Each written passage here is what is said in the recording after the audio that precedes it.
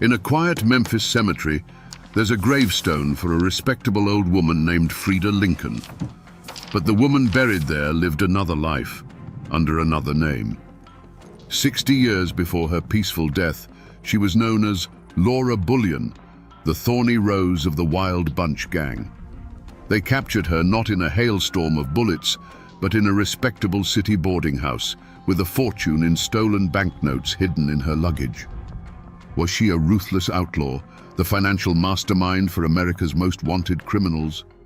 Or was she just a desperate woman, forged in the dust of the dying West, trying to survive in a world that gave her no quarter?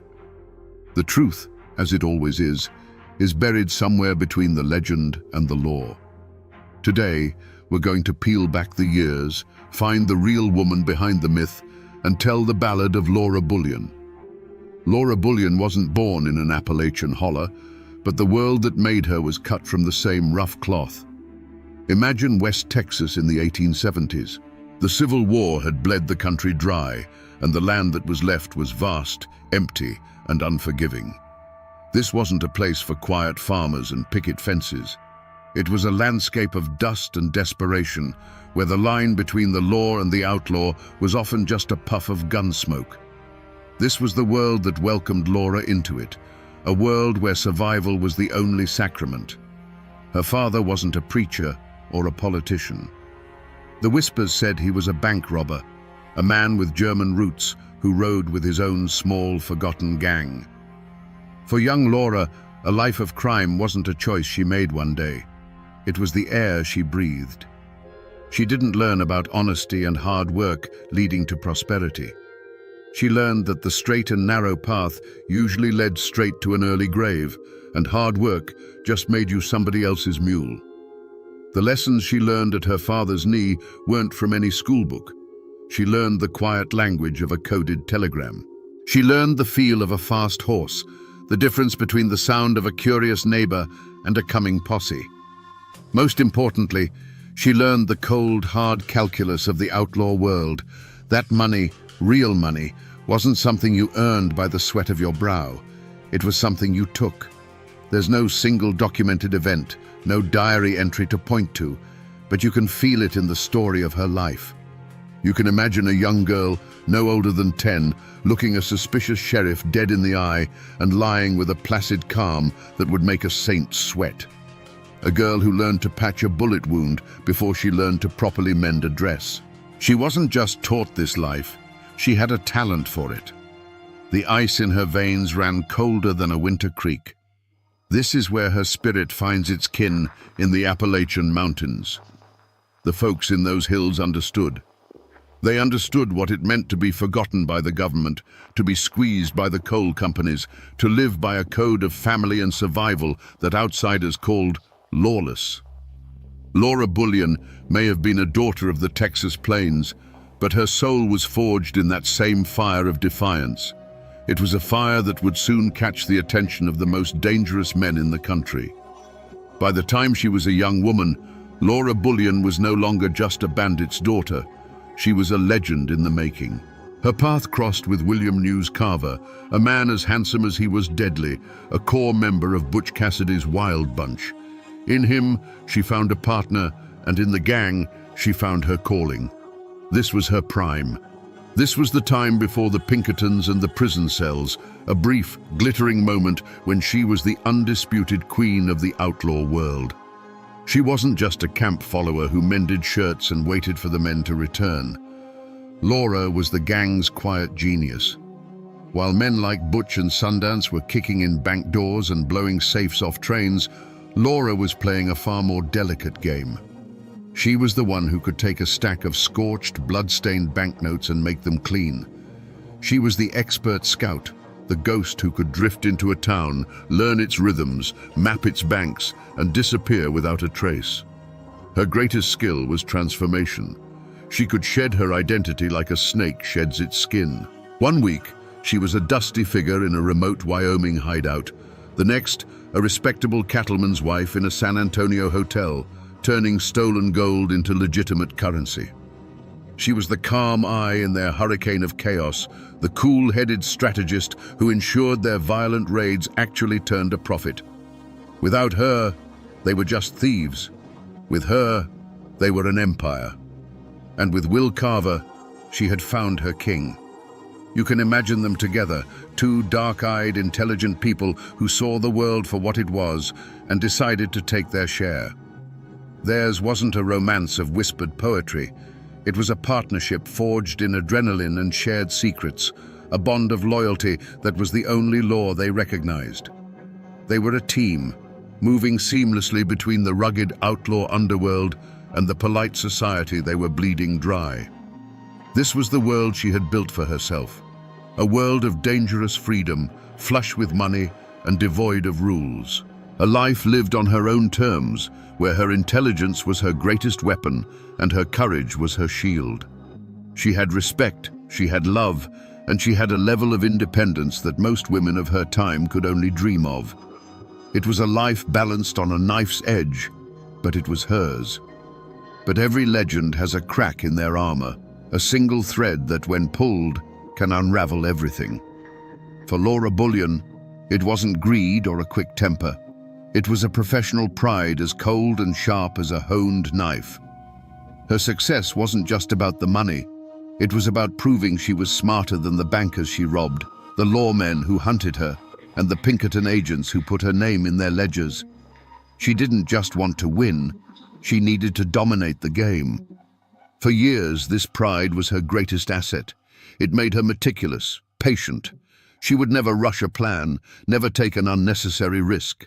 While the men of the Wild Bunch might get drunk and boastful, Laura remained a ghost in the machine, her movements precise and calculated.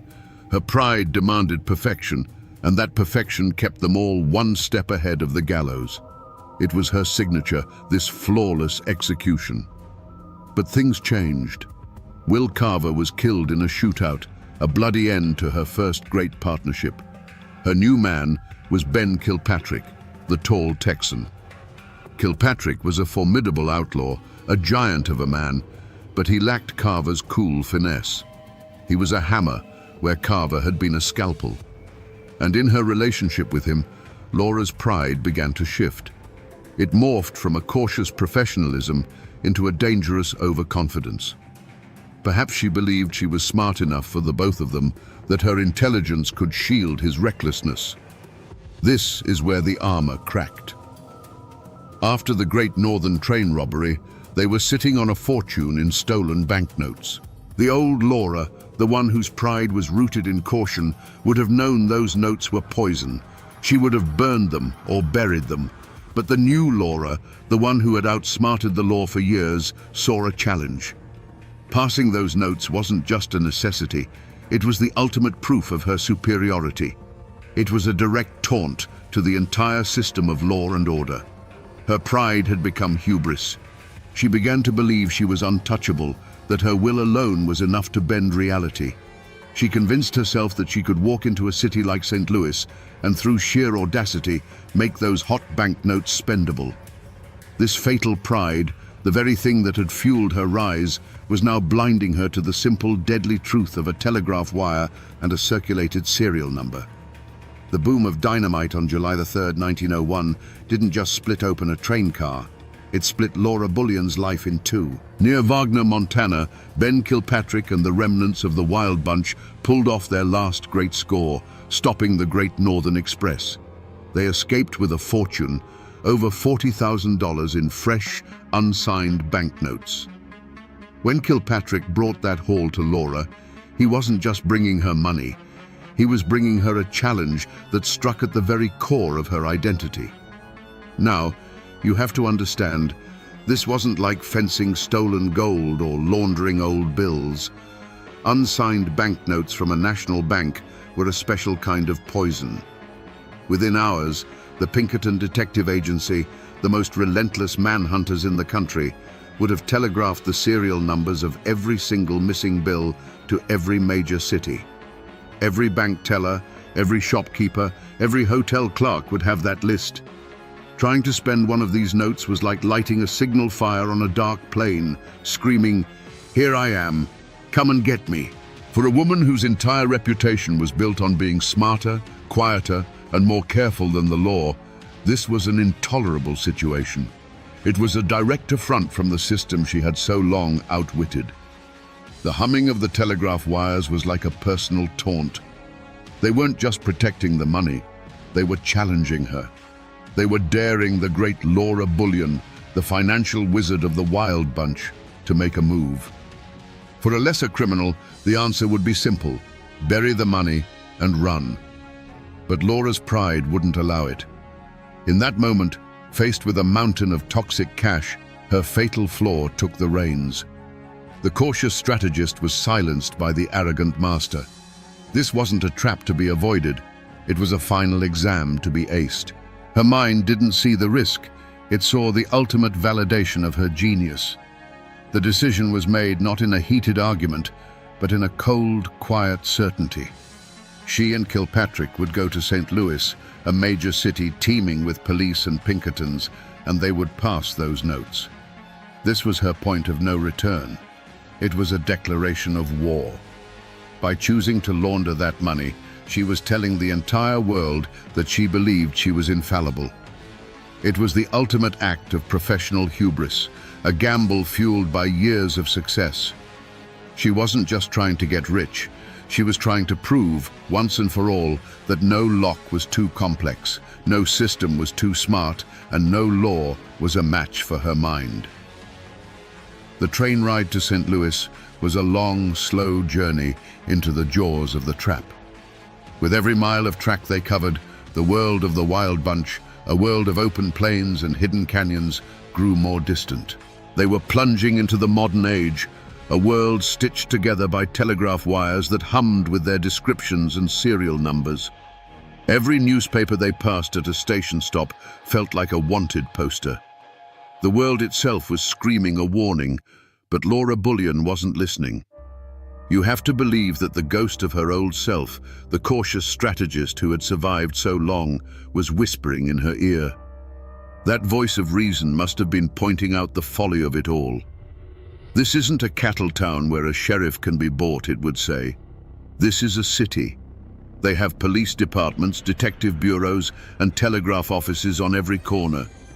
The game has changed, Laura. This is a losing hand. Any other outlaw would have felt that cold dread, the instinct to turn the horse around and ride for the Badlands. But pride is a powerful anesthetic. It numbs the fear, and it silences the voice of reason. Her hubris answered every doubt with a simple, arrogant reply. They expect us to run. They expect us to hide in the dirt like animals. They will never expect us to walk right into their world, dressed in fine clothes, and look them in the eye. She was convinced that their audacity was their greatest camouflage, that her intelligence was a shield no lawman could penetrate. So they didn't hide. Arriving in St. Louis, they didn't seek out some back alley flophouse in the criminal underworld. No, that would be too obvious. Instead, they took a room at a respectable boarding house on Locust Street, playing the part of a wealthy Texas couple enjoying the city. Each decision was an escalation, a deliberate step deeper into enemy territory. She was surrounding herself not with allies, but with potential witnesses, isolating herself from any chance of a clean escape. This path of no compromise led to a single, final choice. It wasn't enough to have the money, to possess it in secret. Her pride demanded that she prove she could master it, tame it, and spend it. She stood in that quiet boarding house room, a fortune in stolen paper at her fingertips, and made the decision. She would personally go out and pass the first note. It was the ultimate act of defiance, a final rejection of every warning, both internal and external. She was no longer just breaking the law, she was daring it to stop her. And so we come to the final moment, the last quiet breath before the storm. Picture Laura in that St. Louis boarding house room. Outside, the city hums with streetcars and commerce. Inside, the air is thick with the smell of old paper and new money. The trunk full of banknotes sits in the corner like a coffin filled with treasure. She's dressed in the finest clothes money can buy, a respectable lady about to go shopping. In her hand, she holds a single, crisp, stolen bill. This is the off-ramp. This is the last chance for peace. Ben Kilpatrick, the tall Texan, a man who feared no gunfight, was spooked by this city. He wasn't a fool. He could feel the eyes on them, the invisible web of the law tightening around them. Imagine that giant of a man looking at her with genuine fear in his eyes. "Laura," he might have said, his voice a low rumble. "This don't feel right. Let's just burn 'em. Let's take the gold we got and ride south. We don't have to do this." For a single fleeting second, the world holds its breath. This is her final crossroads. She can hear the sense in his words. The old Laura, the ghost of the cautious girl who survived the Texas plains, is screaming at her to listen. She can see the two paths laid out before her. One leads south to Mexico, to a quiet, anonymous life, a life of survival. It's the smart play, the safe play. The other path leads right out the door and onto the streets of St. Louis. It's a path of pure ego, a path that leads either to ultimate triumph or a prison cell. She looks from Ben's worried face to the banknote in her hand. The internal struggle is a silent war. To run would be to admit defeat, to concede that the system had finally outsmarted her. It would be an admission that she was nothing more than a common thief, forced to hide in the shadows. But to walk out that door, that was to prove she was who she always believed herself to be, a master of the game, a queen in her own right. And in that quiet room, her fatal pride won the war. She gave him a look that wasn't meant to be cruel, but it was. It was the look of a queen who has already decided the fate of her kingdom, pitying the soldier who still feels fear. "They're looking for outlaws, Ben," she said, her voice calm and steady. "They're not looking for us." And then she opened the door and stepped out into the hallway, closing it quietly behind her. With that soft click, the last chance for peace was gone forever. The walk from the boarding house was the longest of Laura's life, but she felt no fear. She felt only the cold, exhilarating thrill of the final move in a long game of chess. The city of St. Louis wasn't a threat. It was a backdrop for her masterpiece. The clang of the streetcar, the drone of voices, the smell of coal smoke and roasted peanuts, it was all just noise. Her world had narrowed to the crisp, stolen banknote tucked in her purse and the mission ahead. She was a predator walking through an unsuspecting herd. She chose a small, respectable dry goods store. Not too big, not too small. A place where a woman of means might purchase a pair of fine gloves or a spool of silk thread. She walked in, the little bell over the door announcing her arrival with a cheerful jingle that felt like the opening note of her triumph. She browsed for a moment, the picture of casual wealth, her mind a steel trap of calculation and calm. She selected her item and approached the counter. The shopkeeper was a balding man with a friendly, unassuming smile. This was the moment.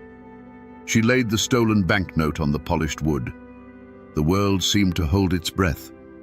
For a second, the transaction was perfectly normal. The man took the bill, his eyes registering its high denomination without a flicker of suspicion. A wave of pure, triumphant pride washed over Laura. She had done it. She had beaten them all. Then the world tilted. The man's friendly smile didn't disappear, but it froze on his face. It became a mask.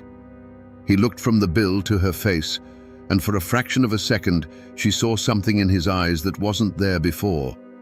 Recognition. He mumbled an excuse, something about needing to get change from the back room, and disappeared behind a curtain. The cheerful jingle of the bell had become a warning. The air in the shop grew heavy, thick, and silent. The game was over. She knew it. The bell jingled again, but it wasn't the shopkeeper. Two men, large and dressed in plain, heavy wool coats, stepped inside. They didn't look like customers. They didn't draw their weapons. They didn't need to. Their presence was a cage that had just been locked. They moved with a quiet, practiced certainty that was more terrifying than any shouted command. Her heart, which had been so steady, began to beat a frantic, trapped rhythm against her ribs. One of the men stepped forward. He didn't speak her name, the one whispered in outlaw camps and Pinkerton offices. He spoke to the shopkeeper, who had reappeared from the back room, his face pale. "Is this the woman who tried to pass the note?" The words hung in the air, absolute and final.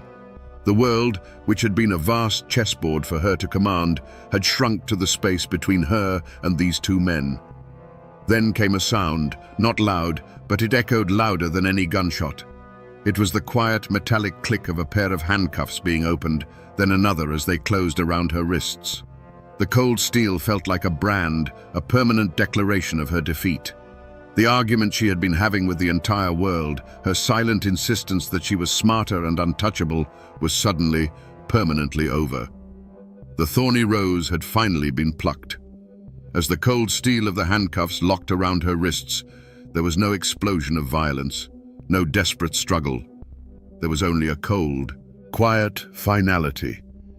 The intoxicating pride that had carried her out the boarding house door, that had felt like an impenetrable shield, simply vanished. In its place was a vast, hollow emptiness. The world, which had seemed so sharp and clear moments before, was now a dull, grey blur. In that instant, she saw her mistake with a clarity that was more painful than any bullet. It wasn't the law that had beaten her. It was her own damn self. They led her out of the shop into the afternoon light. A small crowd had gathered, drawn by the sight of the lawmen's coats. Their faces were a mixture of curiosity and judgment. But Laura Bullion did not look away. She held her head high, her back ramrod straight, and walked to the waiting police wagon. Her face was a mask of stone. This was her last performance. She would not give them the satisfaction of seeing her break. She would not let them see the terror and regret that was now a frozen lump in her chest. Her silence was the only weapon she had left. At the police station, the questions were inevitable. The lawmen weren't fools. They knew a score this big wasn't a solo job. They knew about the Wild Bunch, and they knew about Ben Kilpatrick. They laid it out for her in the dim light of an interrogation room. "Where is he, Laura?" For a moment, the old code of the outlaw, the code of loyalty, flickered inside her. But it was just an ember. The fire was out. The game was over. Protecting him now was pointless. It would only delay the inevitable by a few hours. For Laura, this was the last move on a board where she had already been checkmated. It was no longer a question of honor, but of cold, hard logic. The strategist in her, the part that had been silenced by hubris, made one final, pragmatic calculation. With a voice devoid of emotion, a voice that sounded like a stranger's, she gave them the address on Locust Street. It was a simple statement of fact that ended an era. As she sat in a barren holding cell, the lock clicking shut, she knew what was happening across town. She could picture it with perfect, agonizing clarity. The quiet approach of the agents, the splintering wood of the boarding house door, the look of utter shock and betrayal on Ben Kilpatrick's face as he was caught completely unaware. Her capture hadn't just ended her freedom, it had been the Judas kiss that sealed his fate too. Her active role in the story was over. The thorny rose, the queen of the outlaws, was now just another name on a jailer's list. The first and most brutal ripple from Laura's capture slammed into Ben Kilpatrick. He wasn't caught in a gunfight or a desperate chase. He was caught sitting in a boarding house room, waiting for his partner to return from a shopping trip. The splintering wood of the door and the sudden rush of lawmen was an ambush he never saw coming. And in the cold silence that followed as they snapped the cuffs on his wrists, he must have understood the simple, devastating truth. She had given him up. The outlaw code, the bond of loyalty that was the only real law in their world, had been broken. Her pride didn't just cost her freedom, it cost Ben Kilpatrick his. But the wreckage spread further than one man's cell. With the capture of Bullion and Kilpatrick, the Wild Bunch, as a functioning entity in America, ceased to exist. Butch and Sundance were already ghosts on their way to South America. Will Carver was in his grave. Now, two more of its key figures were gone. It wasn't a spectacular end in a hail of bullets. It was a quiet, almost pathetic dismantling. Their capture was proof that the world had changed. Telegraphs and detectives had finally strangled the life out of the horse and revolver outlaw. The legend of the Wild Bunch died in that St. Louis boarding house, leaving behind nothing but a few scattered members who were now just ghosts haunting a dead campfire. The Bullion name itself became a kind of curse. Any family she had, distant cousins or even her shadowy outlaw father, were now tied to the sensational story of the outlaw queen. Her choice to live in the spotlight of infamy cast a permanent shadow over them. They would have to live with the whispers, the pointed fingers, the suspicion of every local lawman. She hadn't just sacrificed her own future. She had severed her own roots, making herself an orphan of her own creation and staining the name for anyone who had to carry it. And finally, there was the wreckage of the truth itself. The newspapers had a field day. They didn't tell the story of a complex, intelligent woman who made a fatal error in judgment. They told the story of a gunslinging queen, a caricature of a woman driven by greed and a lust for violence. The real Laura Bullion, the quiet strategist, the master of disguise, the woman who lived by a code of professional pride, was lost forever. She was replaced by a cheap headline. The tragedy wasn't just that her life of crime came to an end, but that the real story of who she was and why she did it was buried under a mountain of newsprint. When Laura Bullion stood trial, it wasn't just a woman facing a judge. It was a clash of two separate Americas. You can just imagine her, a creature of dust and wind, standing perfectly still in a polished St. Louis courtroom. Her world was one where justice was decided by a fast horse and a firm trigger finger. This new world was a sterile place of paper and ink, of lawyers in stiff collars speaking a language of statutes and precedents she neither knew nor respected. She faced the machinery of the modern legal system, and she did not flinch. The prosecution's case was a simple, brutal piece of clockwork. They had the stolen banknotes, they had the testimony of the shopkeeper, they had the arresting officers, and most damning of all, they had Ben Kilpatrick, captured because of the information she provided. They painted her as a parasite, a cold-hearted criminal mastermind who fed off the veins of honest society. To them, the case was black and white. A law was broken and a price had to be paid. But Laura's defense wasn't spoken by any lawyer. It was in her silence, in the cold, unblinking way she stared down the judge and jury. Her very presence in that room was an argument. She was a product of the outlaw code, a belief that the real criminals weren't the people who robbed the trains, but the railroad barons and bankers who had already stolen the country from the common man. Her silence screamed that their laws were a convenience, a set of rules made by the rich to protect their own spoils.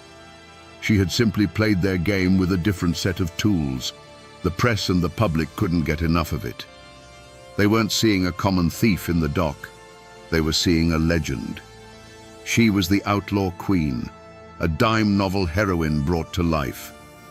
To the respectable citizens of St. Louis, she was a terrifying symbol of the chaos they were trying to pave over. But to others, watching from the cheap seats or reading the breathless newspaper accounts, she was a symbol of something else. A wild, defiant freedom that was being systematically strangled out of the American West. She wasn't a martyr, not really, but she was a spectacle, a last, beautiful monster from a dying age. The verdict was never in doubt. The machinery of the law is not designed to understand different codes of honor. It is designed to crush them. The jury found her guilty. The judge, looking down at this unrepentant woman, sentenced her to 5 years in the Missouri State Penitentiary. The gavel fell with a sharp crack, like a rifle shot ending a long standoff. But was it justice? The law had been served, a criminal had been punished. But in that courtroom, one world had simply proven it was more powerful than another. The America of telegraphs and legal codes had finally, officially, conquered the America of open ranges and personal justice. Laura Bullion wasn't just sentenced for passing a stolen banknote, she was sentenced for being on the losing side of history. So what became of the great forces that Laura Bullion had provoked? What was the fate of her true antagonist? It wasn't a single man, but a vast, sprawling system. The railroads, the banks, and their relentless enforcers, the Pinkerton Detective Agency. And the chilling truth is this: while Laura's life was shattered, the system she fought against barely registered the blow. The Great Northern Railroad didn't miss a single scheduled run. The National Bank of Montana, having had its stolen banknotes taken out of circulation, simply printed more. The $40,000 that had cost Laura and the Wild Bunch their freedom was, to these corporate giants, little more than a rounding error in their ledgers, an inconvenient line item in an annual report. They were not wounded, they were annoyed. Their power didn't diminish, it grew. The very forces of industrial America that she had tried to bleed continued their march, paving over the Wild West she represented without even looking back. And the Pinkertons? They didn't celebrate a grand victory over a worthy foe. For them, Laura Bullion was not a legend or an outlaw queen. She was a case file. Her capture was a professional success, a testament to their modern methods of information sharing and relentless pursuit. They closed the file, collected their fee, and moved on to the next train robber, the next union organizer, the next threat to their clients' profits. Her personal tragedy was just a statistic that proved their system worked. This is the ultimate bitter irony of Laura Bullion's story. It was never a fair fight. She wasn't a rebel fighting a tyrant. She was a woman with a revolver and a sharp mind standing in the path of a locomotive. The outcome was never in doubt. Her antagonists, faceless, impersonal, and impossibly powerful, didn't need to seek revenge or meet some form of cosmic justice. Their victory was simply to continue existing, to keep growing while she was locked away, forgotten. It wasn't a story of good versus evil. It was the story of an individual versus an institution, and the institution always wins. In 1905, after serving 3.5 years, a woman walked out of the Missouri State Penitentiary. She was 30 years old, but the fire in her eyes had been banked to a cold ember. The world she walked back into was not the one she had left. The whine of the telegraph wire had replaced the howl of the coyote. Automobiles were starting to appear on city streets. The Wild West, her Wild West, was not just dying, it was dead and buried. The ghosts of the Wild Bunch, her only real family, were scattered to the four winds. Butch and Sundance had vanished into South America, destined for a bloody end in a Bolivian village. Ben Kilpatrick was still languishing in prison, and when he finally got out, his old instincts would lead him straight to another train robbery and a grisly death by an ice mallet. The community she had once ruled hadn't rebuilt. It had been systematically exterminated. There was nothing left to go back to. Laura Bullion understood this with a cold, absolute clarity. Her name was now a permanent fixture in the ledgers of the law. To continue as Laura Bullion was to live as a hunted animal, a relic waiting to be put in a cage for good. So she made the most audacious choice of her life. It wasn't to rob a bank or a train, it was to commit the perfect murder, the murder of her own identity. Laura Bullion died sometime in 1905. In her place, a new woman was born, Frieda Lincoln. She moved to Memphis, Tennessee, deliberately choosing a quiet southern city far from the dust of her past. There, the outlaw queen, the financial genius of the Wild Bunch, became an interior designer and a seamstress. She lived a life of deliberate, crushing anonymity. She joined a church. Her neighbors knew her as a respectable, if quiet, widow. No one in her new life ever suspected that the polite woman who helped them pick out curtains had once counted scorched money for the most wanted men in America. Her past became a ghost that only she could see. Her legacy wasn't a family to carry on her name, but a silence she had to maintain every single day for over 50 years. The outlaw community hadn't buried the memory of its glory days. She had buried her own, digging a grave for it so deep that no one would ever find it. She survived, but she did it by becoming a ghost in her own life. And yet, if you go looking for Laura Bullion today, you won't find much. There is no crumbling cabin bearing her name, no remote canyon called Bullion's hideout.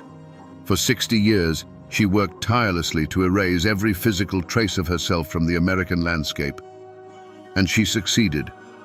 The only tangible piece of her that remains is that quiet gravestone in Memphis, a final, perfect disguise in stone, bearing the name Frida Lincoln. But the ghost of a name is harder to kill than a person. Laura Bullion's story didn't die. It mutated. It escaped the prison of fact and became a legend. Her name is still whispered by historians of the Old West, a fascinating footnote in the saga of the Wild Bunch. She has become an archetype, the outlaw queen. In this legend, she's often stripped of her true, quiet genius, her skill with numbers and disguises, and is instead reimagined as a pistol-packing hellcat, riding alongside the men with guns blazing. It's a more exciting story, perhaps, but it's a paler version of the truth. Her life has become a different kind of cautionary tale, one not told to scare children, but one that fascinates adults. It's a story about the awesome, terrifying power of self-reinvention. It asks the question, can you ever truly bury your past? Can a life of such thunderous rebellion ever find peace in the quiet hum of anonymity? For 56 years, she proved that it could. But her death and the rediscovery of her true identity proved that the past is never truly dead. It just waits. So while the woman is gone, her spirit does haunt the landscape of our history. She haunts the gaps in the story, the spaces where women were ignored or forgotten. She is the ghost that forces us to look closer at the old photographs of the West, to look past the famous men with their guns and mustaches, and to wonder about the silent, watchful women in the background. Her story is a crack in the glossy, romantic myth of the Old West, a reminder that behind every famous outlaw, there might have been a woman who was smarter, quieter, and far more dangerous than the history books ever let on. So in the end, we come back to the question we asked at the start. Was Laura Bullion a hero or a villain? The truth is, she was neither. She was something far more rare. She was a brilliant mind born into a world that had no place for her ambition.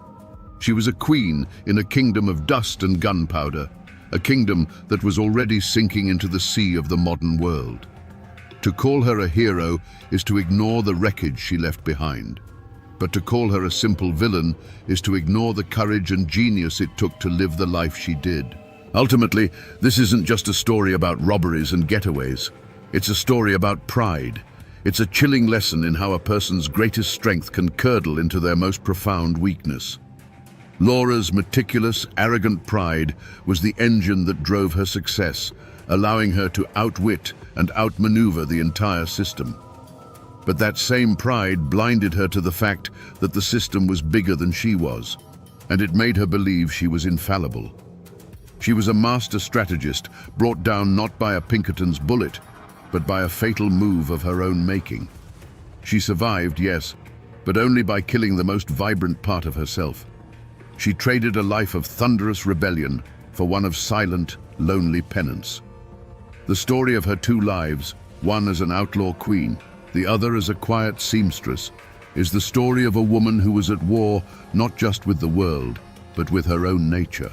And that, my friends, is the Ballad of the Thorny Rose, a woman who proved you can escape the law, but you can never truly escape yourself. 5 years before the shot heard round the world at Lexington, a different shot echoed through the Carolina backcountry.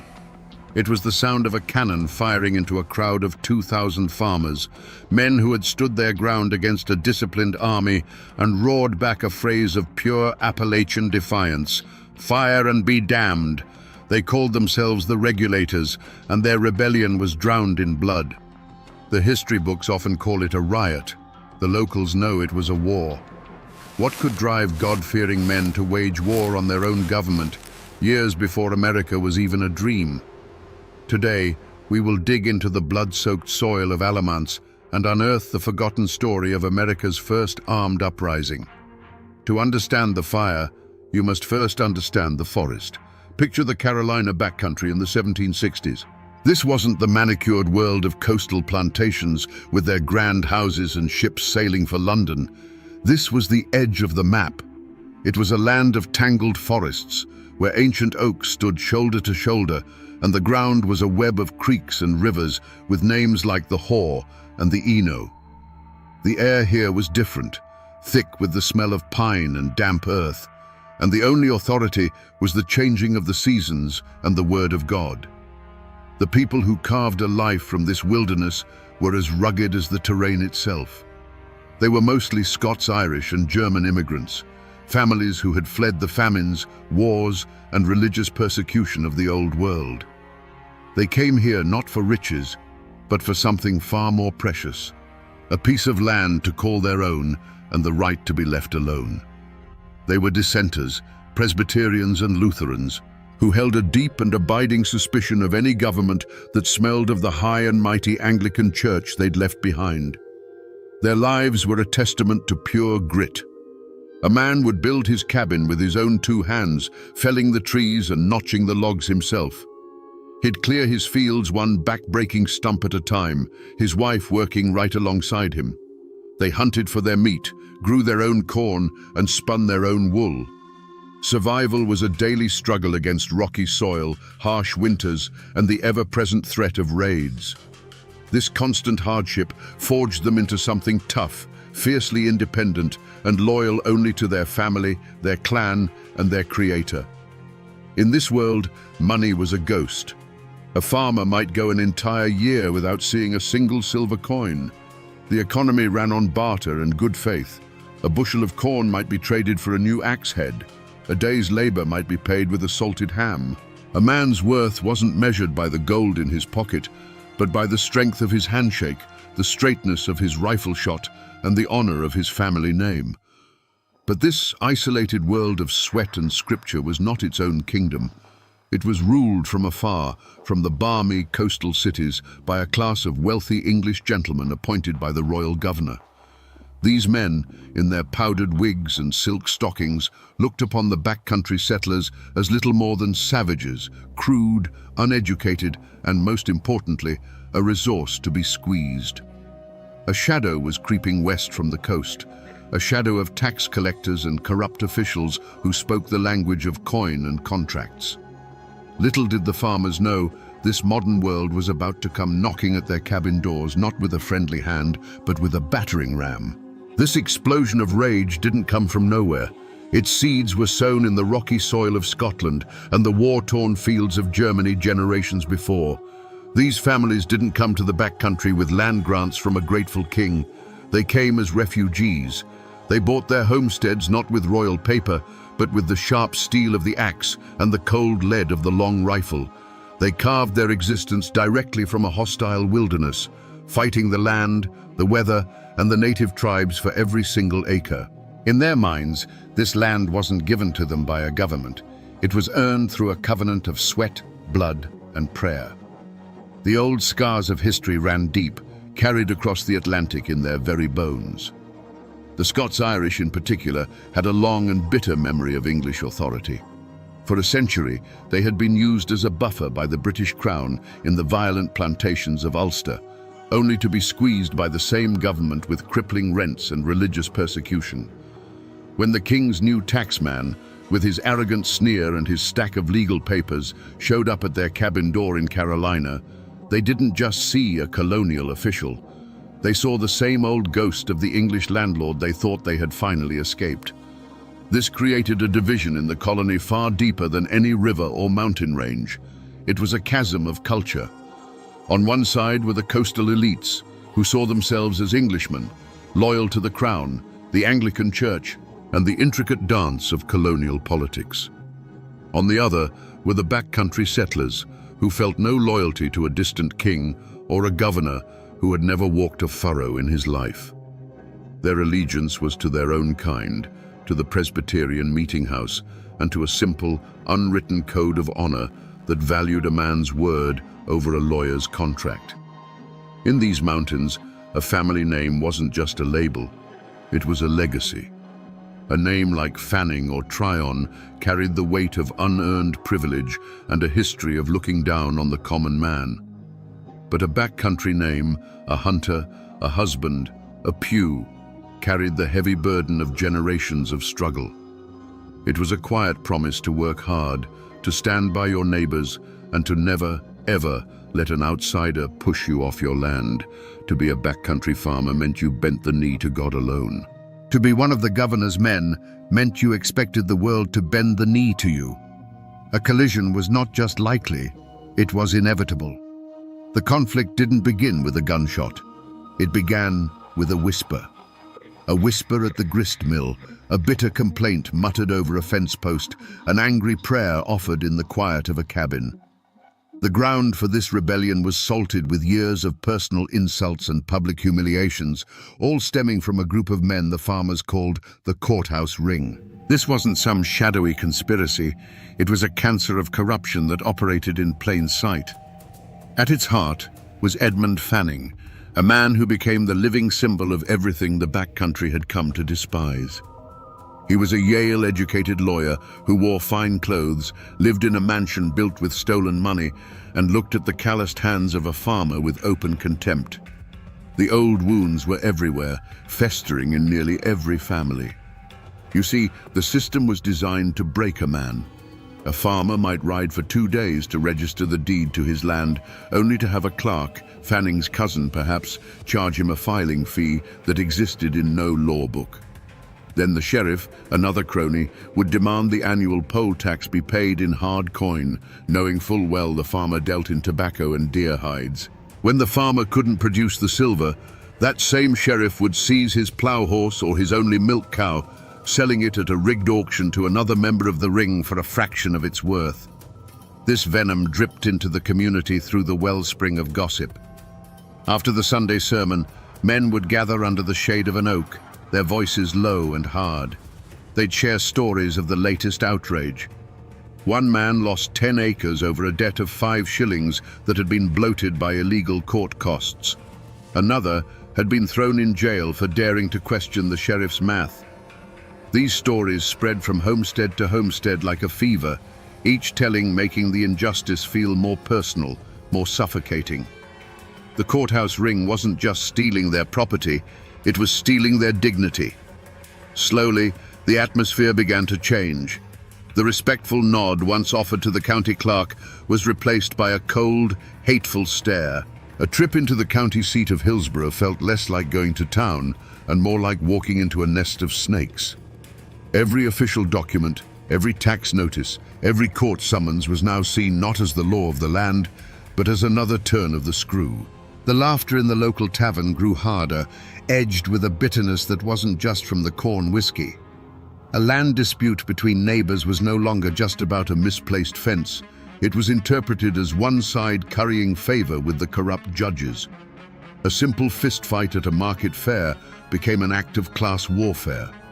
Every small misunderstanding, every past slight, was now magnified through the dark lens of this great grudge.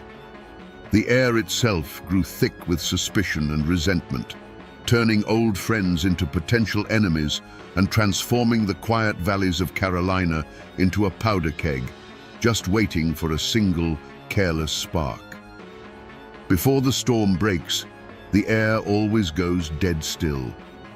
In the hills of Carolina, that stillness was filled with a rising dread. The old women, who carried the superstitions of Scotland and Germany in their bones, began to whisper. They spoke of the panther's scream sounding less like a cat and more like a woman mourning a child not yet lost. They saw bad signs in a flock of crows that flew silently over a homestead, and they claimed the daytime hoot of an owl from the deep woods was a certain omen of death. The land itself seemed to be holding its breath, waiting for the coming violence. Then came a different kind of omen, not from the woods, but a man on horseback. His name was Herman Husband, and he was a Quaker, a man of peace. But he wasn't preaching peace now. He was a pamphleteer, a man who wielded a printing press like a weapon.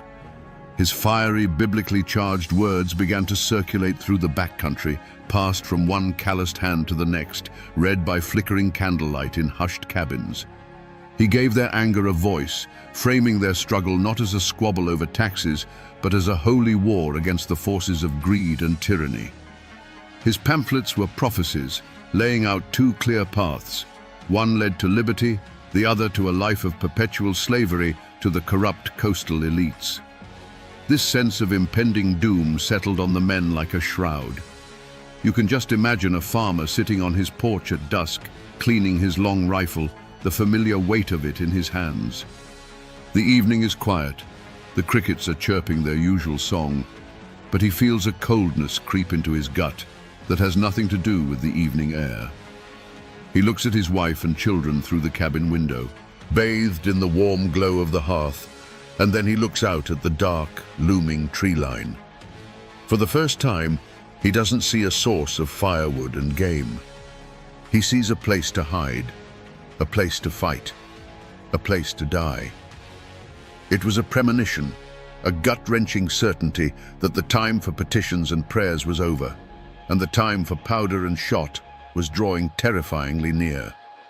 For years, the farmers had tried to fight the system with its own weapons. They wrote petitions, polite and humble, begging the colonial assembly for relief. Each one was ignored, dismissed with the contempt a lord might show a serf. They tried to sue the corrupt officials, only to find the courts were run by the very same snakes who were robbing them blind.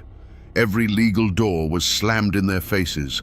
The pressure had been building for years, and in September of 1770, in the town of Hillsborough, the dam finally broke. This was no spontaneous riot. It was a calculated act of defiance. 150 regulators, their faces grim and set, marched into town on court day. They weren't a disorganized rabble. They were a determined force, armed with heavy sticks, farm tools, and a righteous fury that had been simmering for a decade. Their target was the courthouse, the very symbol of their oppression. They stormed the building, a wave of muddy boots and homespun cloth overwhelming the shocked officials. Their first act was to find Edmund Fanning. They dragged the despised official from the judge's bench, his fine clothes tearing in their grip. They threw him into the dusty street and beat him, not to kill, but to humiliate. Each blow was a release of years of pent-up rage for every illegal fee, every stolen horse, every contemptuous sneer. When they were done with Fanning, they turned on his house, a mansion so luxurious the farmers called it a palace built on their tears. They didn't just vandalize it, they dismantled it, brick by brick, until nothing was left but a pile of expensive rubble. Back in the courthouse, they held a mockery of justice.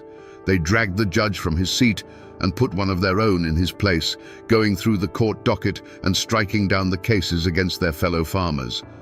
This was more than a protest. It was a revolution in miniature.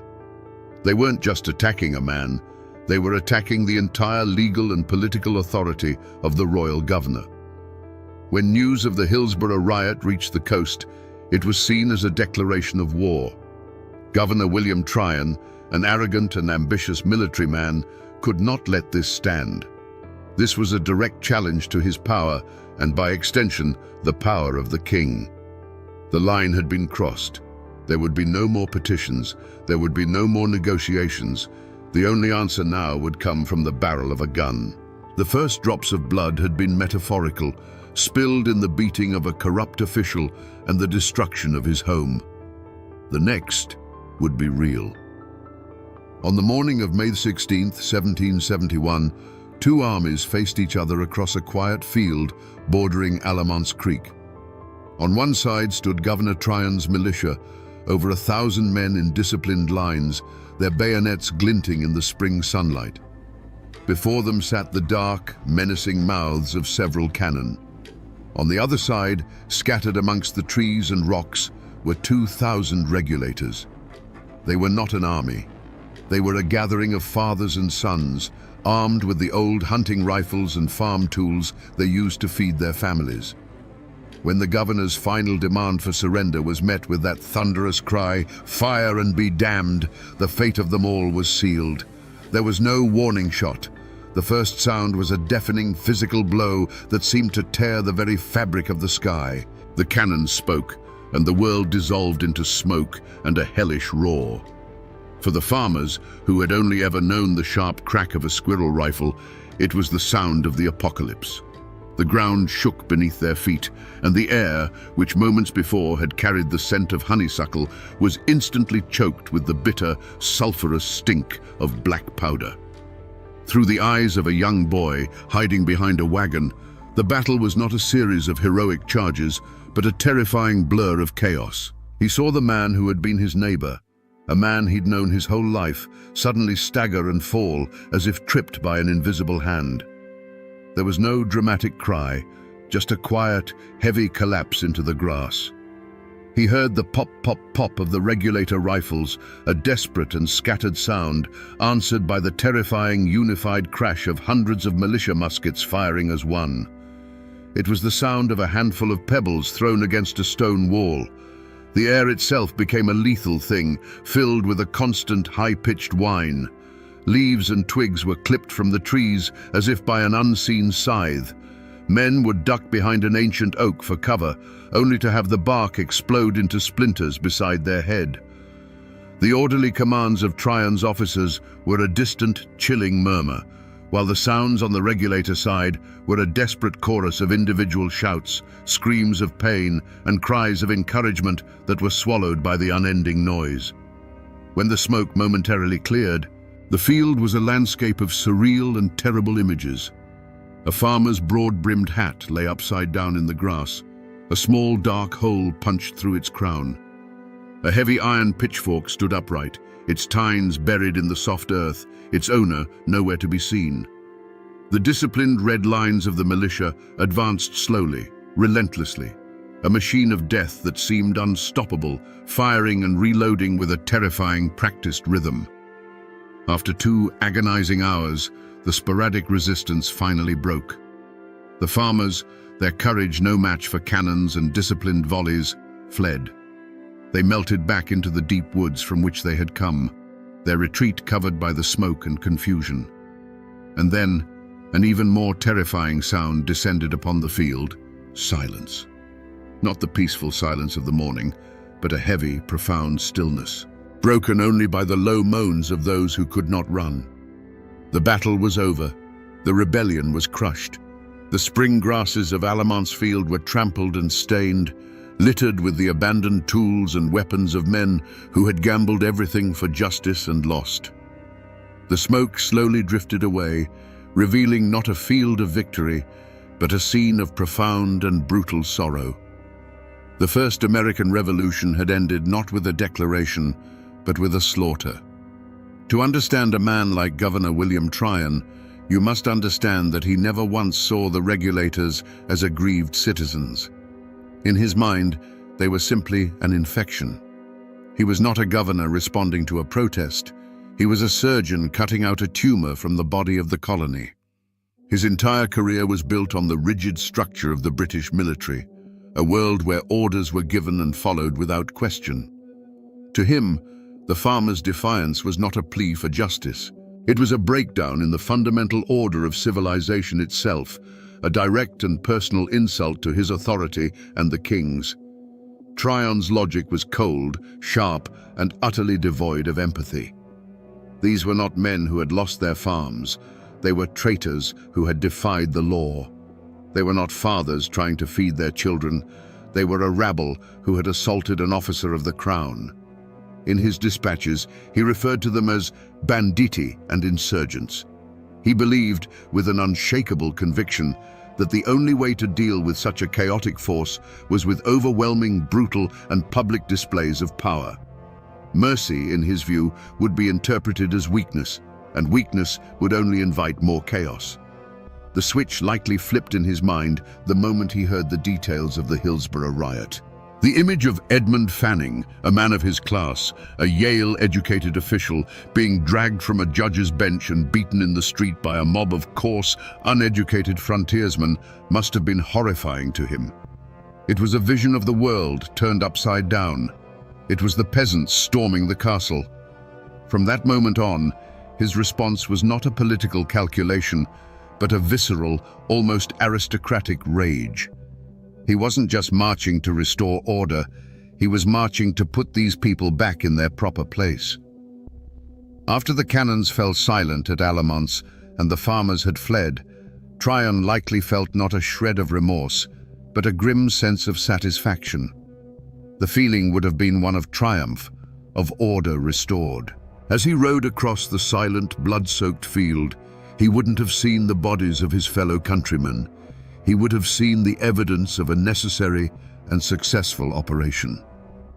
The hanging of James Few on the battlefield without a trial was not an act of cruelty in his mind, but a necessary piece of political theatre. It was a clear, unambiguous message sent to every cabin in the backcountry. This is the price of defiance. This is the fate of those who challenge my authority. It was the cold, calculated logic of an empire that saw dissent not as a voice to be heard, but as a disease to be eradicated. When the last of the fleeing farmers had vanished into the woods, a new kind of silence fell on the Alamance battlefield. It was not a peaceful silence. It was a heavy, suffocating stillness, thick with the smell of spent gunpowder and blood. Governor Tryon's victorious militia moved across the field, their discipline holding firm even in the face of the carnage they had wrought. They collected the wounded, counted the dead, and secured a handful of prisoners who had been too slow or too injured to escape. For them, it was a clean, decisive victory. For the backcountry, it was the beginning of a nightmare. For the surviving regulators, the fight was over, but the struggle for survival had just begun. They were no longer farmers or protesters, they were fugitives. They scattered into the familiar, dense wilderness of the Carolina Piedmont, the woods that had been their larder and their sanctuary now becoming their last hope of survival. Wounded men staggered through hidden ravines, while others made desperate journeys back to their homesteads, not to stay, but to grab a handful of supplies and whisper a frantic goodbye to their families before disappearing again into the shadows. They were hunted men in their own land. Tryon's vengeance was as swift as it was pitiless. He wanted to make an example, to burn the lesson of Alamance into the memory of the backcountry for a generation. Among the prisoners was a man named James Few, a simple carpenter who had been driven to rebellion. Without the pretense of a trial, without a prayer or a final word, Tryon ordered him hanged right there on the battlefield. His body was left dangling from an oak tree, a grotesque scarecrow meant to terrorize anyone who might still harbor defiant thoughts. He was a sacrifice, a bloody warning nailed to the barn door of the entire region. The battle was over, but the war on the regulator's spirit continued. Tryon turned his militia into an occupying army and unleashed them on the surrounding counties. They marched from farm to farm, a wave of red coats and cold steel, living off the land and terrorizing the populace. They were hunting for the regulator leaders, men like Herman Husband and James Hunter, and a handsome reward was offered for their capture, dead or alive. The soldiers interrogated wives and terrorized children, turning the once peaceful homesteads into places of fear and suspicion. This was not just a manhunt, it was a campaign of subjugation. Tryon issued a proclamation. Every man in the backcountry was to come forward and sign a binding oath of allegiance to the king and his government. To refuse was to be branded an outlaw. Over the next month, more than 6,000 farmers, their spirit broken and their leaders in hiding, were forced to make the humiliating journey to a militia camp to sign the document, effectively swearing loyalty to the very men who had crushed them. And as they did, Tryon's men were busy confiscating the property of known regulators, ensuring their families would face ruin and starvation. The ashes of Alamance had settled, and in the silence that followed, there was only fear and the cold grip of defeat. The smoke from the Battle of Alamance didn't just drift over the battlefield, it seeped into every cabin, every church, and every general store in the backcountry, poisoning the air between neighbors. The community, once united by common hardship, was now fractured, split by fear and the bitter question of who was right and who was wrong. A line had been drawn in the dirt, not by a surveyor, but by bloodshed, and every family was forced to choose which side they were on. The Presbyterian meeting houses, once the heart of the community, became cauldrons of quiet tension. Some preachers had thundered from the pulpit in support of the regulators, calling their cause a righteous one. Others, fearing the governor's wrath, now urged their congregations to submit to authority and pray for peace. Friendships that had been forged over decades of shared harvests and barn raisings now buckled under the weight of suspicion. Was the man who helped you clear your field last spring secretly reporting your movements to the militia? Was the family you shared bread with now loyal to the governor? A suffocating conspiracy of silence fell upon the region. The few who had witnessed the hangings or knew the hiding places of the regulator leaders were gripped by a primal fear. To speak the truth to the authorities was to risk being labeled a sympathizer, inviting the wrath of the occupying militia. But to stay silent was to betray their own conscience. Many chose a third option. They saw nothing, they heard nothing, they knew nothing. Their faces became blank masks, their conversations carefully pruned of any mention of the recent unpleasantness. It was a collective act of amnesia born of pure terror. Yet, even in this climate of fear, small acts of both courage and cowardice became the true measure of a person's soul. A brave farmer's wife would leave a basket of bread and salted meat at the edge of the woods, a silent signal to a husband or neighbor in hiding. A blacksmith, under the watchful eye of a militia patrol, would deliberately botch the shoeing of their horses, slowing them down just enough. But for every act of quiet defiance, there was an act of betrayal. A struggling farmer, tempted by the reward money or hoping to curry favor with the new powers, would lead a patrol to a hidden cabin. A merchant would provide a false alibi for a government loyalist, condemning an innocent man with his lie. The regulator war was no longer a battle fought with rifles on an open field. It had become a silent, vicious war fought with whispers, glances, and closed doors. It tore at the very fabric of the community, turning the backcountry into a place where the deepest loyalties were tested, and the truest nature of a man's heart was laid bare for all to see. With the rebellion crushed, the final act of Tryon's vengeance began, the hunt for the ringleaders. This was not a simple matter of law enforcement. It was a grim, relentless pursuit through the unforgiving Appalachian foothills. Tryon's militia, composed of Easterners who viewed the backcountry as a savage wilderness, formed the core of the posse. They were joined by a motley collection of local loyalists eager to prove their allegiance, and a few opportunistic bounty hunters who smelled blood money on the wind. Their mission was simple: bring back the leaders of the regulators, preferably in chains. The chase became a brutal contest between the hunters and the hunted, with the mountains themselves as the main character. The fugitives, men like James Hunter and the pamphleteer Herman Husband, knew this land like the back of their own hand. They knew every hidden valley, every secret pass, every cave where a man could disappear. They moved like ghosts through the dense forests, subsisting on wild berries and whatever game they could kill without a gunshot giving away their position. They were aided by a silent network of sympathetic farmers who would leave them food, warn them of patrols, and lead the militia on wild goose chases into impassable swamps. For the pursuers, the hunt was a descent into a green hell. The rugged terrain was their enemy. They were tormented by biting insects, venomous snakes, and the constant, unnerving feeling of being watched from the shadows. Their brightly colored uniforms made them easy targets, and their ignorance of the land led them into ambushes and dead ends.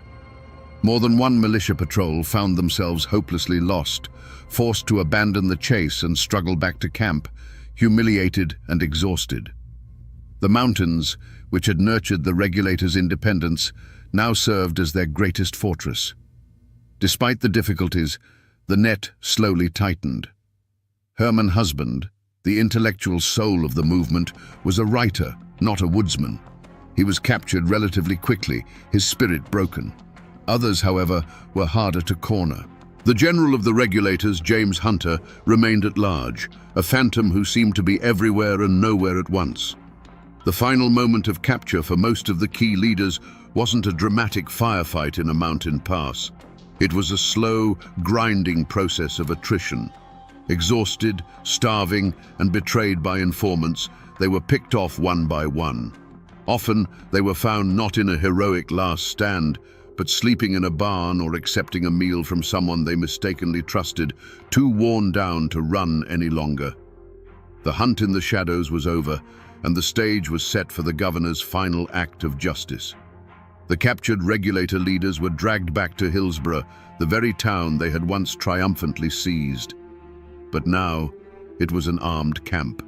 Governor Tryon's militia stood guard on every corner, their bayonets fixed, turning the colonial courthouse into a fortress. The air inside the courtroom was thick with the metallic tang of fear and the stench of foregone conclusions. On one side of the room sat the coastal gentry and loyalists, their faces smug with victory. On the other, huddled in silence, were the wives and families of the accused, their faces etched with a despair that knew there was no hope here. In the defendant's box sat the 6 captured leaders. They were not cowering criminals. They were broken, exhausted men, but their eyes held a hard, defiant glint. There was no remorse on their faces, only the quiet dignity of men who had fought for what they believed in and lost. They looked out at a courtroom where the judge, the prosecutor, and the jury were all part of the same corrupt system they had risen up against. Their trial was a piece of theater written by the victors, a legal ritual designed to give the veneer of law to an act of pure political vengeance. The proceedings were a farce. Witnesses for the prosecution, likely motivated by fear or reward, gave their testimony. Any evidence of the years of extortion and abuse that had led to the rebellion was dismissed as irrelevant. The charge was not assault or rioting, it was high treason. By firing on the king's representative, they had, in the eyes of the law, fired upon the king himself. It was a charge from which there was no escape. The verdict, when it came, was a foregone conclusion, delivered with cold, formal gravity: guilty. The sentence: death by public hanging. A wave of shock and grief washed over one side of the courtroom, while satisfied murmurs rippled through the other. 6 men, who had stood up for their neighbors against a tide of corruption, were now to be strung up like common murderers. But the story of this trial does not end with the judge's gavel. It ends on the gallows, with a man named James Pugh. As the noose was placed around his neck, he refused to play the part of the penitent traitor. Instead, he turned to the crowd and began to speak. For nearly half an hour, Pugh delivered a fiery, damning sermon from the scaffold. He condemned the cowardice of Edmund Fanning and the tyranny of Governor Tryon. He spoke of the justice they had sought and the violence they had received. He prophesied that a day of true reckoning would come for these corrupt men. He was still speaking, his voice ringing with righteous fury, when the sheriff, impatient with this final act of defiance, gave the order to cut him down. The court of law had delivered its verdict. But from the gallows, the justice of the mountains had delivered its own. The law of men had won the day, hanging its enemies and silencing dissent. But the question hung in the air, far longer than the bodies of the condemned. Was this justice? Or was it merely the law, a tool in the hands of the powerful, used to crush the powerless? The hangman's rope cast a long shadow over the Carolina backcountry, a shadow that would linger for years. For the families of the executed and the thousands of other regulators, life after the verdict was a bitter cup to drink. Those who remained on their land lived as a conquered people. They plowed their fields and harvested their corn under the watchful eye of a government they now knew was their enemy. Every tax notice was a fresh wound. Every court summons a reminder of their powerlessness. They had been forced to sign an oath of loyalty, a piece of paper that felt like a brand on their soul, a public declaration of their own humiliation. But not everyone stayed. For many, the memory of Alamance was a poison in the soil, and the oath of allegiance was a chain they refused to wear. They saw only one path to freedom: west. In a great, silent exodus, hundreds of defeated regulator families packed their meager belongings, turned their backs on the homes they had built with their own hands, and began the perilous journey over the Appalachian mountains. They were branded as outlaws, but they saw themselves as pilgrims.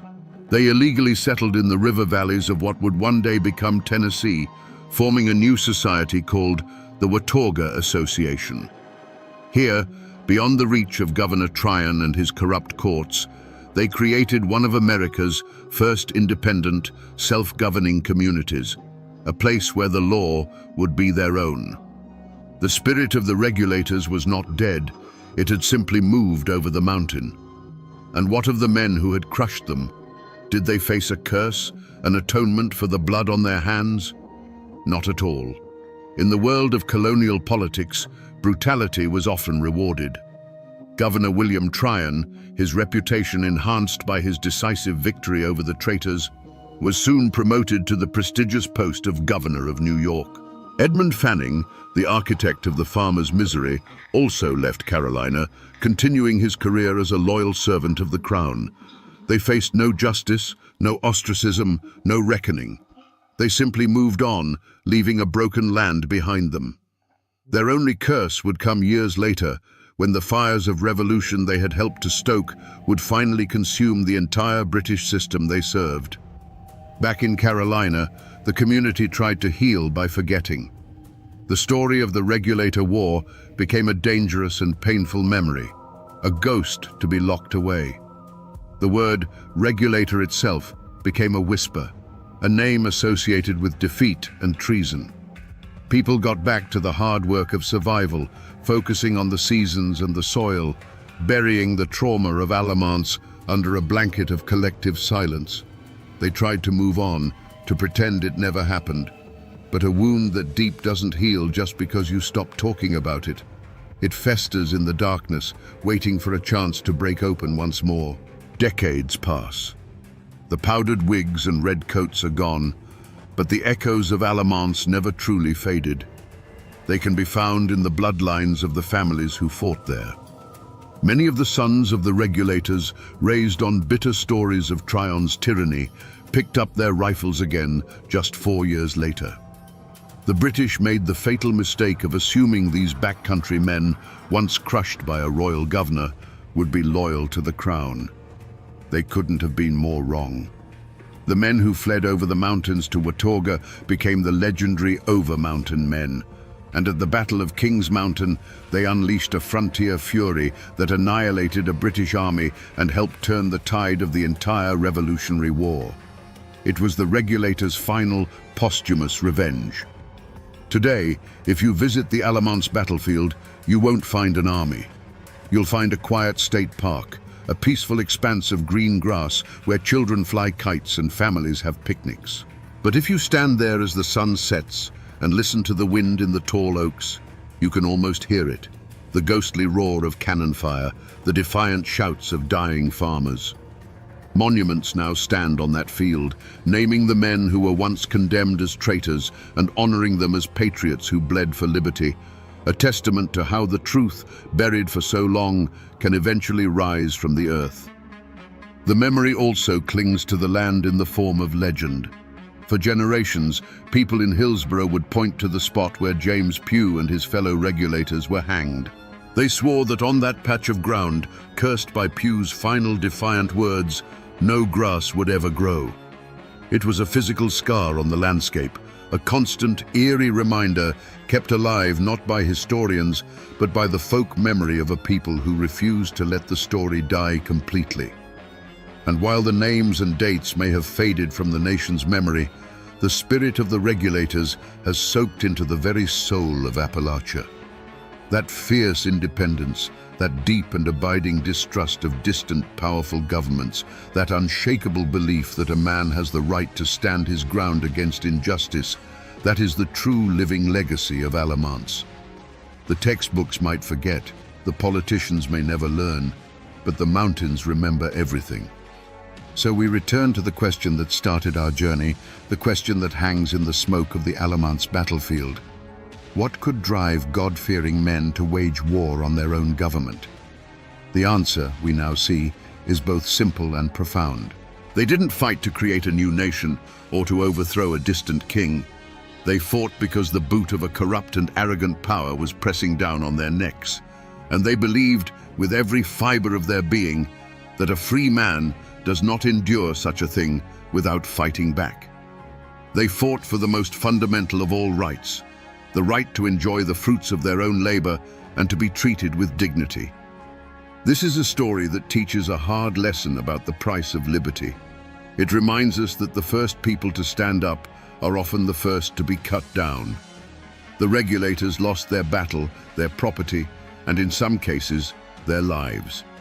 They were branded as traitors, and their story was buried. But their spirit did not die on that field.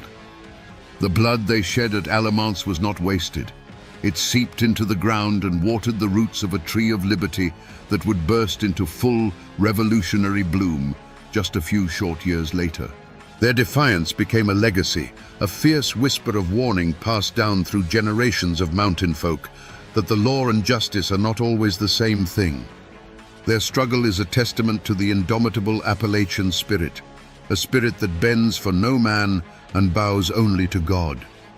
It's a timeless reminder that when every legal door is slammed shut, when every petition is met with contempt, ordinary people will eventually seek their justice not in a courthouse, but in the open field with whatever tools they have at hand. Their voices were silenced by the rope and the cannon, but if you listen closely, you can still hear their echo in the Carolina hills. And now, my friends, you know the rest of the story. The streets of Morehead, Kentucky were a slaughterhouse. For 2 terrifying hours, the town echoed with the roar of Winchesters as over 100 armed men laid siege to a hotel.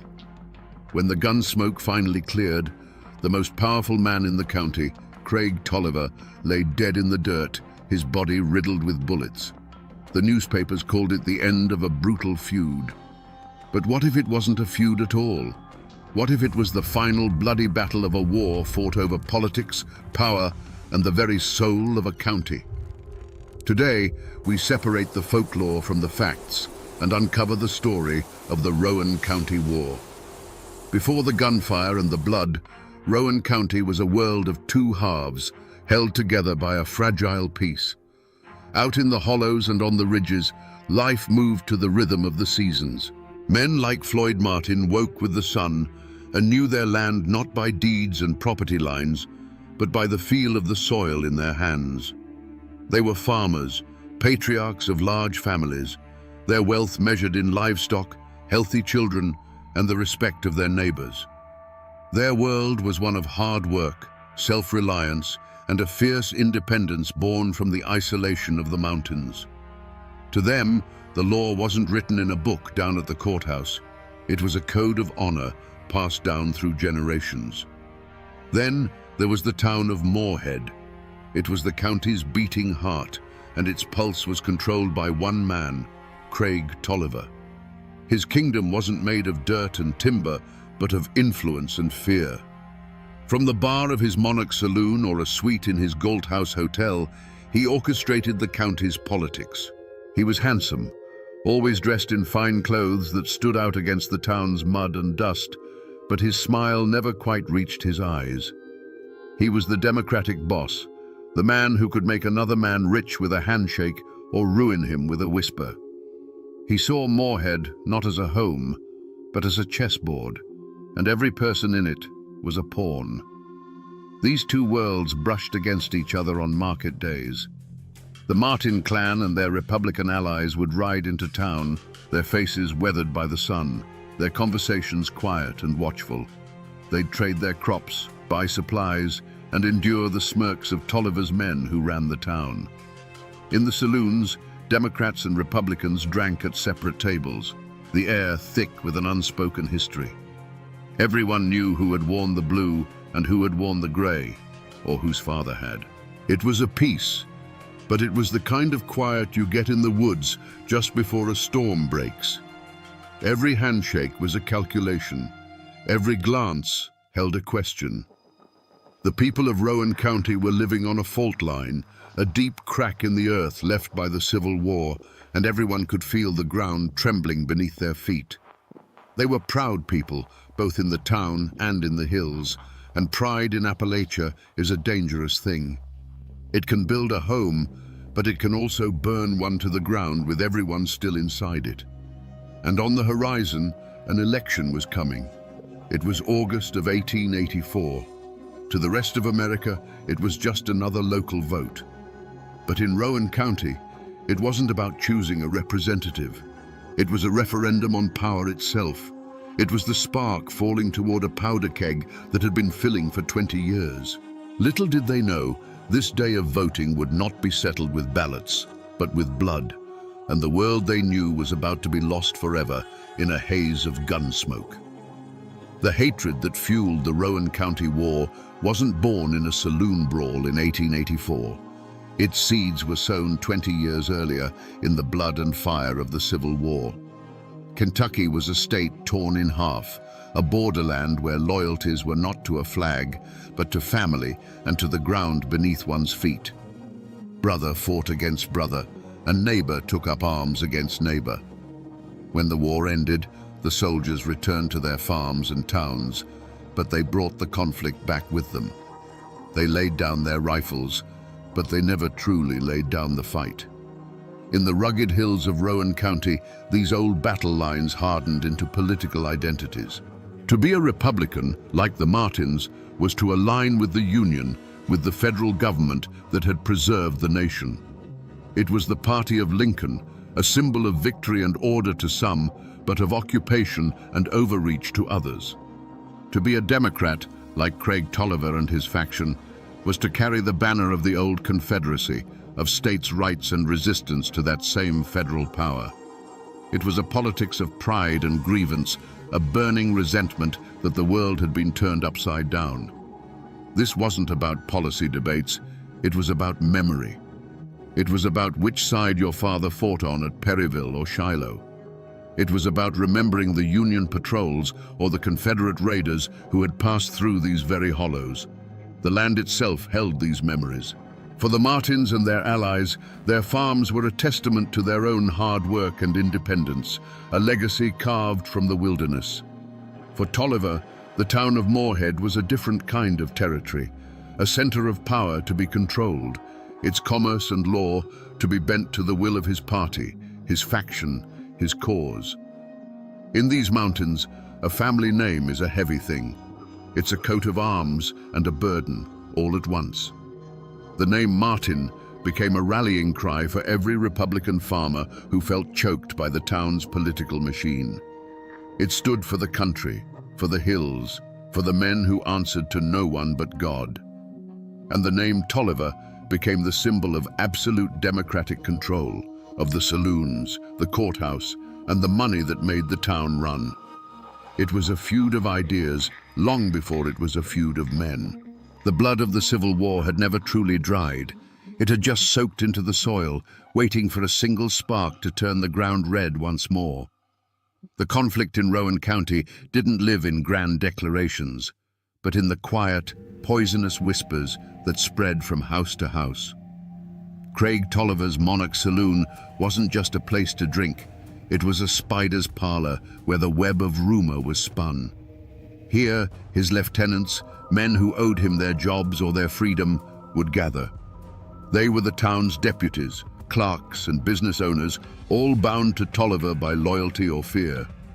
They nurtured every slight against their party, magnifying small disputes into grave insults against the Democratic cause and Tolliver himself. The Martin alliance was quieter, forged not over whiskey, but over shared meals and silent nods of understanding on the steps of a country church. Theirs was a sprawling network of kin and fellow Republicans, families like the Coopers and the Hoggers, who saw Tolliver's grip on the courthouse as a tyranny that was slowly strangling them. They were men who had been denied loans, lost court cases on technicalities, or had their businesses squeezed by Tolliver's allies. Their support for Floyd Martin wasn't just political, it was a matter of survival. The ground was already salted with old wounds.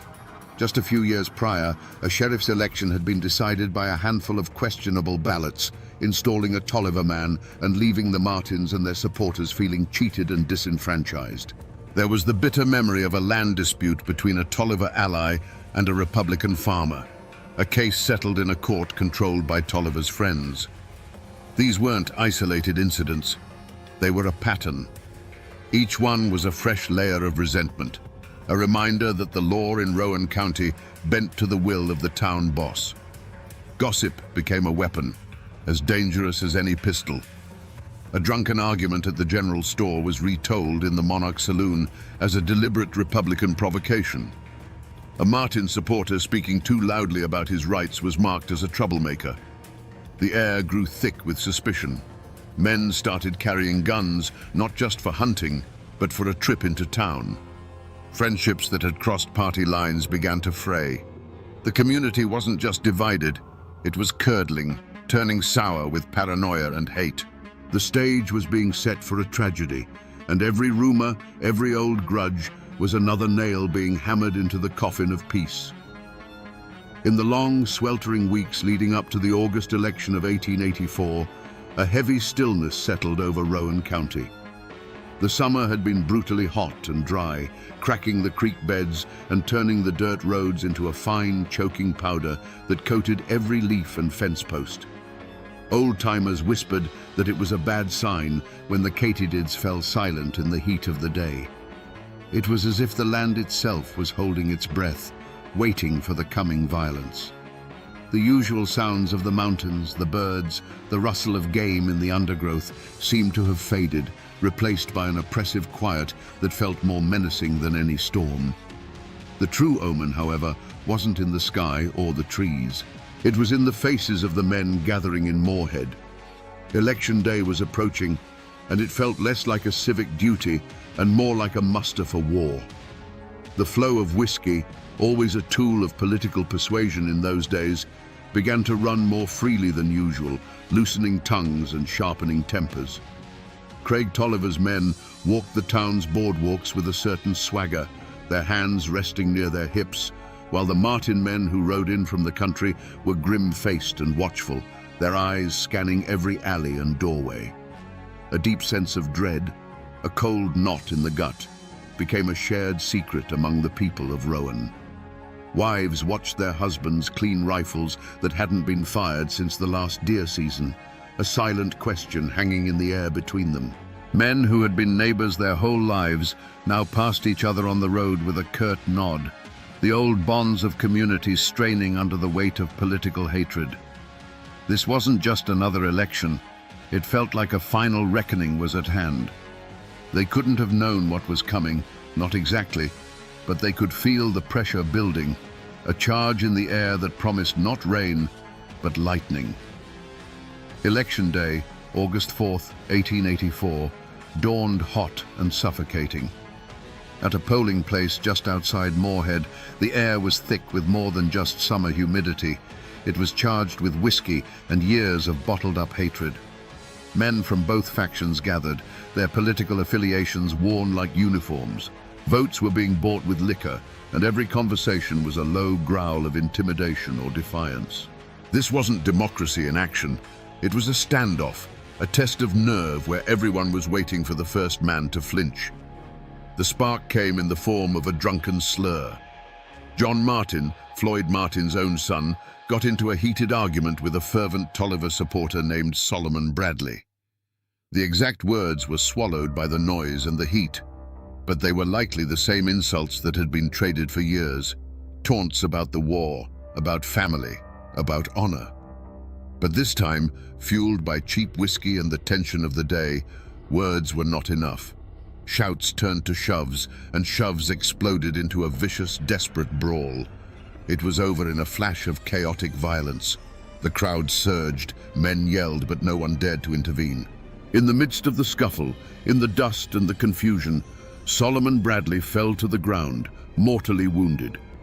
Whether a knife flashed in the sun, or if he was simply beaten to death, the accounts would forever conflict. But the result was brutally clear. Bradley lay dying, and John Martin stood over him, his knuckles raw, the grim reality of his actions beginning to dawn on his face. The cheering and the jeering died instantly, replaced by a stunned, horrified silence.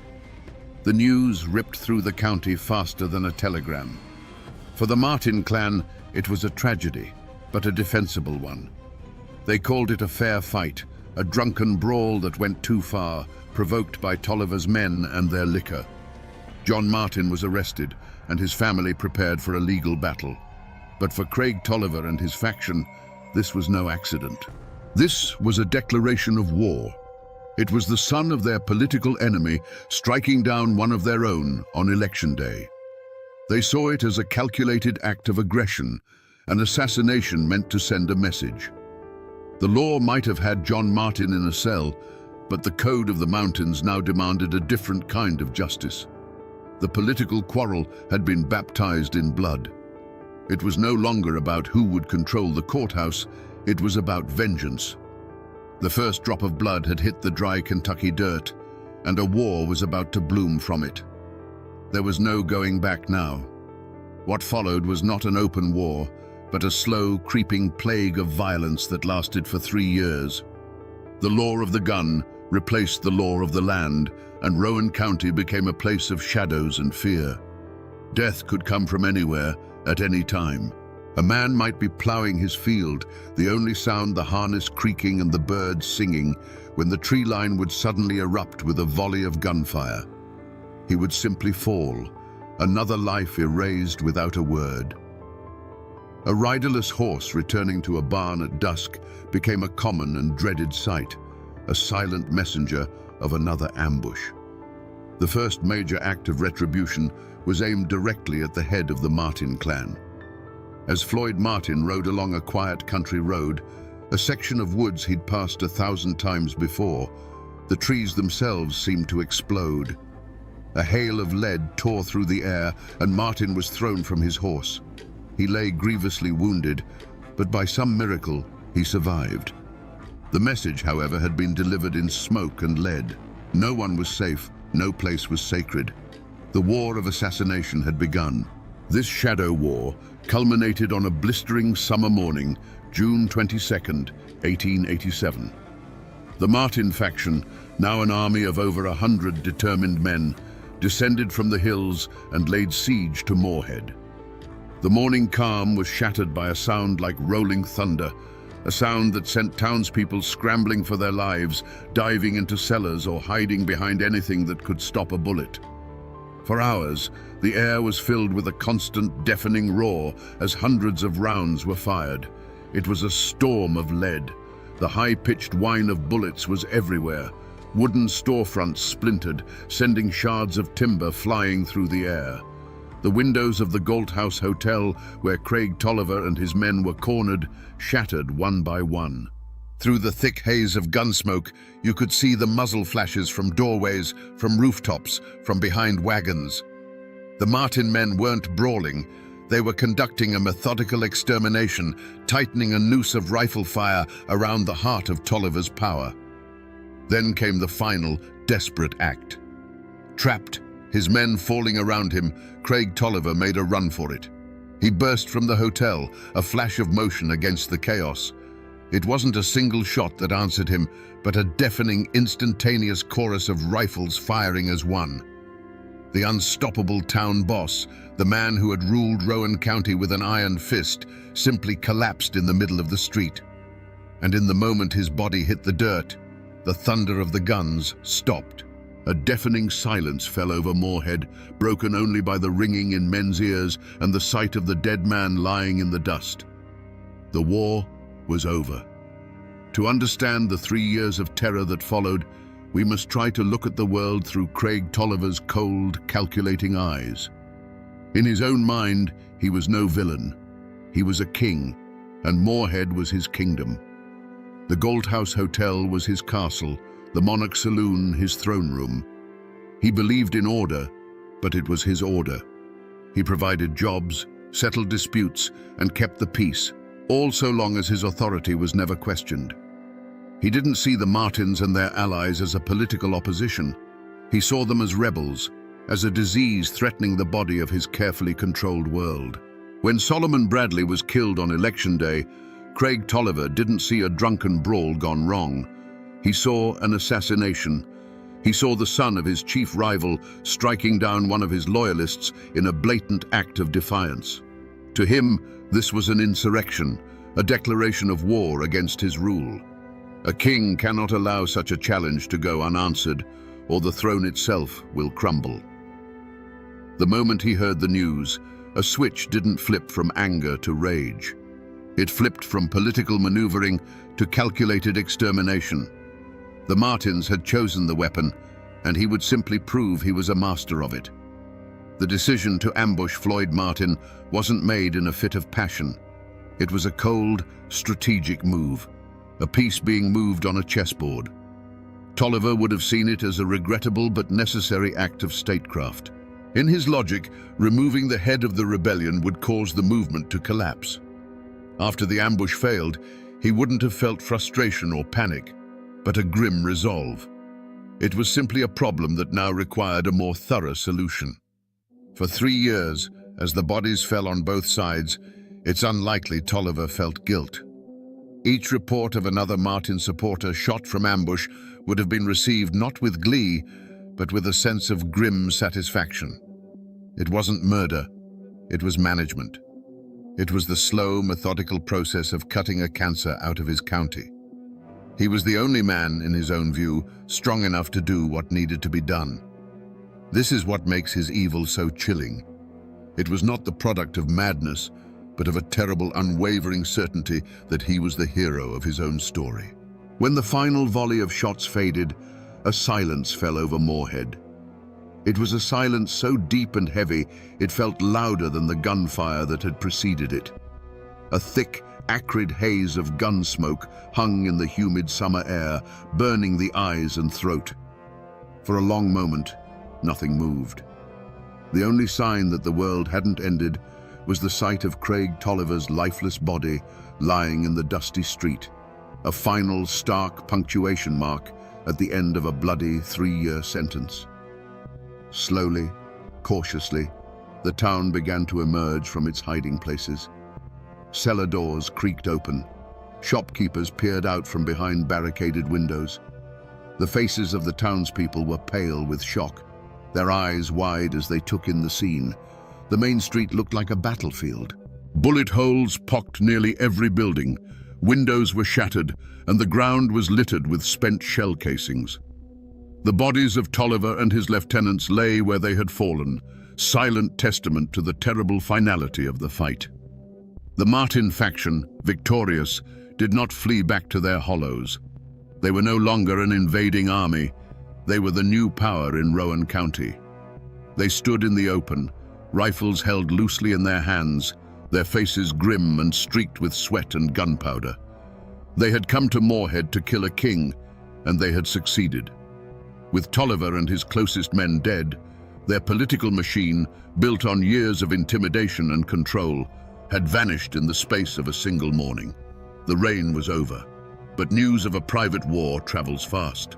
When word reached the state capital of Frankfurt that a county seat had been seized by an armed force and its leadership exterminated in the streets, the reaction was one of pure shock. This wasn't a feud, this was an insurrection. Governor J. Proctor Knott didn't send a sheriff, he sent the army. For the first time in Kentucky's history, the state militia was called out to quell a local war. Days later, uniformed soldiers marched down the main street of Moorhead, their polished boots kicking up the same dust that had soaked up Craig Tolliver's blood. They came with bayonets fixed, under orders to restore order by force if necessary. They were a foreign power, an outside authority that neither the Martins nor the Tollivers had ever answered to. Their arrival marked the true end of the war. The law of the mountains had finally been silenced by the law of the state. The arrival of the state militia did not bring peace to Rowan County. It simply put a lid on a boiling pot. The gunfire was replaced by a tense, suffocating quiet, enforced by the cold steel of soldiers' bayonets. But beneath this forced calm, the community was more fractured than ever. The war wasn't over. It had just moved indoors, into the whispers in the general store and the fearful glances exchanged over church pews. The town of Moorhead and the surrounding hollows broke into two camps, with a terrified majority caught in the middle. For the Republicans and the families of the Martin faction, it was a moment of liberation. They saw themselves not as killers, but as patriots who had overthrown a tyrant. They had stood up to Craig Tolliver's machine and won, restoring what they believed was true justice to the county. They were the heroes of their own story, and they expected to be treated as such. But for the friends, allies, and business partners of the dead Democrats, the Martin clan was a mob of savage murderers from the hills. They saw the great gunfight not as a battle, but as a massacre, and they now lived in mortal fear of the men who had perpetrated it. This fear gave birth to a powerful conspiracy of silence. When the state authorities began their investigation, they were met with a wall of sealed lips and downcast eyes. Men who had witnessed the entire 2-hour battle from their shop windows suddenly claimed they had been hiding in their cellars and had seen nothing. Others, who surely knew the names of every man who marched on the town, would only shrug and say they couldn't recognize anyone through the smoke.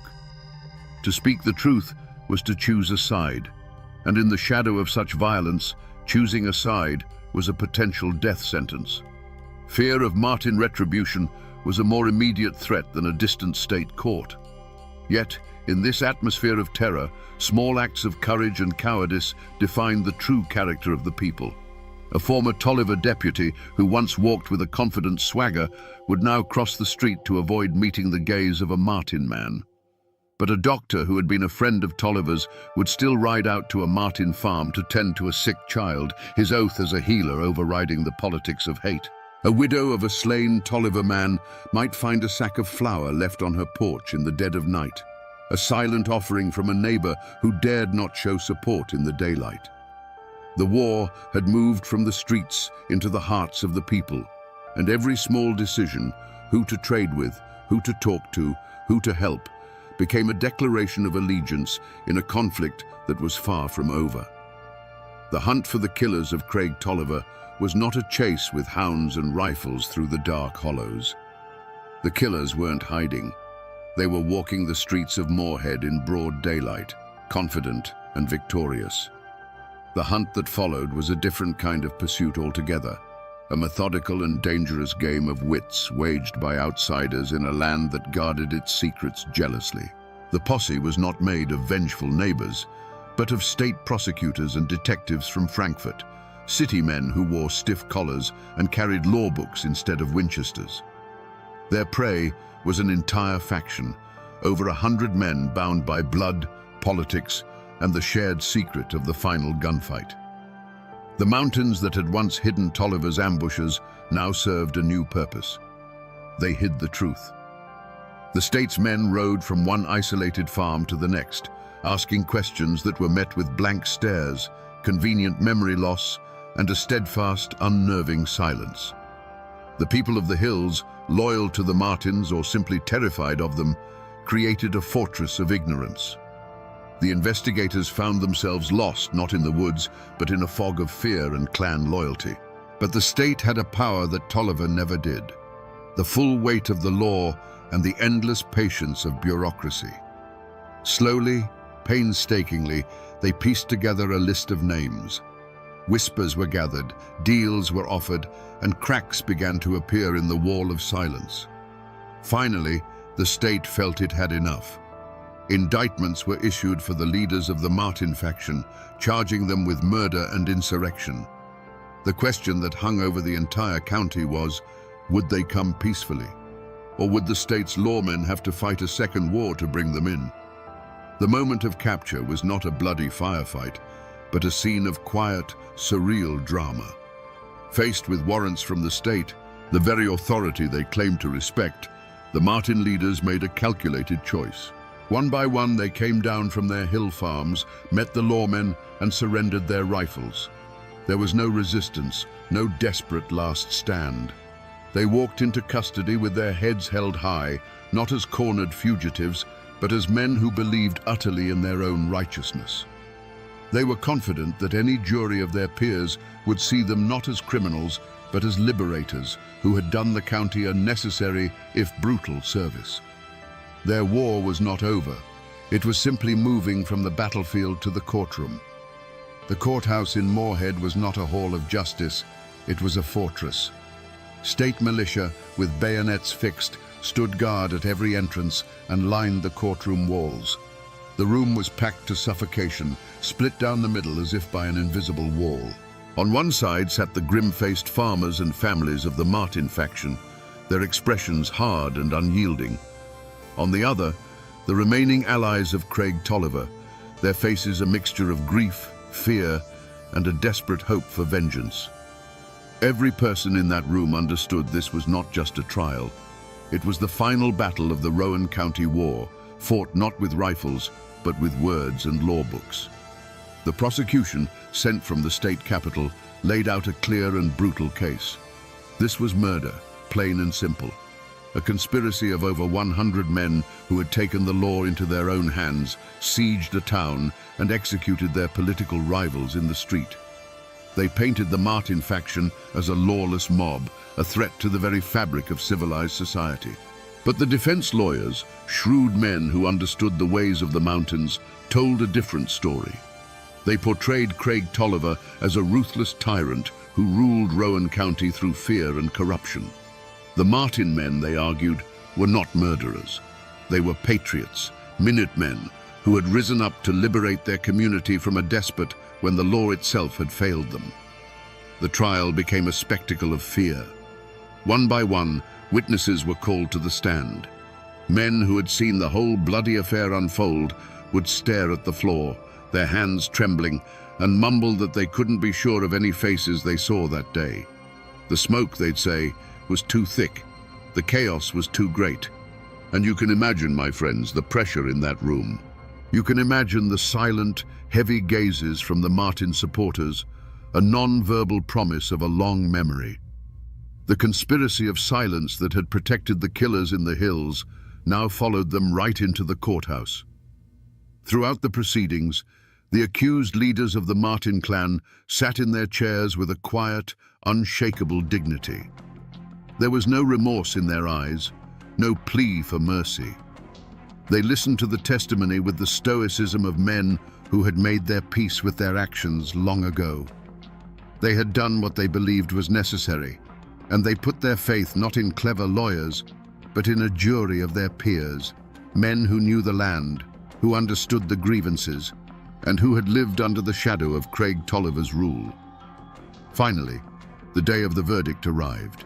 The jury, 12 men from Rowan County, filed back into the silent, tense courtroom.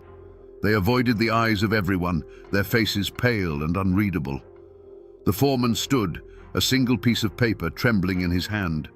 He cleared his throat and spoke the words that would echo through those mountains for 100 years. On the charge of murder, on the charge of insurrection, the verdict for every single man was the same: not guilty. A roar erupted from one side of the room, a wave of triumphant relief. On the other side, there was only the dead silence of disbelief and defeat. The Martin men walked out of the courthouse as free men, acquitted by a jury of their neighbors. The law of the state had spoken, but was it justice? Or was it fear, wearing a judge's robes? The Martin men walked free from the courthouse, but the war had left a scar on every soul in Rowan County. For the allies of Craig Tolliver, the verdict was not just an acquittal, it was an eviction notice. Their leader was dead, their power was shattered, and the men who had killed him now held all the cards. There was no future for them in a county run by their mortal enemies. A quiet, grim exodus began. One by one, they sold their businesses and their land for whatever they could get. packed their families into wagons, and disappeared from the county, seeking a life in a place where their name was not a mark of defeat. For the victorious Martin faction, life after the verdict was not a simple return to peace. They had won the war, and in the following years they took control of the courthouse and the sheriff's office, just as they had set out to do. But their victory was a heavy crown. They were no longer simple farmers. They were the men who had laid siege to a town and killed its leader. They were respected by their allies, but forever watched with fear by others. They had to live with the ghosts of what they had done, and the silence of their neighbors was a constant reminder of the blood that had been spilled. They had freed Rowan County from a tyrant, but in doing so had become figures of awe and terror themselves. The community, caught in the middle, made a silent pact to forget. It was a wound too deep to be discussed, a memory too painful to be preserved. The bullet holes in the storefronts were patched with new wood. The Galt House Hotel, the blood-soaked epicenter of the battle, stood empty and decaying for a time, a grim monument to the war, until it eventually burned to the ground, taking its ghosts and stories with it in the smoke. People stopped talking about the feud. A generation grew up knowing only a sanitized version of the story, or perhaps none at all. The great gunfight became the county's dark secret, a history that everyone knew, but no one dared to speak aloud. For the sake of peace, Rowan County buried its own past under a thick, heavy blanket of collective silence. If you walk the streets of Moorhead, Kentucky today, you won't see the scars of a battlefield. You'll see the campus of a bustling university. You'll see traffic and commerce, a modern town moving at a modern pace. The old wooden storefronts are gone, replaced by brick and pavement. The thunder of the 1887 gunfight has been replaced by the everyday sounds of life. It would be easy to think that the Rowan County War was just a tall tale, a ghost story whispered by old men. But if you look in the local phone book, you will still find the names Martin and Tolliver. The descendants of the men who fought and died in that war still live on the same land, still walk the same streets. The blood has thinned, the old hatreds have cooled into a shared, complicated history. They are no longer armies, just families. A Martin and a Tolliver might work together. Their children might sit next to each other in school, most of them knowing little of the war their great-grandfathers waged for the soul of this very ground. The physical landmarks of the war are nearly all gone. The Galt House Hotel is a ghost, its location now just a spot on a modern street. But if you know where to look, you can find the final chapter. In the Old Town Cemetery, you can find the grave of Craig Tolliver. There is no grand monument to mark the resting place of the man who was once the untouchable king of Rowan County. There is only a stone, weathered by more than a century of Kentucky rain and sun, his name slowly being erased by time. It's a quiet, humble end for a man whose life was so loud and violent. People have tried to forget. For generations they buried the story, hoping silence would heal the wounds. But in Appalachia, the land has a memory longer than any person's. The mountains that surround Moorhead stood as silent witnesses to the ambushes and the final bloody siege. The waters of Triplet Creek still flow as they did when they ran dark with rumor and fear. The buildings are gone, the guns are rust, and the men are dust, but the mountains remember everything. So we return to the question we asked at the very beginning around this digital campfire. Was this a feud, or was it a war? The story of Rowan County gives us a clear and chilling answer. This was not a petty squabble between families. It was the final bloody battle in a political war that had been simmering since the end of the Civil War. It's a brutal lesson in what happens when the law serves one man instead of all men, and when an entire community feels it has no recourse but the rifle. The great tragedy of the Rowan County War is that there were no simple heroes. To defeat a tyrant like Craig Tolliver, who had wrapped the law around himself like a shield, The Martin faction had to become a mirror of his own ruthlessness. They had to abandon that very law and become an army, delivering a verdict with a volley of lead because they believed a jury never would. This story forces us to confront an uncomfortable truth, that the line between a liberator and a killer can sometimes be as thin as a puff of gun smoke. This is a story of the indomitable and sometimes terrifying Appalachian spirit. It is a testament to a code that says a man's honor is his own to defend, and that power taken by force can be taken away by force. It is a dark and violent chapter in our history, but one we must remember, for it reminds us that beneath the quiet surface of our towns and our histories, there are sometimes wars that have never truly ended. And now, my friends, you know the rest of the story.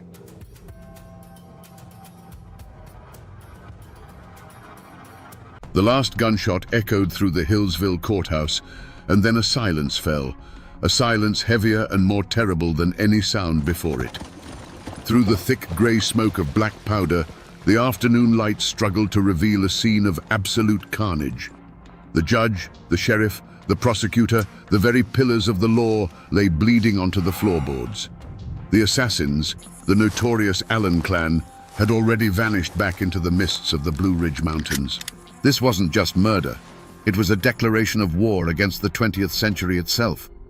What could possess men to commit such a brazen act in broad daylight? What unwritten code could be so powerful that it demanded a bloodbath in a hall of justice? To find the answer, we must look past the men who fired the guns, to the woman who forged their iron will in the heart of the mountains. Today, we uncover the story of Barbara Allen, the matriarch of a clan that answered to no law but her own. Hillsville, Virginia, in the spring of 1912, was a town caught between two worlds. Down its muddy main street, you could see the slow, inexorable march of the 20th century in the form of new storefronts and the occasional motor car. But looking up at the surrounding Blue Ridge, you could feel the pull of the old world, a world of isolated hollows, deep-rooted clans, and unwritten laws that had governed these mountains for generations. The brick courthouse stood as the very symbol of this struggle, a place where the new rule of law was meant to replace the old code of blood and honor. At the heart of this new order was Judge Thornton Massey. He wasn't a local man, not born of the same mountain soil as the families he presided over. He was an outsider, an educated man of principle who believed that justice should be blind. To him, a man's last name shouldn't matter, whether it was Allen or Smith. The law was the law, a universal standard that was meant to tame the wildness of the frontier and bring civilization to the hills. He was a stern but fair-minded man, tasked with the impossible job of imposing a foreign authority on a people who had never recognized any authority but their own kin. Sheriff Lewis Webb, on the other hand, was a man of the county. He had to walk a delicate line every single day. He wore a badge representing the government in the state capital, but he lived and worked among neighbors who settled their disputes with fists or a hunting rifle. He knew the Allens. He understood their pride, their temper, and their profound contempt for his office. Every time he served a warrant in a remote holler, he was stepping into a world where his badge meant less than nothing. He was the local embodiment of a law that many saw as an occupying force. Alongside them stood William Foster, the Commonwealth's attorney. He was the voice of the system, the man who used words and legal precedent to fight battles that were more often settled with threats and intimidation. He believed in due process, in evidence, in the power of a logical argument to uncover the truth. In that Hillsville courtroom, he was preparing to argue a case against Floyd Allen, not realizing he was bringing a book of rules to a gunfight. These men were not just public officials. They were pioneers of a new way of life. They were husbands, fathers, and respected members of a community trying to build a future based on order and reason. But a shadow was gathering over them, a tension that was palpable in the cold March air. The upcoming trial of Floyd Allen wasn't just another case on the docket. It was a test of will. It was a direct challenge to the Allen clan's belief that they were a law unto themselves. The world these men were trying to build was one where disagreements were settled by juries, not ambushes. A world where a judge's gavel was more powerful than a patriarch's command. They woke up on the morning of March the 14th, believing in that world, in the safety of their courthouse, and in the strength of the laws they had sworn to uphold. They had no idea that by day's end, their world would be left in ruins, and their bodies would be the final, bloody evidence of a war that had been brewing for centuries. The Hillsville courthouse was no longer a place of law. It was a slaughterhouse. As the acrid fog of gunpowder began to settle, it revealed a scene of pure pandemonium. Men and women who moments before had been calm spectators scrambled for the exits, their screams echoing in the suddenly cavernous room. Those who remained were frozen in shock, staring at the carnage with wide, uncomprehending eyes. The air, thick with the smell of sulfur and fear, hummed with a terrible ringing silence where the rule of law had just been executed. The first people to rush in found Judge Massey slumped behind his bench, the symbol of his authority, now his deathbed. His gavel lay on the floor beside him, a useless piece of wood in a world where steel and lead had spoken the final word. Near the main door, Sheriff Lewis Webb lay fallen, a testament to his final futile attempt to restore order. Across the room, Commonwealth's attorney William Foster was also down, his legal arguments silenced forever. It was a systematic dismantling of the county's legal system carried out in less than 2 minutes. The evidence of the ambush was everywhere. The floor was littered with spent shell casings, glinting like deadly seeds sown on the hardwood. Bullet holes peppered the walls, the witness stand, and the judge's bench, silent witnesses to the storm of violence. Investigators would later count dozens of impacts, a clear sign of multiple shooters firing with reckless abandon.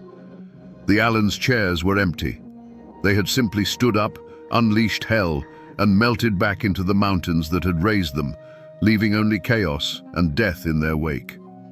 The scene offered no mystery as to who was responsible. Every terrified whisper from the survivors confirmed it: the Allens. But the how and the why were a far darker puzzle. How could a family bring a private army into a courtroom? Was this a spontaneous explosion of mountain temper or a cold, calculated assassination? The contradictory accounts from traumatized witnesses only deepened the confusion. The crime scene itself was a brutal message, written in blood and gunpowder. In these mountains, some lines of kinship were thicker than any law, and the price for crossing them was absolute. If you were to search for the man at the eye of this hurricane, all fingers would have pointed to one person, Floyd Allen. He wasn't just a participant, he was the cause. Floyd was the patriarch, a man carved from the hard granite of the Blue Ridge who had amassed wealth, land, and a fearsome reputation. In his corner of Carroll County, his word was law, and his will was absolute. He moved through the world with the unshakable confidence of a king in his own kingdom, a place where the official law was an irritation, a suggestion from a distant world that he was free to ignore. His motive was as clear and cold as a mountain spring. It was pride, a fierce, unyielding pride that defined the very soul of the Appalachian clan system. The initial charge against him, interfering with an officer, was an insult.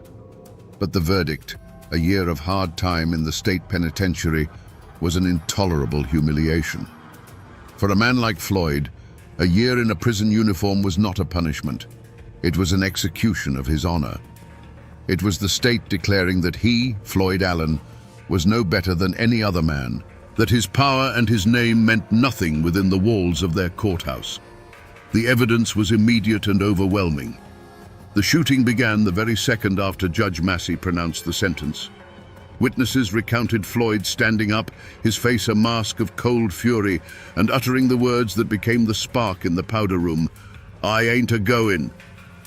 That phrase, spoken with the full weight of his authority, was not a plea or a protest. It was a command. It was the signal to his kin that the time for talking was over. The community didn't need a detective to solve this mystery. They had all seen the simmering rage in Floyd Allen's eyes. He wasn't just a suspect, He was the epicenter of the earthquake that had just leveled the rule of law in Carroll County. But in the shadow of the patriarch stood a figure arguably more dangerous, Claude Allen, Floyd's son and heir apparent to this kingdom of defiance. Where Floyd's rage was born from a lifetime of power and a sudden public challenge to it, Claude's was something different. It was the pure, distilled poison of the Allen creed, passed down from one generation to the next. He was a true believer, a young man who had been taught from the cradle that the only response to an outside threat was overwhelming violence. The twist here is not one of greed or jealousy, but of ideology.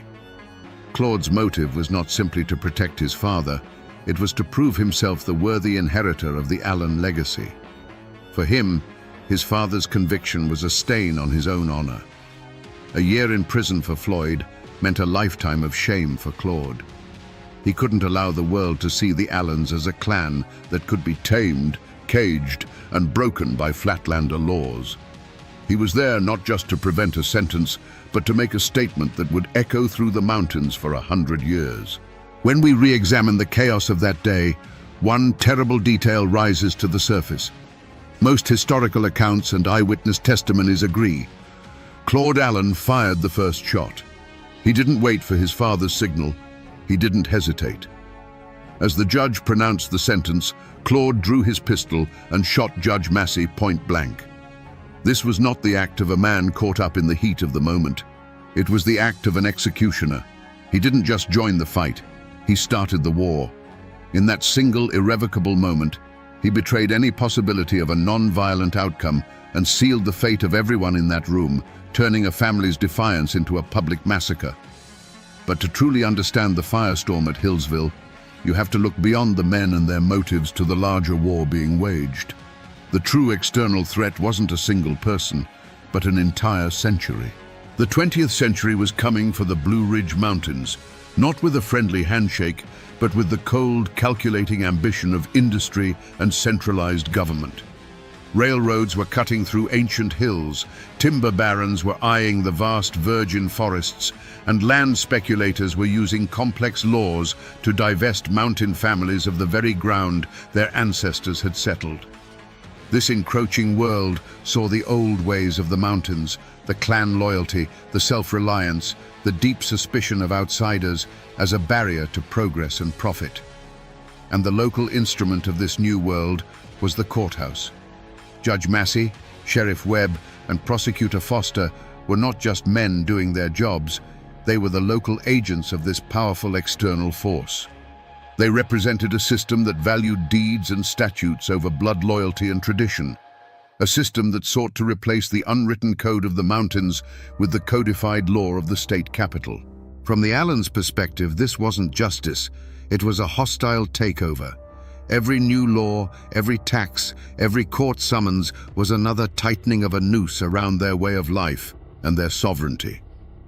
Floyd Allen's trial was the flashpoint. For the state, it was a necessary act to prove that no man was above the law. But for the Allens, it was the final, arrogant push of an invading army trying to break the back of the strongest clan in the county. The massacre, seen through this lens, becomes something more than a family's rage. It was a brutal, desperate act of rebellion against a future they did not want and a system they refused to recognize. In the immediate aftermath of the massacre, the state of Virginia responded with a fury it had never before unleashed. Governor William Hodges Mann called it a blot on the name of the Commonwealth and vowed that the Allens would be hunted down like animals. He dispatched the state militia and, more importantly, hired the infamous Baldwin Felts Detective Agency, a private army of detectives known for their brutal and effective methods in breaking Union strikes. A massive manhunt, one of the largest in Virginia's history, was underway. But the lawmen and detectives quickly discovered they were not fighting men. They were fighting a legend, and their enemy was the land itself. The Blue Ridge Mountains, so beautiful from a distance, became a labyrinthine fortress for the fugitives. Every holler, every creek bed, every rhododendron thicket was a potential hiding place. The Allens knew the secret trails, the hidden caves, the sympathizers' cabins where a door would always be open. The detectives, with their city boots and their organized grid searches, were like children lost in an ancient, hostile forest. The pursuit became a frustrating and humiliating chase after phantoms. A tip would come in that the Allens had been spotted crossing into North Carolina, and a posse would ride for days, only to find the trail was cold, the rumor baseless. Another report would place them in a remote mining camp, but by the time the law arrived, the camp was deserted, with only the faint warmth of a recent fire as proof that anyone had been there at all. The Allens were a mist, dissolving whenever the law drew near, leaving the authorities grasping at nothing but fog and rumors. Back in Hillsville, the investigation into the crime itself was just as tangled. While everyone knew the Allens were guilty, the chaos of the shootout had created a dozen conflicting narratives. Who fired the first shot? Eyewitnesses, still reeling from the trauma, gave contradictory accounts. Some swore it was Claude Allen, others pointed to his cousin, Sidna Allen. The sheer number of guns fired made ballistic evidence a nightmare to sort through. For a brief moment, the state even pursued the theory that this was a wider conspiracy, a planned uprising against the government. But these trails led nowhere, circling back to the same frustrating truth. The Allens had acted as one, a single entity moved by a singular, violent purpose. The law was looking for a single mastermind, failing to understand they were fighting the spirit of an entire clan. The Baldwin-Felts detectives soon learned a chilling lesson. The mountains were a fortress of rock and shadow, but the people who lived in them were a fortress of silence. As the manhunt dragged on, the lawmen came down from the cold, empty hillsides and tried to gather intelligence in the small communities and isolated farmhouses. What they encountered was a wall, as solid and impenetrable as a cliff face. Doors that had been opened to strangers were now bolted shut. Faces that were once friendly turned to stone. When asked about the Allens, the answer was always the same. Saw nothing, heard nothing, know nothing. This wasn't just a lack of cooperation, it was a deeply ingrained code of omerta, the unwritten law of the mountains. The first pillar of this code was fear, and it was a fear well earned. The Allens had ruled their corner of the county for decades through a mixture of influence and raw intimidation. To speak against them was to invite ruin. A farmer whose land bordered the Allens might find his best cow missing one morning, or his fence cut in the dead of night. A whisper to the sheriff could mean finding your barn burned to the ground a week later, with no one to blame but the shadows. The community knew the Allens' justice was swifter and more certain than any verdict from a distant court. But it was more than just fear. It was kinship. In the tangled genealogy of the Appalachian hollows, the Allen family tree had roots in every direction. They were connected by blood and marriage to half the families in the county. Asking someone to turn on the Allens was often asking them to betray a cousin, a brother-in-law, or a childhood friend. To these people, the lawmen from the city were the true outsiders, the invaders. The Allens, for all their violence, were their own. Loyalty to blood was a sacred duty that trumped any law written in a book. This wall of silence drove the detectives to the edge of madness. They were in a foreign country, surrounded by people who looked and spoke like them, but who lived by an ancient, invisible set of rules. The truth of the massacre wasn't a secret buried in the ground. It was a story being actively protected behind every locked door and every pair of cold, watchful eyes. The community had closed ranks, forming a silent army that was just as effective as the Allens' own guns at keeping the law at bay. Weeks turned into a month, and the mountains held their secret. The manhunt, for all its resources and manpower, was a spectacular failure. The Allens had been swallowed by the wilderness, and the wall of silence held firm. The detectives were frustrated, the governor was furious, and it began to look as if the Allen clan might have truly committed the perfect crime, disappearing into folklore as ghosts of the Blue Ridge. But the men from the Baldwin-Felts agency were not mountain men. They were masters of human weakness, and they knew that every fortress has a crack. They shifted their strategy. They couldn't out-hike the Allens, so they decided to buy them. Massive reward notices were posted on every courthouse door, every general store window, every fence post from Virginia to Tennessee. The price on the Allens' heads grew to a small fortune, enough money to change a poor dirt farmer's life forever. They were no longer just hunting men with guns, they were hunting them with greed, planting a seed of temptation in the heart of the community. And then, it happened. The turning point came not with a shout, but with a whisper. A secret message, passed through a trusted intermediary, reached the detectives. It wasn't a grand confession, and it didn't come from a core member of the clan. It came from the periphery, from someone whose loyalty was weaker than their desire for the reward money, or perhaps someone who was simply tired of the chaos the Allens had brought down upon them all. The message contained the one thing the law had been missing: a specific location.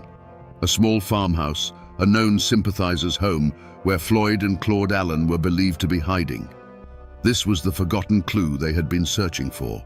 It wasn't an overlooked piece of evidence on the courthouse floor. It was a piece of human intelligence, pried loose from the wall of silence by the relentless pressure and the lure of cash. Suddenly, the vast, intimidating wilderness shrank to a single point on a map. The hunt was no longer a blind chase through an endless forest. It was a focused, surgical strike. The momentum had shifted. The Allens' greatest shield, the loyalty of their people, had finally been breached, and the lawmen now knew exactly where to find their prey. Under the cover of a moonless night, the law closed its iron fist around the farmhouse. The Baldwin-Felts detectives, moving with the cold professionalism of seasoned hunters, took their positions, their rifles and shotguns aimed at every door and window. There would be no escape this time. The tip from their secret informant had been good. Inside that small wooden building were the two most wanted men in Virginia, Floyd and Claude Allen, the patriarch and the instigator.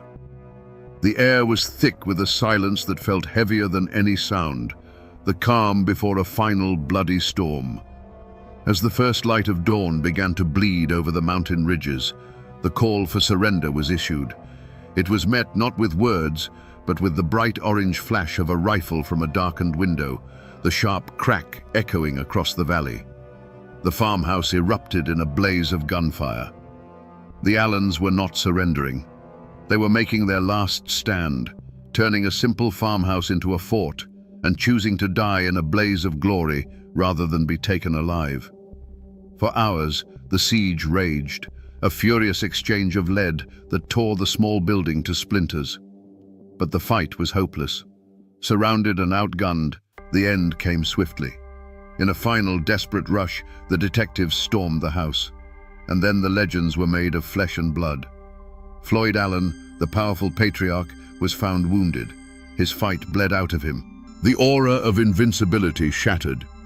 He was no longer the king of Carroll County, but a captured, bleeding old man. His son Claude, the young firebrand who had started the massacre with a single shot, was also taken, his youthful fury finally extinguished by the overwhelming force of the law. As they were led out of the ruined farmhouse in chains, the full, horrifying truth of their motive was finally unmasked. It wasn't written in a hidden diary or a forgotten letter. It was written in the blood they had spilled and the defiance they had shown to the very end. This was never just about a minor charge or a one-year sentence. This was a battle for a way of life. They were soldiers in a war against a future that had no place for them, fighting for a code of honor that demanded violence against shame.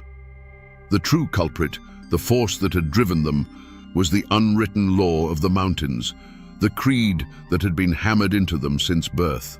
The men who walked out of that farmhouse were the living, breathing products of Barbara Allen's terrible gospel. An Allen does not go to jail. In their capture, they had failed their code, but their final, desperate stand proved just how deeply they believed it. The chase was over, and the men behind the myth were finally exposed. Now, With the benefit of history, we can finally step back into that courtroom and witness the terrible harvest of the Allen Creed. Picture the scene.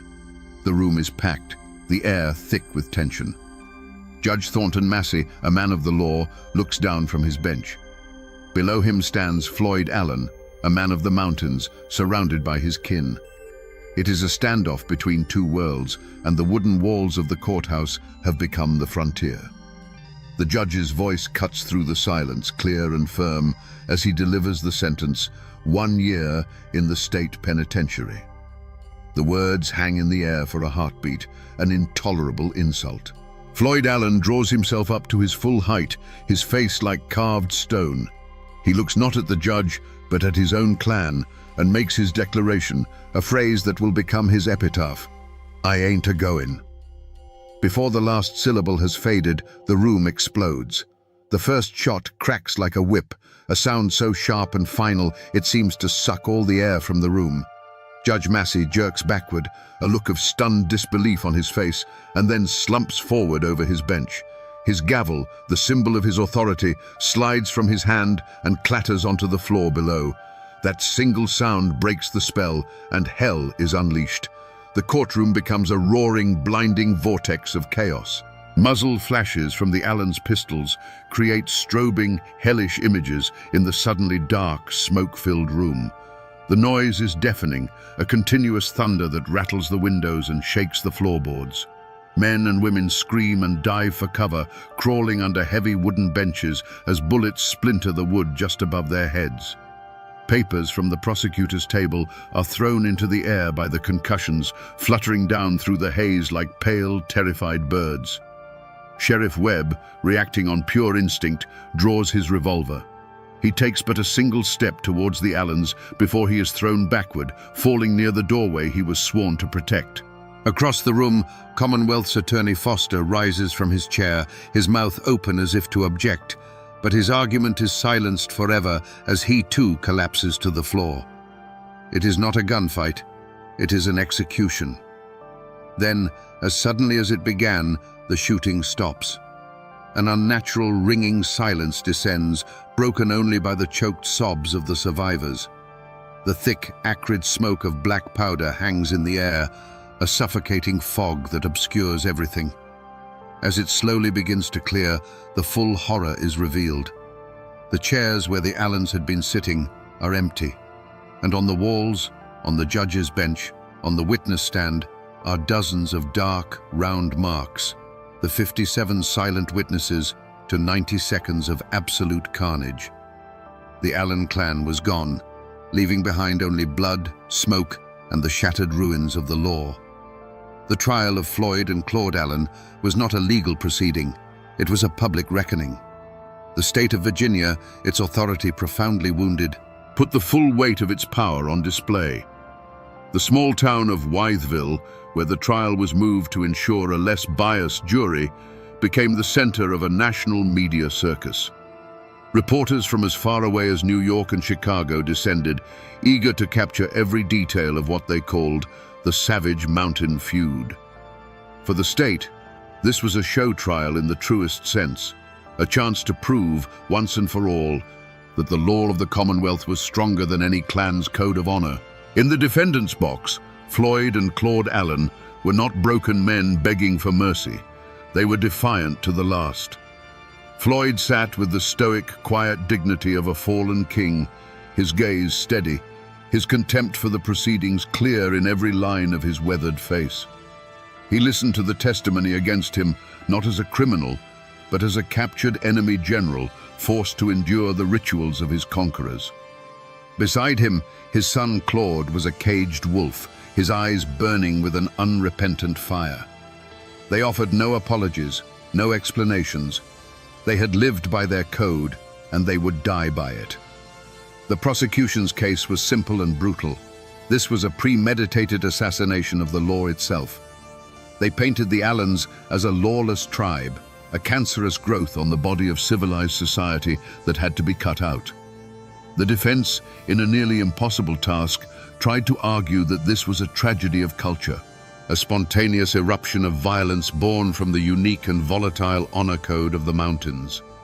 They weren't trying to prove innocence. They were trying to explain a worldview that the jury box, filled with merchants and flatland farmers, could never possibly comprehend. The verdict was a foregone conclusion. When the jury foreman stood and pronounced both Floyd and Claude Allen guilty of murder in the first degree, a wave of relief and grim satisfaction washed over the courtroom. But the Allens themselves did not flinch. They had expected no quarter from this foreign court, and they were given none. The sentence followed swiftly: death in the state's electric chair. This final judgment was perhaps the ultimate symbol of the clash of worlds. The Allens had dealt in the hot, personal violence of the pistol. The state would answer with the cold, impersonal, technological power of electricity. In March of 1913, almost a year to the day after the massacre, father and son were executed.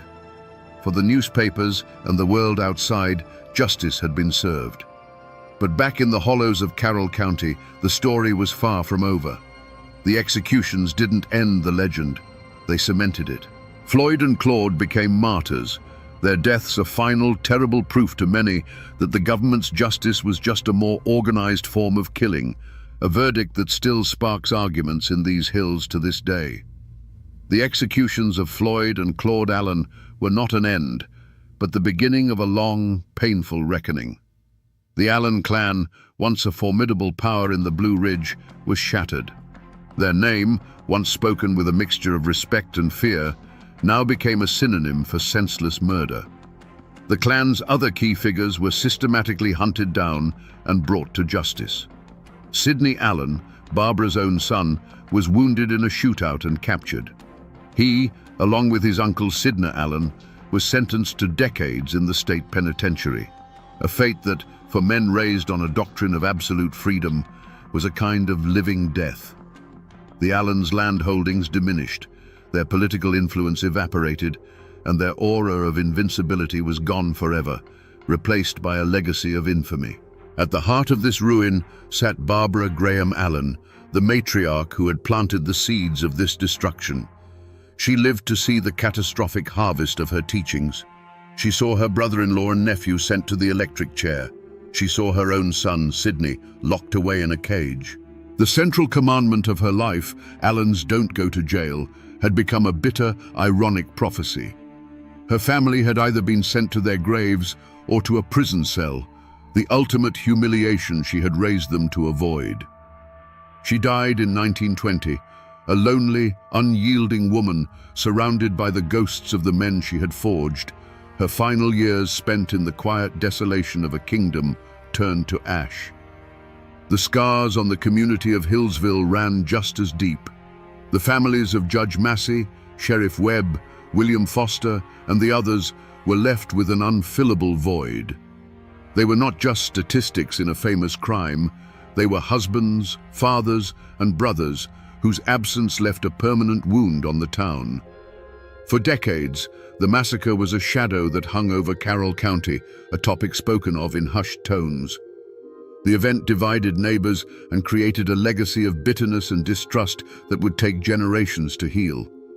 Hillsville was no longer just a quiet mountain town. It was now a landmark of American violence. The men who escaped the electric chair still paid a heavy price. Sidney and Sidney Allen served long years behind the bleak walls of the Virginia State Penitentiary. Sidney, in a final act of Allen defiance, managed a daring escape but was eventually recaptured. Both were eventually paroled, returning as old, broken men to a world that had moved on without them. They were relics of a bygone era, their lives a long, slow postscript to the 90 seconds of chaos that had defined them. The fire of their youth had been extinguished by the slow, grinding reality of prison life. The tragedy of Hillsville didn't just end with the trials or the prison sentences, it echoed down through the generations. The descendants of the Allen clan had to navigate a world where their last name was a mark of shame. The children of the victims grew up without fathers, their lives forever defined by the violence of that day. The fates of everyone touched by the massacre, perpetrator and victim, lawman and outlaw, remained forever intertwined, bound together by the blood that was spilled on the courthouse floor. The world may have moved on, but in the Blue Ridge Mountains, the past is never truly past. If you travel to Hillsville today, you will not find the brick courthouse where the massacre took place. It was tragically lost to a fire in the 1990s. But for 85 years, that building stood as the most tangible monument to the tragedy. Its exterior walls held the scars of that day, the dark, round pockmarks left by the Allens' guns. For generations, people made a kind of pilgrimage to that courthouse, not just to conduct business, but to run their fingers over those bullet holes, to touch the physical evidence of a day when the law was shot dead in its own home. The echoes of the story are etched in stone in the quiet cemeteries scattered throughout the county. In the Hillsville Cemetery, you can find the graves of Judge Massey, Sheriff Webb, and William Foster, their tombstones speaking of duty and a life cut short in service to the law.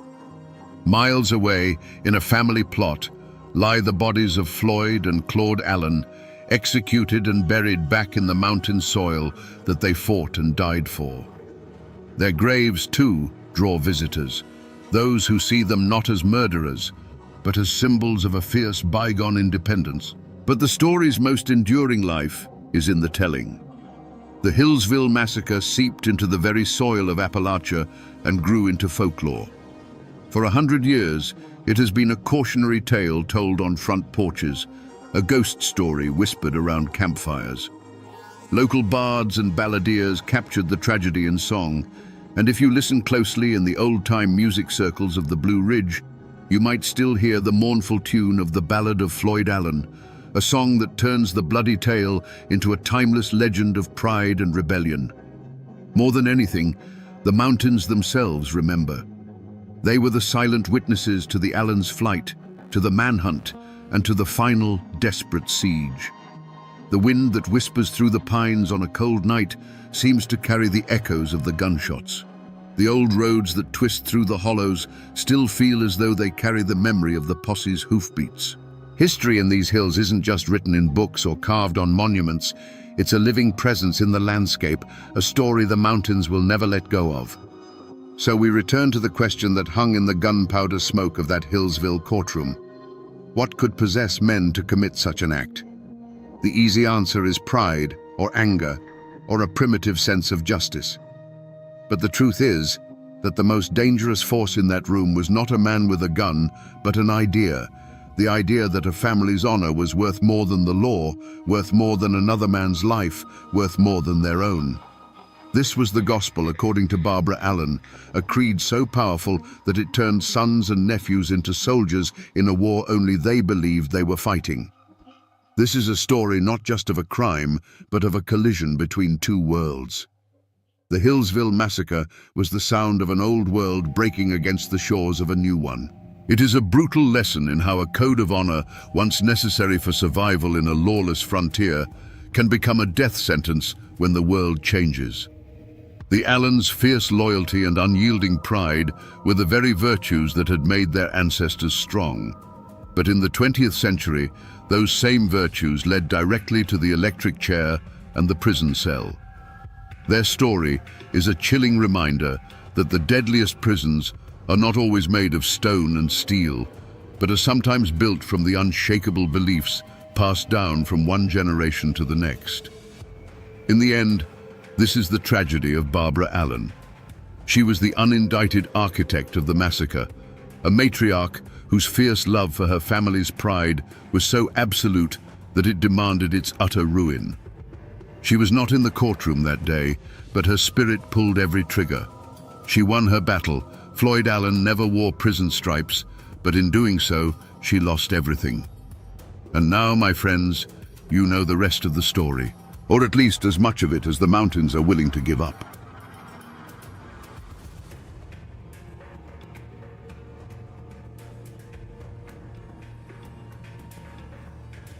On a cold autumn morning in 1927, the rising sun burned the mist off a treacherous mountain road known as Devil's Drop.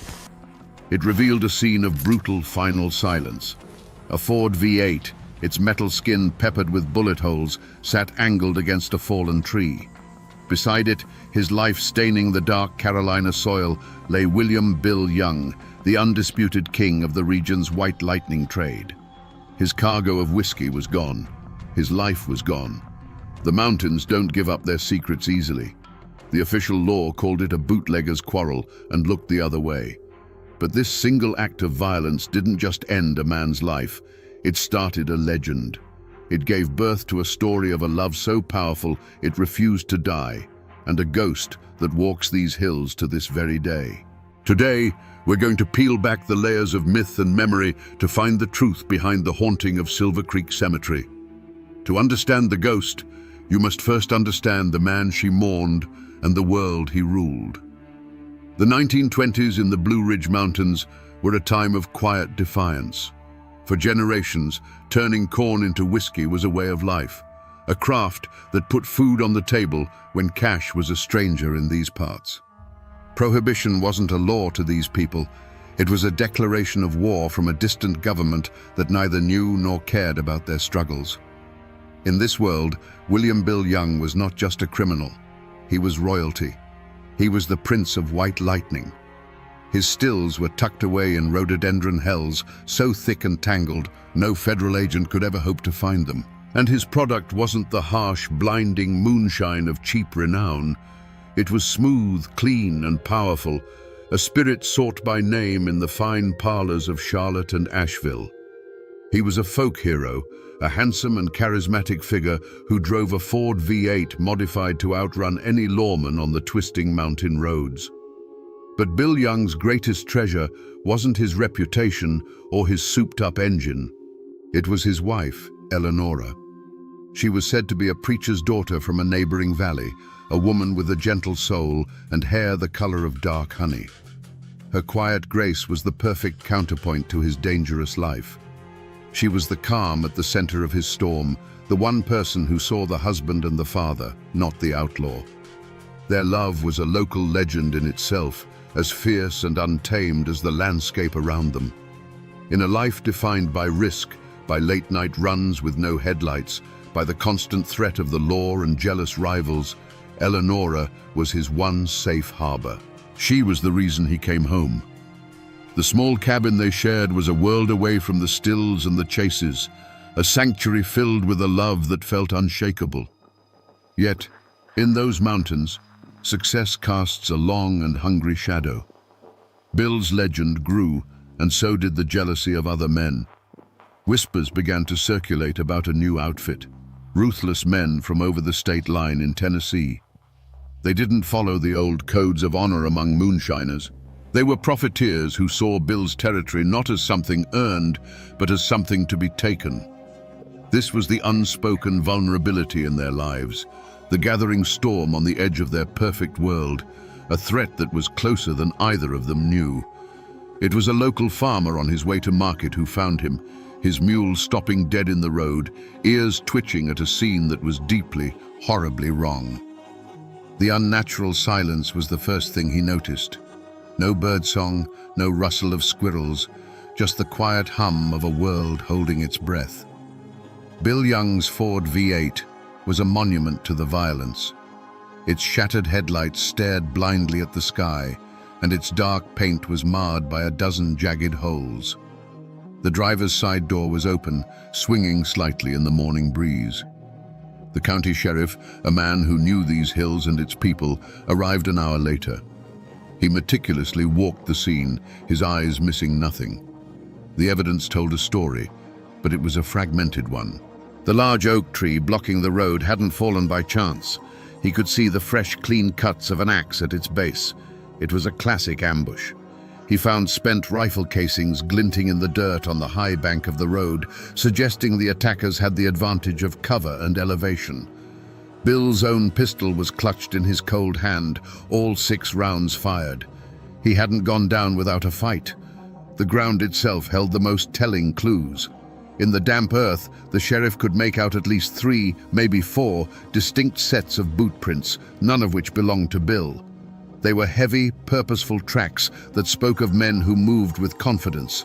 They had swarmed the car, and other tracks showed where they had hauled the heavy crates of liquor away, their trail leading to the edge of the woods before vanishing completely into the thick undergrowth. It was efficient. It was professional. But the scene was also a puzzle of contradictions. They had taken every last jar of whiskey, yet Bill's wallet, still thick with cash, remained untouched in his pocket. This wasn't a simple robbery by desperate men. This was a targeted strike, an execution designed to send a message. The chaos of the gunfire was followed by the cold, calculated logic of the theft. Who were these men who left money but took liquor? Who fought with such brutal finality? The crime scene on Devil's Drop spoke of a coordinated attack, but the wilderness offered no easy answers. The gunshots had echoed through the holler and then been swallowed by the trees. The killers had materialized from the forest and then melted back into it, leaving behind a dead man, a bullet-riddled car, and 1,000 terrifying questions that began to spread like wildfire through the tight-knit mountain community. Now, in these hills, when a man like Bill Young is found dead, the first place you look is at the man who hated him the most. And in this case, that man had a name: Jedediah Jed Scoggins. Jed was a moonshiner of the old school. His still was a rusty, sputtering contraption that produced a liquor so harsh it was said you could peel paint with it. He was a bitter, solitary man, with eyes as hard as creek stones and a permanent scowl etched into his face. The bad blood between Jed and Bill ran deep, a classic mountain feud born not of land or family, but of pure, corrosive jealousy. They had come up in the trade together, but where Bill was an artist, Jed was just a cook. Bill's operation grew, his reputation soared, and his pockets grew heavy with cash. Meanwhile, Jed Scoggins stayed right where he was, brewing his gut rot for a handful of locals who couldn't afford better, watching Bill's fancy Ford V8 roar past his dilapidated shack. Every success of Bill's was another bitter pill for Jed to swallow. The tension had finally boiled over just a month before the ambush. The story is told that Jed Scoggins confronted Bill in the local general store, accusing him of stealing customers. Bill, with his easy smile, just laughed it off. He clapped Jed on the shoulder and said loud enough for everyone to hear, "Now, Jed, there's a market for paint thinner and there's a market for fine whiskey. We ain't in the same business." The store erupted in laughter. For a man like Jed Scoggins, whose only currency was his pride, the public humiliation was a wound that would never heal. His face turned a deep, dangerous red, and he stormed out, muttering threats under his breath. So when the news of Bill's murder spread through the hollers, every eye turned to Jed. The sheriff paid him a visit first thing. Scoggins denied everything, of course, but his anger made him look guilty. Whispers solidified into what seemed like fact. A trapper claimed he'd seen Jed's beat-up truck parked in a thicket a mile from Devil's Drop the night of the killing. Others swore they'd heard him at the store just last week, telling anyone who'd listen that Bill Young's pride is going to get him killed. For the community, and for the lawmen looking for a quick and easy answer, Jed Scoggins was the perfect suspect. He had the motive, the means, and a heart full of poison. But a bitter old man like Jed Scoggins was a known danger, a rattlesnake that warns you before it strikes. The truly terrifying poison is the kind you welcome into your own home. As the initial shock wore off, a second, more chilling suspicion began to take root, turning from the obvious enemy to the trusted friend, Caleb Vance. Caleb was Bill Young's right-hand man, his shadow. He was a younger cousin who Bill had taken under his wing years ago, teaching him every secret of the trade. Caleb knew the location of the stills, he knew the delivery schedules, and he knew the hidden compartments in the Ford V8.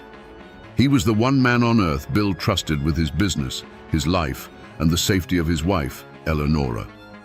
He was treated like a brother. No one suspected him, not at first. But loyalty, when starved of recognition, can curdle into ambition. Caleb was the one doing the back-breaking work in the humid hollows, while Bill was the one collecting the profits and the praise. He saw the life Bill had built, the respect, the fear he commanded, the money, and began to see it not as something to admire, but as something he deserved. More than that, people began to recall the way Caleb looked at Eleonora when Bill wasn't around. It wasn't the gaze of a protective cousin. It was the quiet, hungry stare of a man coveting something he could never have. With this new suspicion in mind, people's memories began to shift. His grief at the funeral, which had seemed so profound, now looked theatrical and hollow. He had been the one to help Bill load the car that fateful night, and folks remembered him arguing with Bill a week earlier, insisting that the old road was getting too much attention from the law and that the route through Devil's Drop was safer. Was it a helpful suggestion, or was he leading the lamb to the slaughter? The community was now faced with a far more terrifying possibility than a simple feud. Was Bill Young's death the result of a snake he had nurtured at his own hearth? But there was a third shadow lurking at the edges of this tragedy, a threat far bigger and more impersonal than a bitter old man or a jealous cousin. The world of bootlegging was changing. Big city money and organized crime were beginning to see the potential in the mountains, not as a place of tradition, but as an untapped resource. A different breed of predator was slipping through the gaps in the hills, men who didn't live by any mountain code. They were known only as the Tennessee outfit. They weren't moonshiners. They were businessmen, and their business was violence and consolidation. Their goal was simple: to control the entire flow of illegal whiskey from the mountains to the cities, cutting out the independent operators who had worked these stills for generations. In this new, brutal landscape, Bill Young wasn't just a competitor. He was an empire of one, an obstacle that had to be removed. Their motive was the coldest and cleanest of all: pure profit. They coveted Bill's pristine product, his well-established routes, and his list of wealthy clients. Taking him out wasn't an act of passion. It was a corporate takeover executed with rifles instead of contracts. They didn't want to just beat him. They wanted to absorb his entire operation, from the hidden stills to the last drop of whiskey. For weeks leading up to the murder, their presence had been felt like a change in the weather. Strangers had been seen in town, men in city hats with hard, watchful eyes, asking quiet questions about Bill Young's schedule. Cars with Tennessee plates were spotted on lonely back roads where they had no business being. The story circulated that one of these men had approached Bill with an offer: work for them or get out of the way. Bill, proud and fiercely independent, would have laughed in his face. It was a laugh that signed his own death warrant. This third possibility was, in many ways, the most frightening. Jed Scoggins and Caleb Vance were known devils.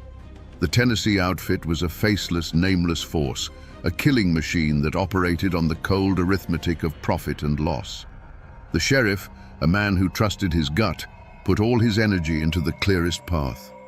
All signs pointed to the bitter, jealous heart of Jedediah Scoggins. A posse was formed, a dozen grim-faced men with shotguns and a cold sense of mountain justice in their eyes.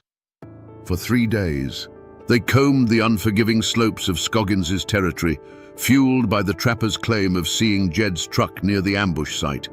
They navigated briar-choked ravines and followed cold tracks through mist-filled hollows, certain that every step brought them closer to their man. They finally cornered him at his ramshackle cabin, expecting a desperate shootout. But what they found was anticlimax and confusion. Jed Scoggins wasn't armed and ready for a fight. He was laid up in a filthy cot, his leg crudely splintered and swollen to twice its normal size. He spat tobacco juice onto the floor and cursed them for fools. His alibi was ironclad and delivered by the one man in the county whose word was beyond question: the old doctor. The doctor confirmed he'd been at Jed's cabin the entire night of the murder, setting a nasty break after a tree-felling accident. Jed Scoggins, for all his venom, hadn't been anywhere near Devil's Drop. The most promising lead had evaporated into thin air. The sheriff then turned his attention to Caleb Vance. He questioned Bill's cousin for hours, but it was like trying to hold on to water. Caleb's story was seamless, his grief a perfect shield against any probing question. He expressed shock and sorrow that anyone could suspect him.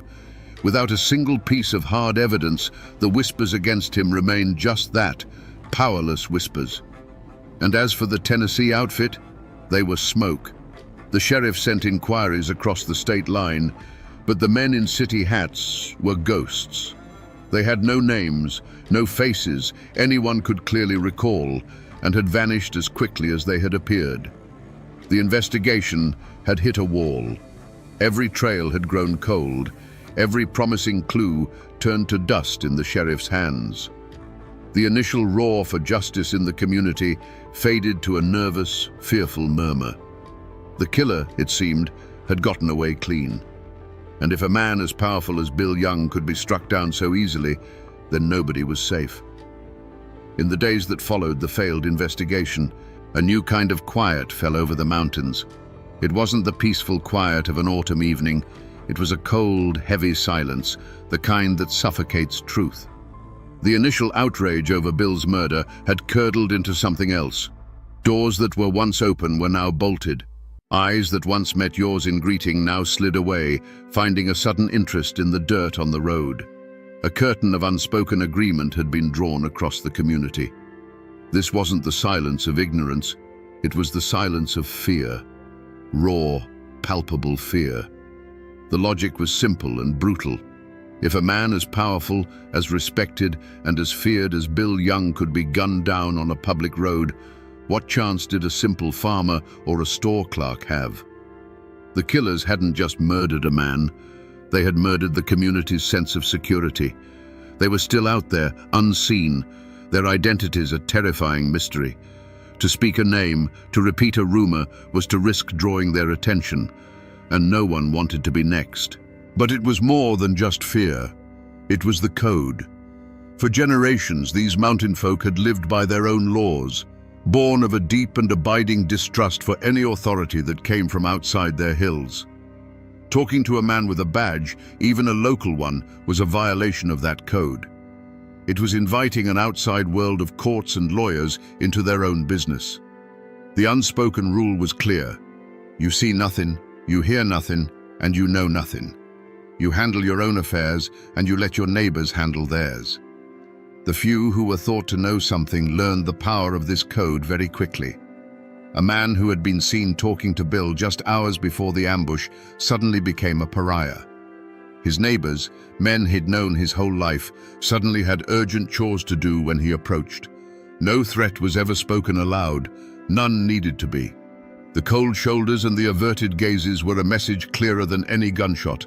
Stay quiet, or you're on your own. And so, the sheriff's investigation died, not from a lack of leads, but from a lack of voices.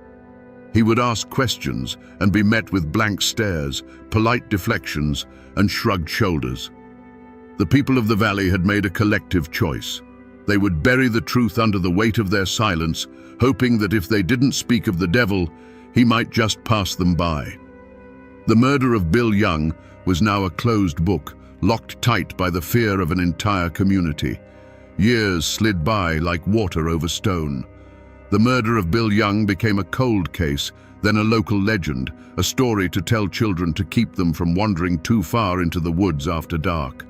The wall of silence held firm, and every single evening, Eleonora kept her vigil, her black-clad form becoming as much a part of the landscape as the ancient oaks in the cemetery.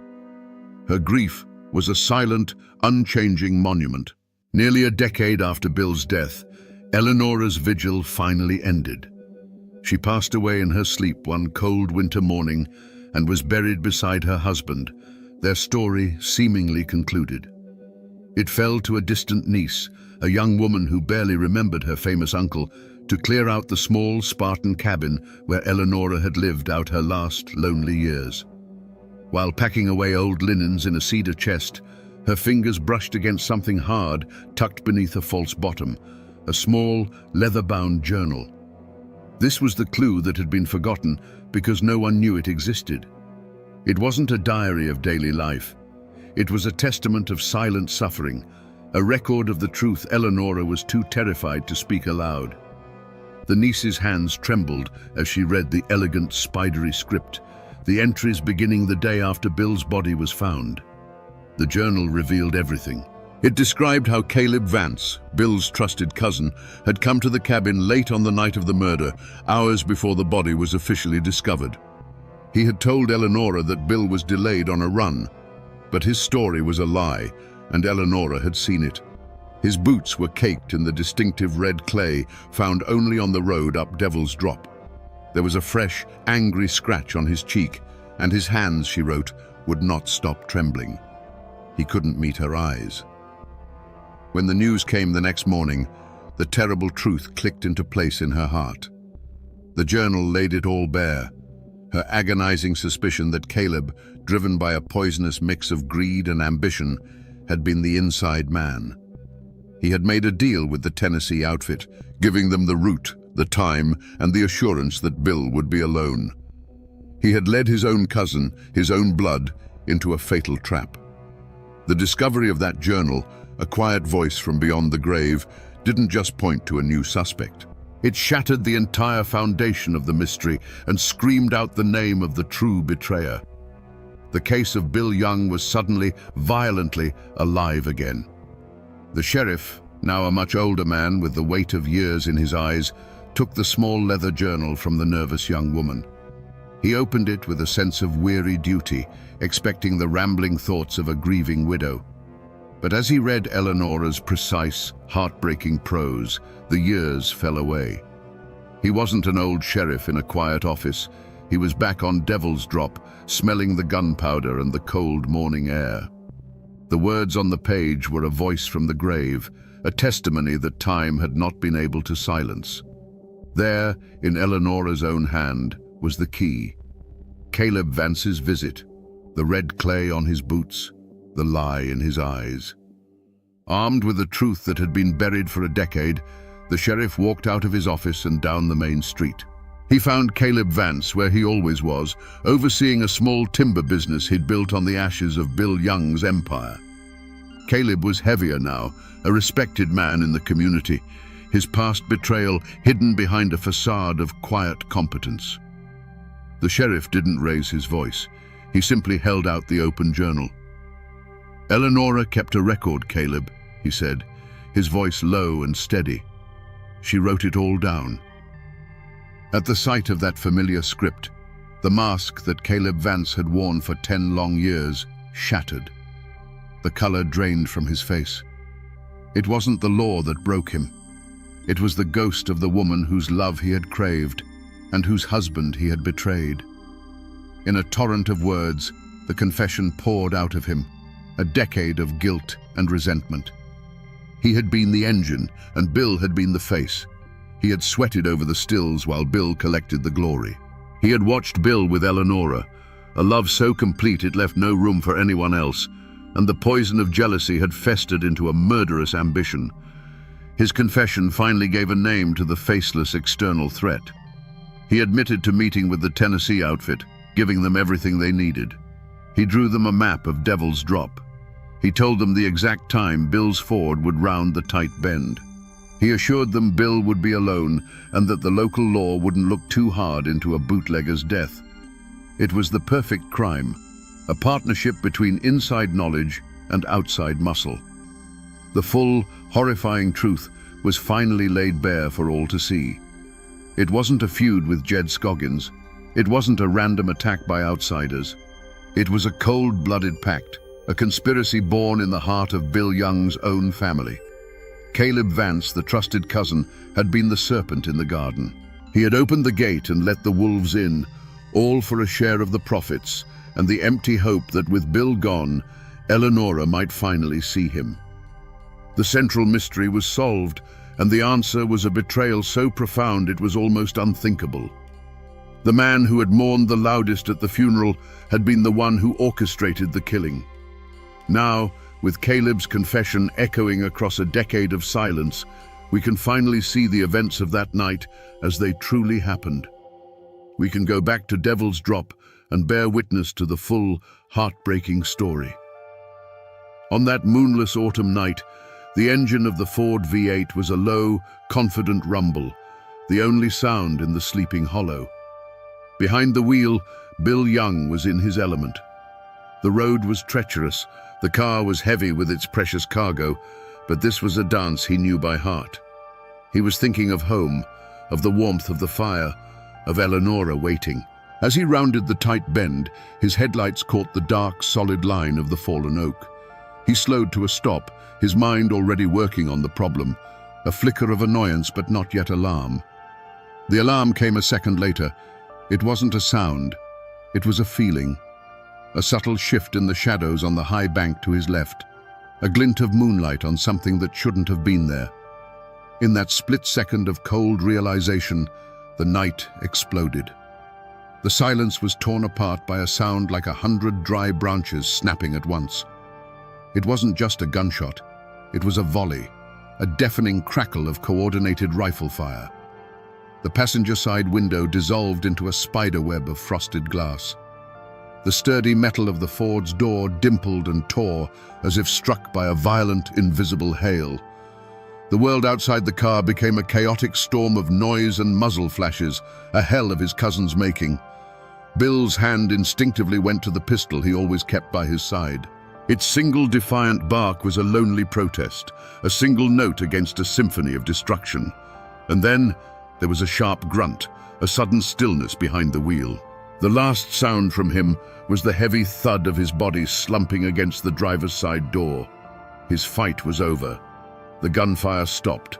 A profound, ringing silence descended, thicker and heavier than before. Shadows detached themselves from the tree line, solidifying into the shapes of men. They moved with a cold, detached efficiency. They didn't even glance at the figure in the car.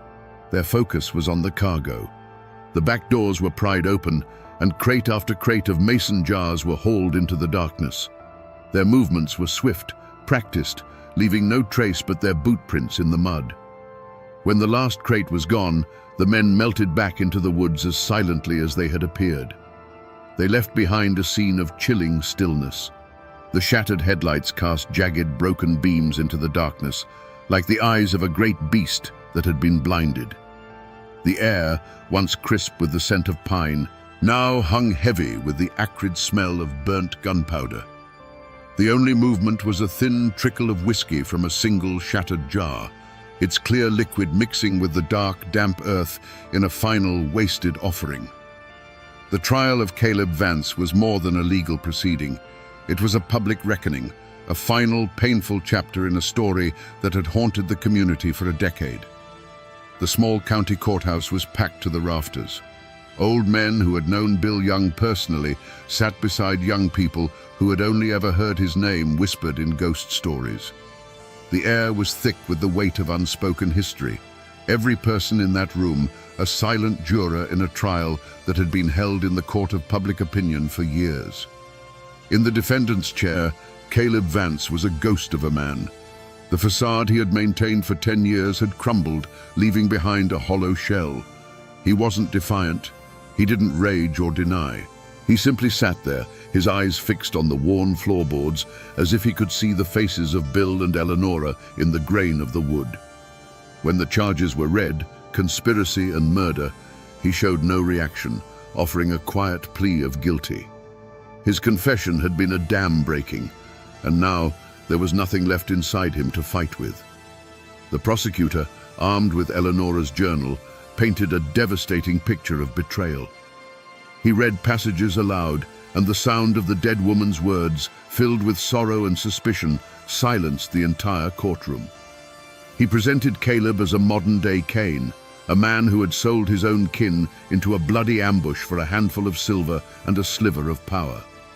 The evidence was overwhelming, the confession absolute. The prosecution demanded the harshest penalty the law would allow. But this was Appalachia, and justice here has always been a complicated, tangled thing. Caleb's lawyer didn't argue his client's innocence. Instead, he argued his weakness. He portrayed Caleb not as the architect of the crime, but as a foolish, resentful young man who was manipulated and threatened by the faceless, ruthless Tennessee outfit. He argued that Caleb never fired a shot, that his guilt was in his silence and his cowardice, not in a direct act of murder. He was a pawn, the lawyer claimed, who had been sacrificed by the true kings of the bloody game. The verdict, when it came, felt both inevitable and unsatisfying. The jury found Caleb Vance guilty, but not of first-degree murder. They convicted him on charges of conspiracy and accessory to the crime. The judge sentenced him to 20 years in the state penitentiary. He was led from the courtroom in chains, his head still bowed, a man condemned to live with his ghosts in a cell of his own making. The community was torn. For some, it wasn't enough. 20 years felt like a pittance for the life of a man like Bill Young and the decade of sorrow that followed. But for others, there was a quiet, reluctant sense of pity. They saw Caleb not as a monster, but as another victim of the violent world they all inhabited. Justice, it seemed, had been served, but it brought no peace. The trial was over, but the arguments over its verdict would echo through those hills for another generation, a final, ambiguous chord in the tragic ballad of Bill Young. Caleb Vance's 20-year sentence was, in the end, a life sentence. He walked into the state penitentiary, and the mountains never saw him again. He was a quiet, broken prisoner, haunted not by the guards or the high stone walls, but by the ghosts he had carried with him from Devil's Drop. He died of pneumonia 12 years into his sentence, a man who had traded a kingdom of his own making for a 6-by-9-foot cell.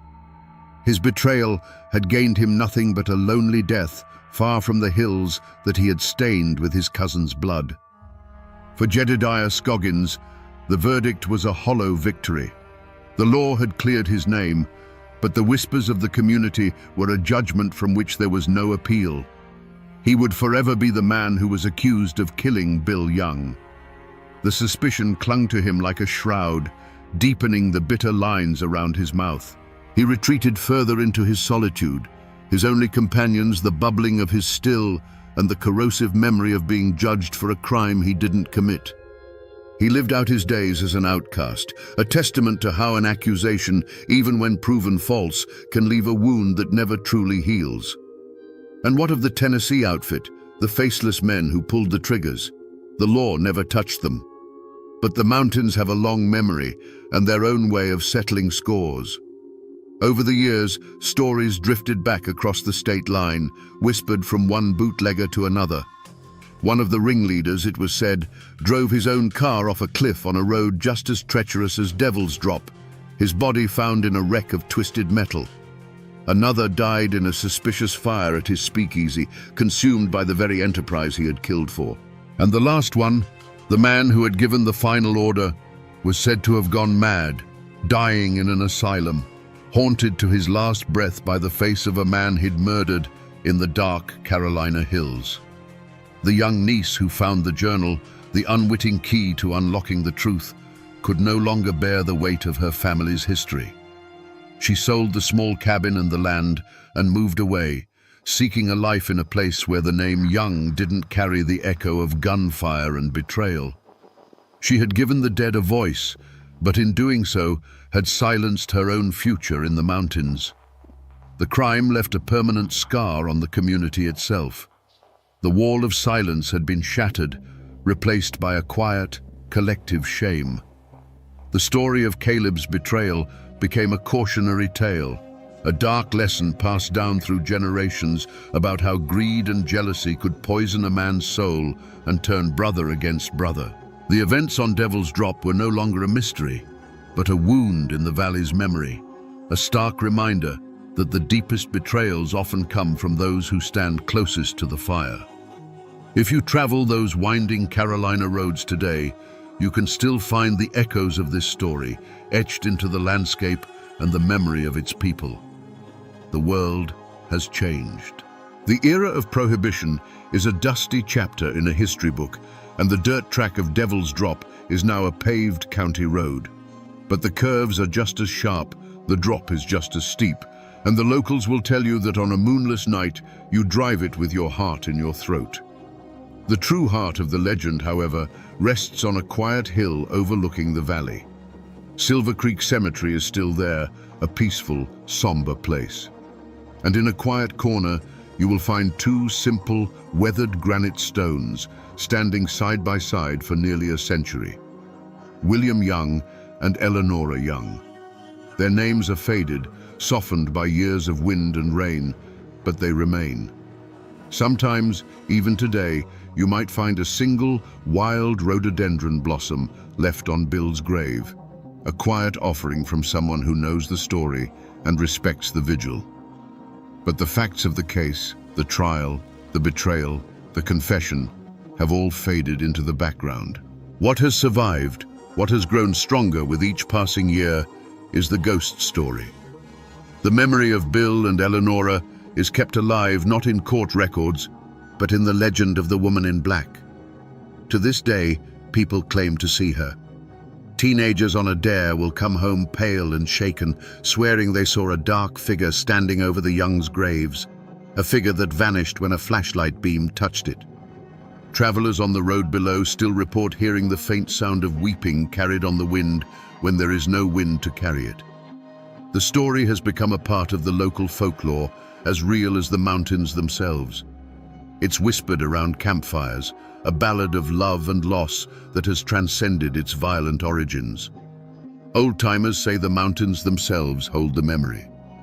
The whisper of the wind through the pines is Eleanora's sigh. The sudden chill you feel near the cemetery is her sorrow. The world might forget the names and the dates, but the land does not.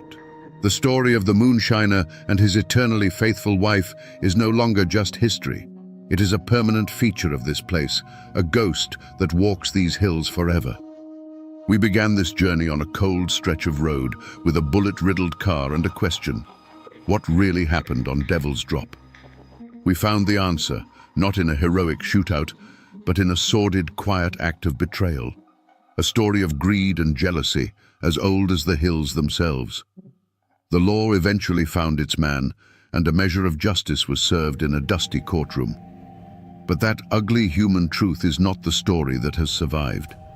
This is the ultimate lesson of the woman in black. It is a story not about the brutal end of a man's life, but about the unending love of his wife.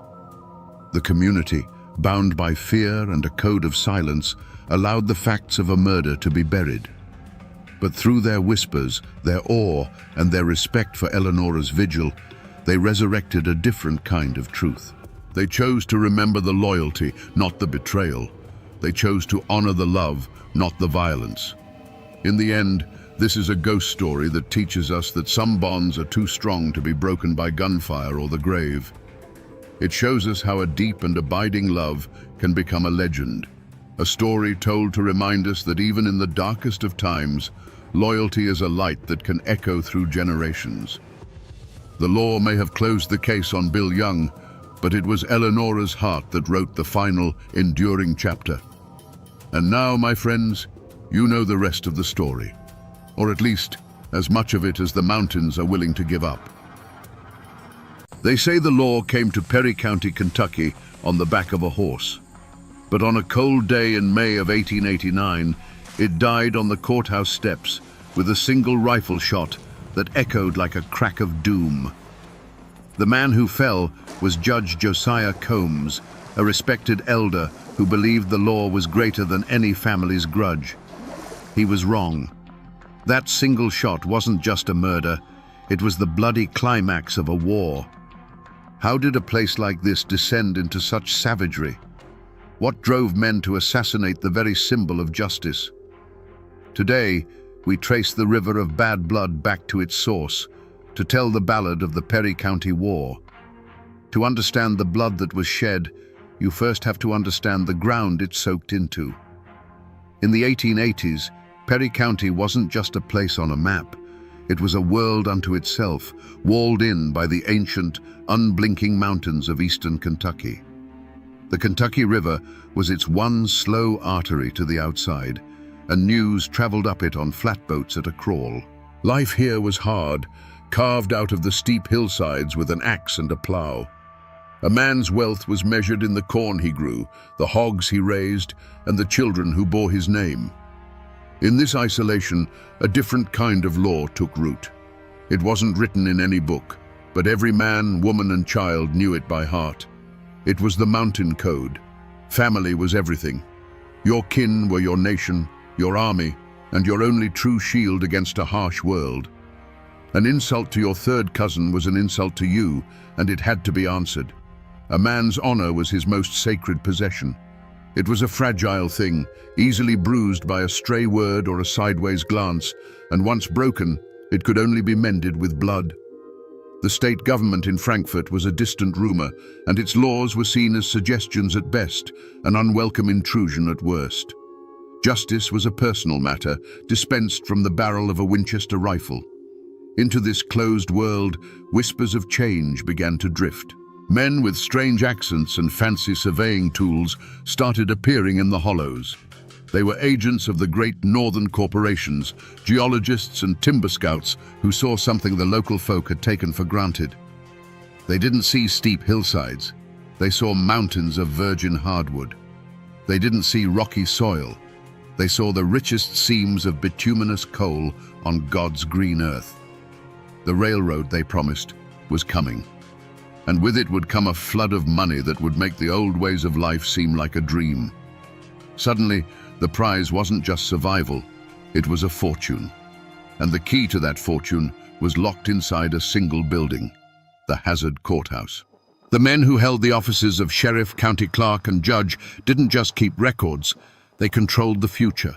They oversaw the land deeds, they set the tax rates, and they enforced, or chose not to enforce, the law. Whichever clan controlled that courthouse would control who got rich and who got left behind when the coal boom hit. This was the forge. It took the old mountain code of honor and family loyalty and superheated it with the coming fire of industrial greed. Every election became a battle, every political dispute a potential vendetta. The stage was being set for a war, fought not by soldiers in uniform, but by neighbors and cousins. They weren't just fighting for power anymore. They were fighting for the soul of the mountains, and they were willing to turn their home into a killing ground to win it. Before the shooting started, you could still see the men for who they were, not just the leaders of warring armies. Take Joe Eversole. He wasn't some wild-eyed mountain brawler. He was a man who fought with words, a lawyer who could tie a man in knots with a well-phrased argument in the Hazard Courthouse. He'd sit with his family on his porch, not cleaning a rifle, but reading a newspaper from Lexington or Frankfurt, talking about the future. He spoke of railroads cutting through the mountains like steel rivers, of coal mines bringing payrolls and prosperity to families who had only ever known back-breaking farm work. His children would listen, and his wife would watch him, and they saw a man building a kingdom not of fear, but of progress. He was a Republican in a staunchly Democratic county, a man who saw the outside world not as a threat, but as an opportunity. He saw the coming corporations as partners, and he intended to be the man who brokered the deal, ensuring his family and his followers would be the first in line to reap the rewards. To his clan, Joe Eversole wasn't a warmonger. He was a visionary, the only man smart enough to guide them into the coming century. Then there was Benjamin Big Ben French. If Joe Eversole was the future, Big Ben was the living, breathing embodiment of the past. He was the sheriff, but his real power came from the sheer force of his presence. He was a massive man, built like one of the oak trees on his land, and his authority was absolute. He didn't need a law book. His word was law. On a Saturday afternoon, you'd find him on the steps of his store, a benevolent titan settling a land dispute between two farmers with a quiet word and a look that promised there would be no more argument. He was the patriarch of his clan in every sense of the word. He was surrounded by a web of kin who looked to him not just for leadership, but for protection. He was suspicious of the foreign money and the smooth-talking lawyers like Eversole. To Big Ben and his people, the coal under the ground wasn't a commodity to be sold to the highest bidder from Philadelphia. It was their birthright, part of the land their grandfathers had fought and bled for. Protecting that land and the old way of life it supported was his sacred duty. He was the wall that stood between his people and a changing world they did not trust. A man's greatest strength is often just the other side of the coin from his deadliest weakness. For Joe Eversole, his sharp, educated mind was his greatest asset, but it was also his blind spot. He saw the world as a chessboard, a place of logic and calculated risks. He believed the old mountain ways, the fierce pride, the stubborn loyalty to the past were simply obstacles to be outmaneuvered. He couldn't understand that in Perry County, honor wasn't a piece on a board. It was the board itself.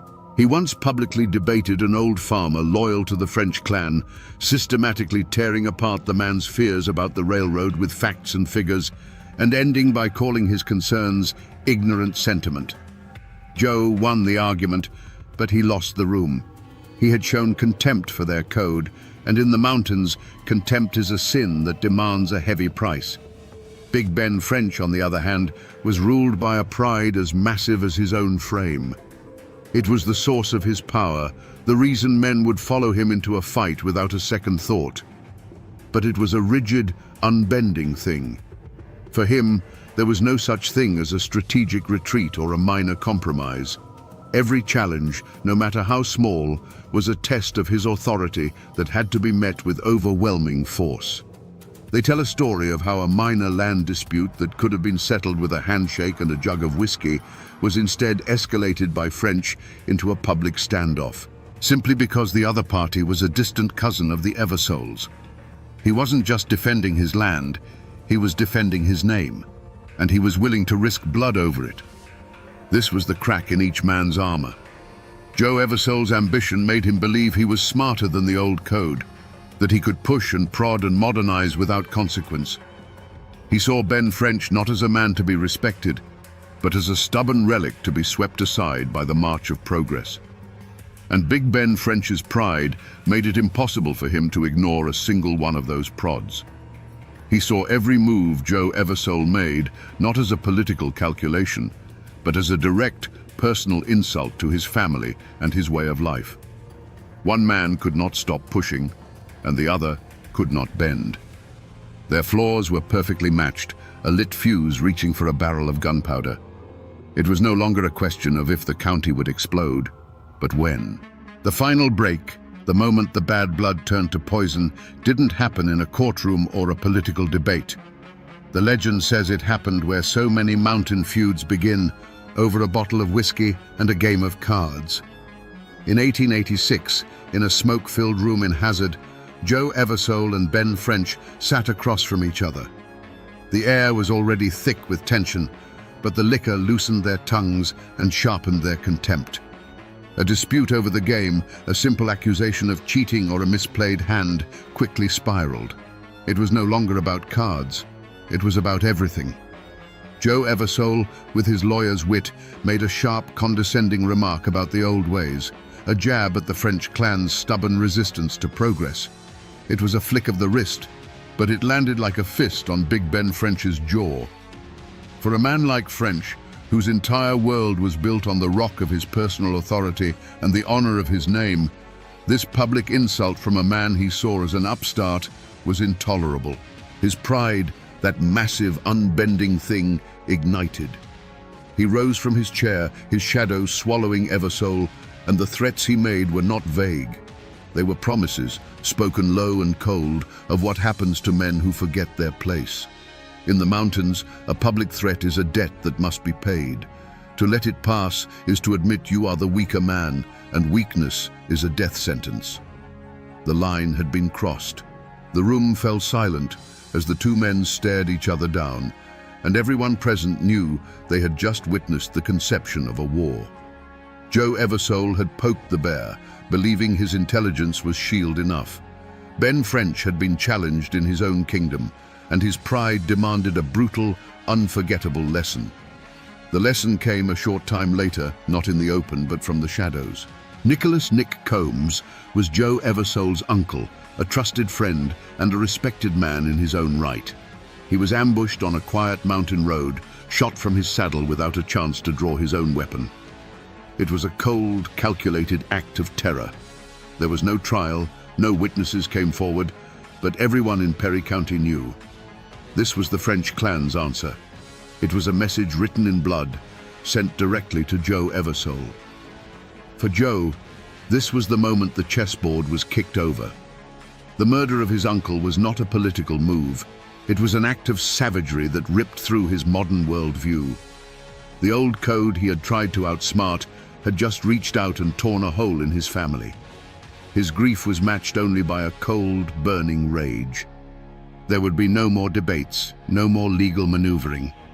Ben French had chosen the language of the gun.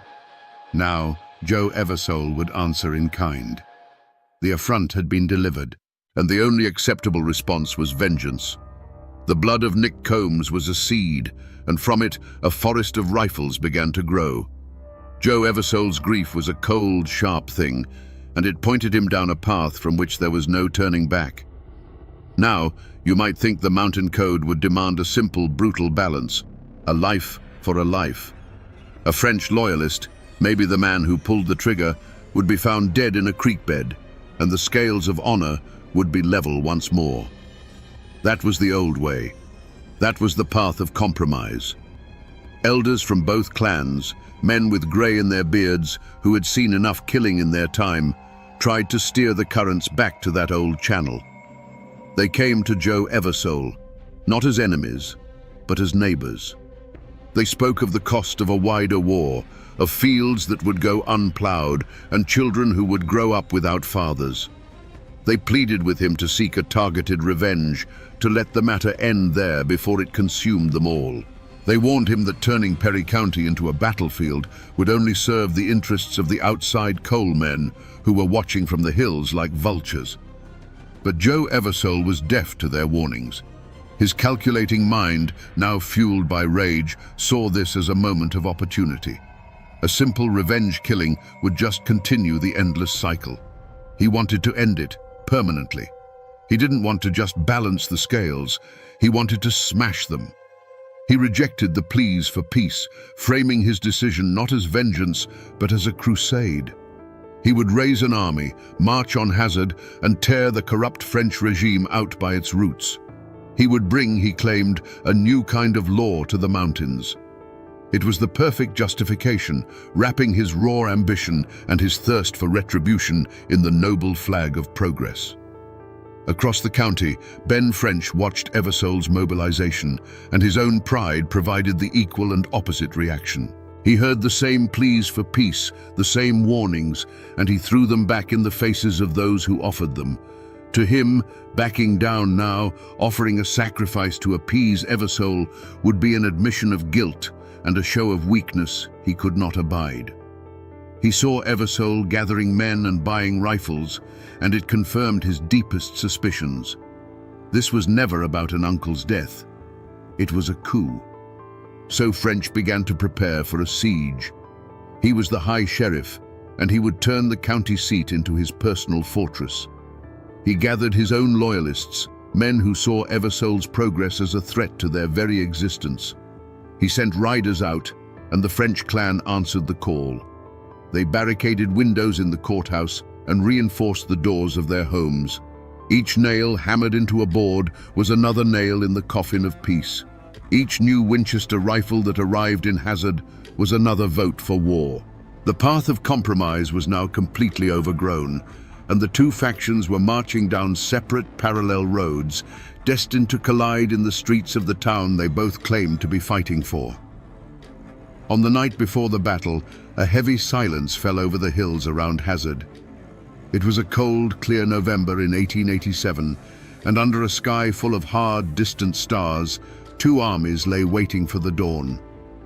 On the ridges outside of town, Joe Eversole's men huddled around small, smokeless fires, their Winchester rifles oiled and ready. Inside the town, Ben French's followers stood watch at the darkened windows of the courthouse, their own weapons loaded. The air itself seemed to hold its breath, knowing what the morning light would bring.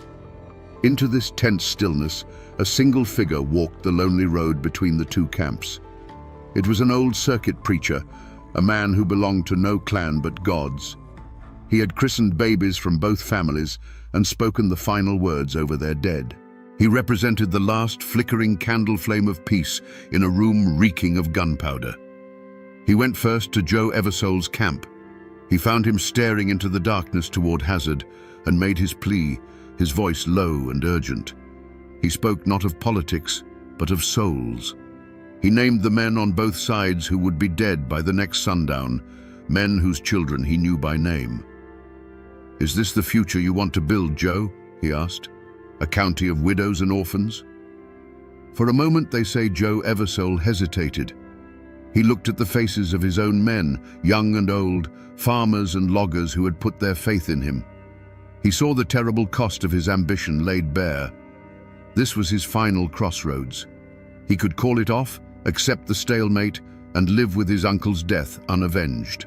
But then he thought of Nick Combs lying dead on that lonely road, of Ben French's public insult, of the future he had promised his people.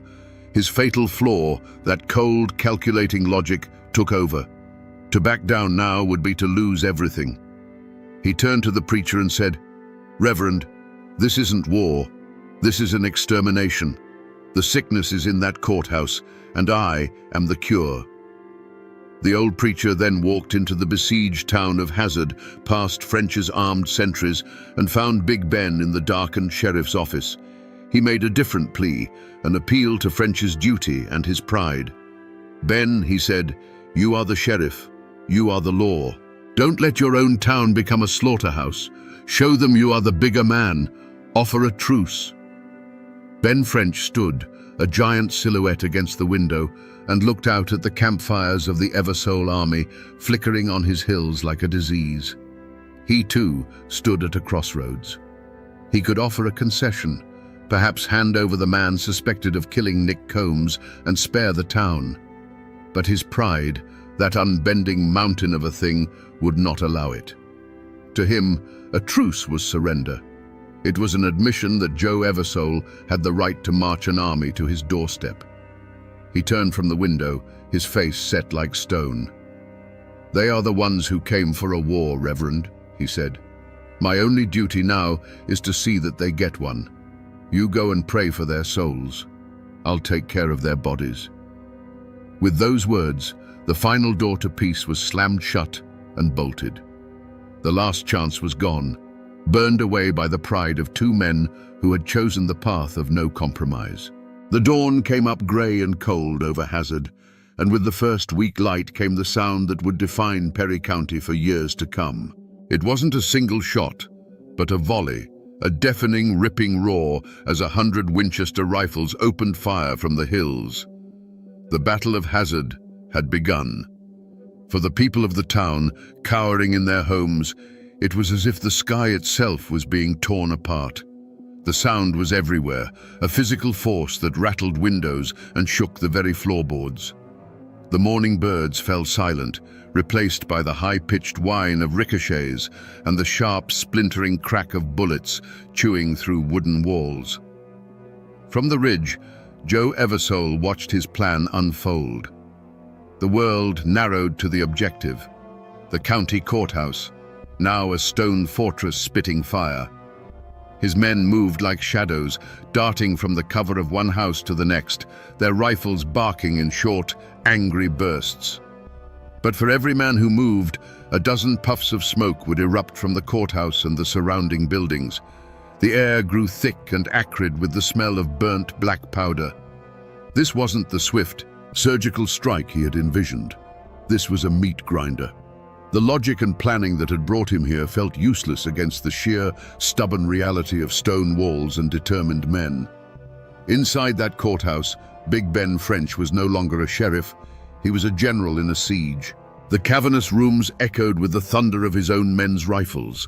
The air was a haze of smoke, and the constant thud of Eversole's bullets against the thick stone walls was a drumbeat of impending doom. He would move from window to window, his massive frame a silhouette against the flashes of gunfire, directing his kin with a quiet word or a nod. His world was reduced to what he could see through those narrow, deadly rectangles of glass, the street below, where men he had known his whole life were now trying to end his. He felt the weight of his unbending pride, not as a burden, but as the foundation holding the building up. For the families of Hazard, the war was a terrifying, unseen monster living on the floor above them. Huddled in their root cellars, they could only listen. They heard the frantic running of booted feet on the boardwalks, the desperate shouted commands, and the ceaseless, terrifying percussion of the rifles. A woman clutched her children as the jars of canned beans on the shelf rattled from the concussions overhead.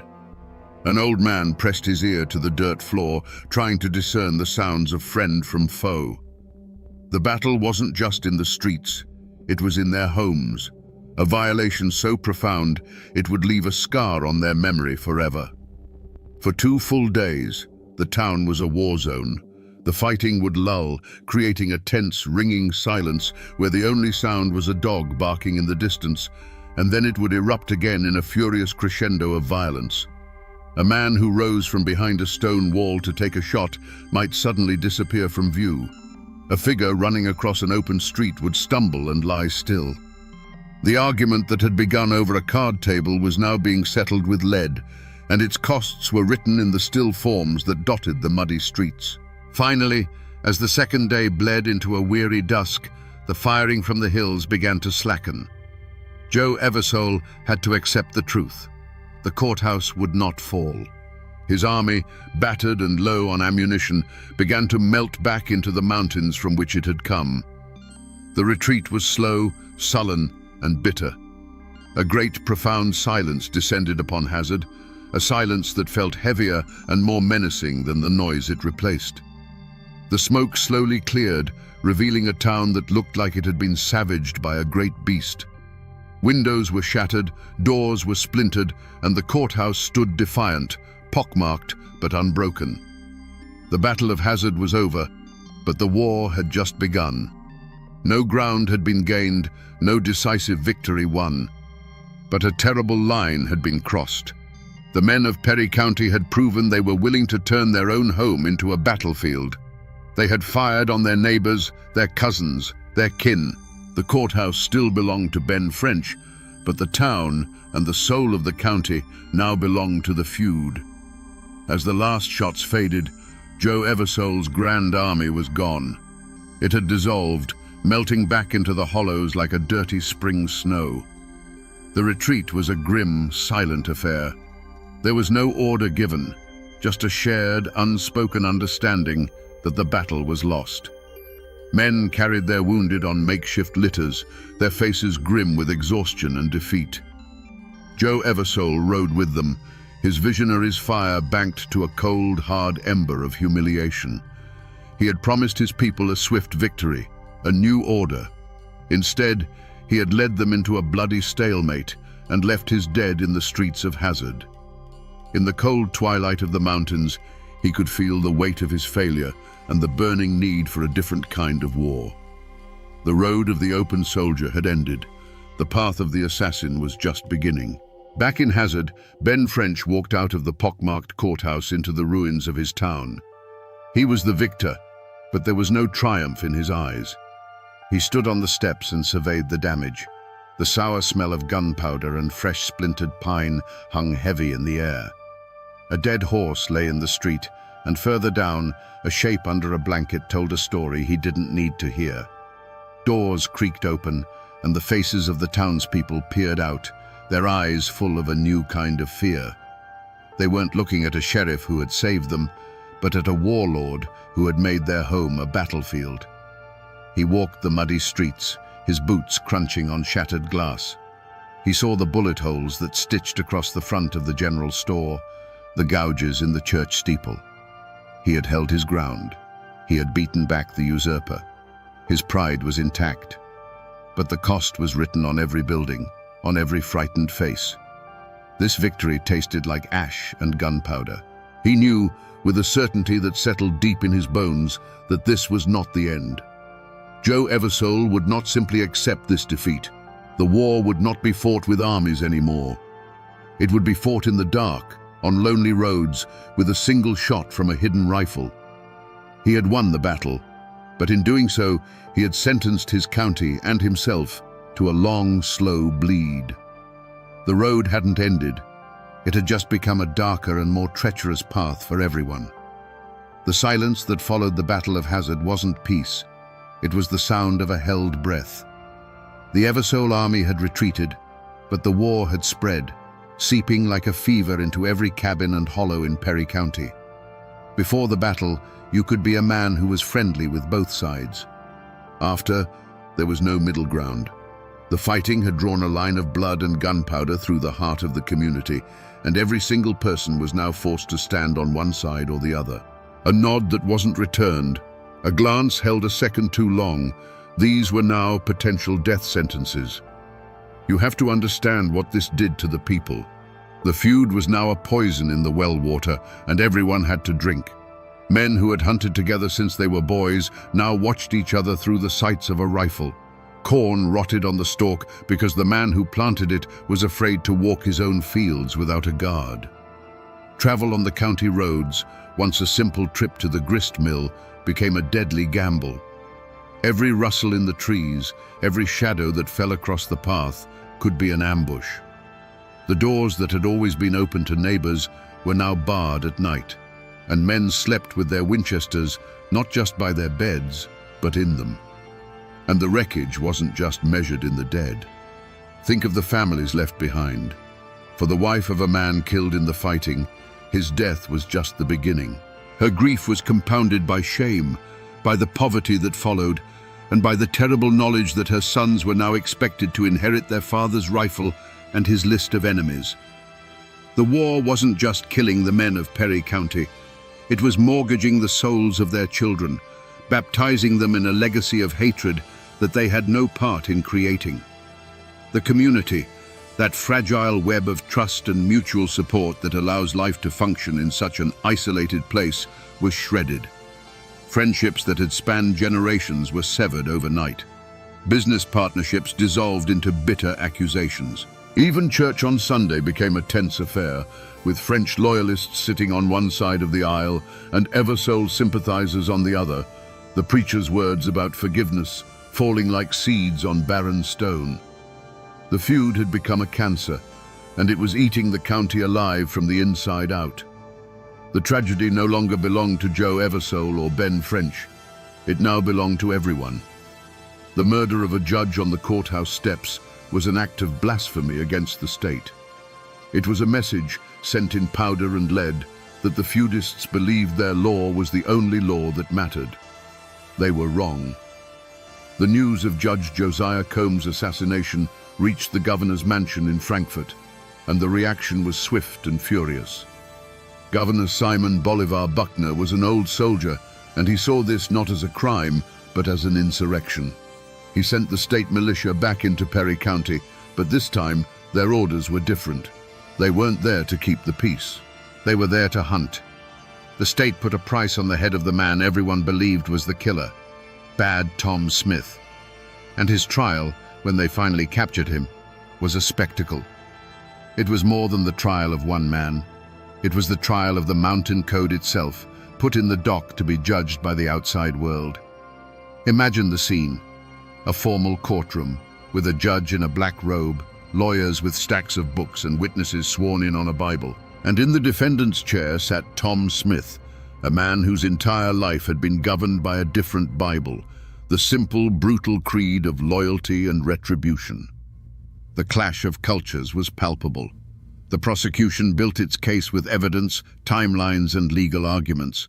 They spoke of malice aforethought and conspiracy to commit murder. But the testimony from the mountain folk spoke a different language. They talked of who was kin to whom, of old insults, of debts of honor that had to be paid. The state's lawyers asked, "Did you see the defendant break the law of Kentucky?"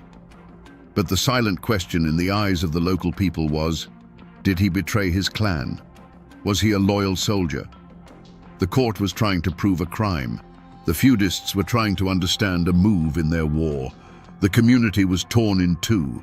To the Eversoles and their allies, and to the growing number of people simply sick of the bloodshed, Tom Smith was a monster, the devil himself, and the trial was long overdue justice. They saw the law as a savior, the only force strong enough to break the cycle of killing. But to the French faction and those who clung to the old ways, he was a soldier captured by a foreign power. They saw him as a scapegoat, a man taking the fall for a war that everyone had a hand in. To them, the trial was a sham, an act of conquest by the state government in Frankfurt, which had never cared about their lives until a man wearing one of its robes was killed. He was a criminal to the state, but a martyr to his cause. The verdict was never truly in doubt. The state of Kentucky had to make an example of bad Tom Smith. It had to prove that its authority was absolute, that its law reached into the deepest, darkest hollows, and that it was stronger than any clan's code of honor. He was found guilty and sentenced to hang. Was it justice? For the family of Judge Combs, yes, but for Perry County, it was something else entirely. It was a declaration. The old world was over. The state was here to stay, and its judgment didn't come from a quiet word between patriarchs. It came at the end of a rope. You might think the story ends there, with the snap of a rope and the fall of the feud's most fearsome soldier. You might think justice, however brutal, had finally tidied up the mess in Perry County. But the truth of the mountains is never that clean. The law that had been so absolute with a hired gun like Tom Smith suddenly became very flexible when it came to the powerful men who had started the war. What became of Big Ben French, the patriarch who had turned the courthouse into his personal fortress? He was indicted, yes, but the charges were eventually dropped in a quiet political truce. There was no grand trial for him, no final judgment. The state, having made its point by hanging Tom Smith, seemed to lose its appetite for the fight. But Ben French didn't win. He had watched his world burn, his power broken not by Joe Eversole's army, but by the chaos they had mutually created. The fire in him simply went out. He lived out his days a diminished figure, a ghost in his own county, a relic of an age that had ended in blood and smoke. And Joe Eversole, the man of progress who had unleashed the storm, he seemed to have won. His chief rival was broken, and the state had crushed the heart of the French faction's enforcers. A few years after the war sputtered out, he was living in Virginia, a successful man who had seemingly escaped the consequences of his own bloody ambition. But the mountain code he had tried to outmaneuver had a longer reach than he ever imagined. The feud found him. He was assassinated, shot down far from the Kentucky hills, a final bloody postscript proving that the hatred he had helped create was a debt that would eventually be paid in full. But the true antagonists, the ones who had provoked the entire conflict without ever firing a shot, faced no consequences at all. While the French and Eversole clans were busy digging graves for their sons, the agents of the Northern Coal and Timber Corporations were busy drawing lines on maps. They had watched patiently as the local leadership bled each other dry. In the ruin and poverty that followed the war, they swept in. They bought up the mineral rights and the land titles for pennies on the dollar from the very widows and broken men the feud had created. The clans had fought a savage war for control of the kingdom, and in the process they had burned the kingdom to the ground, leaving the keys to the ashes for the quiet men in suits to come and pick them up. The killing stopped, but the war wasn't over. It just went on inside the people, a quiet, smoldering fire passed down from one generation to the next. To be an Eversole or a French in Perry County after the war was to carry a ghost on your back. For decades, the names themselves were like a brand, marking you as part of a story that everyone knew, but no one wanted to tell. Some descendants fled the mountains entirely, changing their names and trying to outrun the bloody shadow of their past. Others stayed, living under a constant weight of expectation or suspicion, forever defined by the actions of a grandfather they had never even met. The community healed itself in the only way it knew how, by burying the memory alive. A deep and profound silence fell over the history of the feud. It became the great, unspoken trouble. Men who had shot at each other in the streets of Hazard now passed each other at the general store with a quiet, stiff nod. They had to. To survive, they had to pretend it never happened.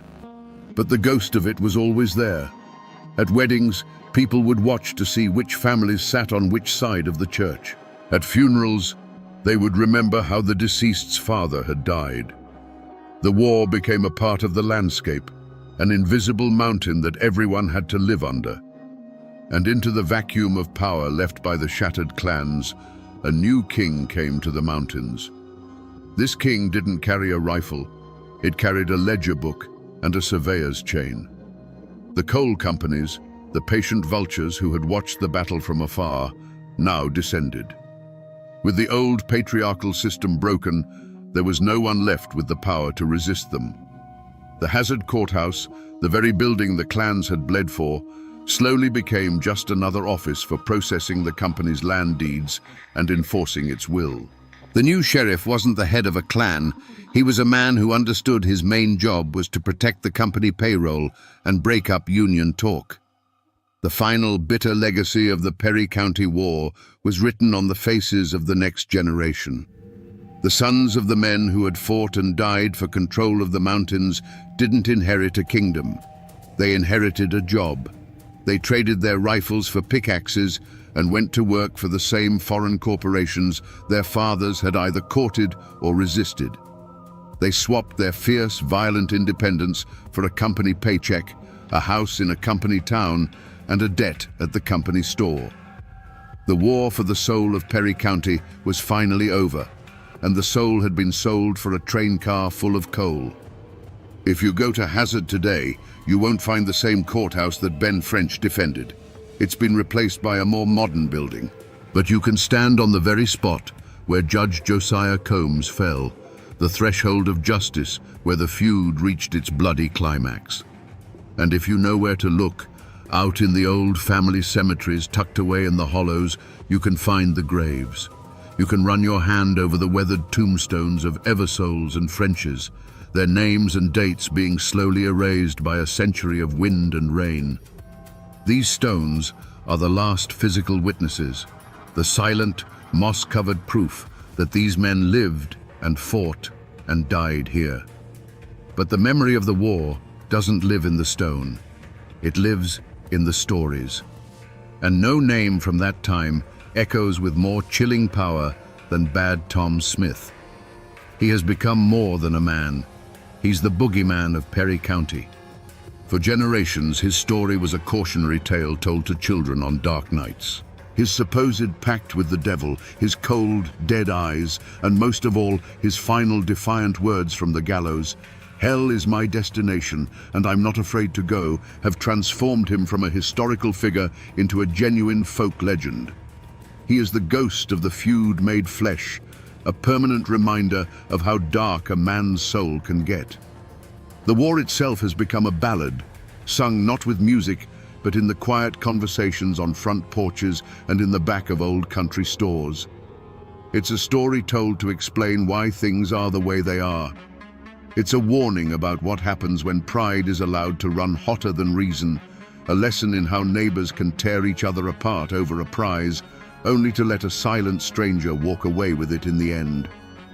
It's the foundational myth of modern Perry County, the bloody birth of the coal camp world that would follow.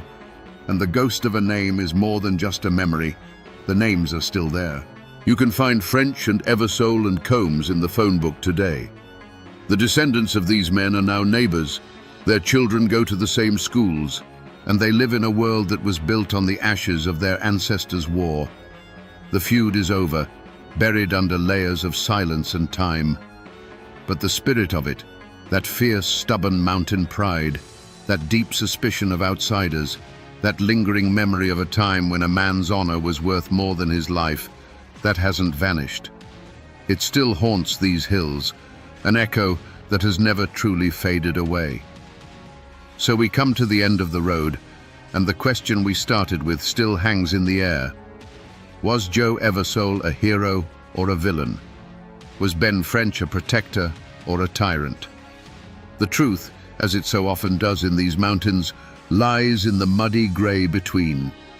Eversole was a visionary who saw the future, but his ambition was so great he was willing to pave the road to it with the bodies of his neighbors. French was a patriarch defending his people, but his pride was so rigid he would rather see his kingdom burn than bend an inch. They were not good men or bad men. They were hard men, forged by a hard place, and their flaws were the sparks that lit the world on fire.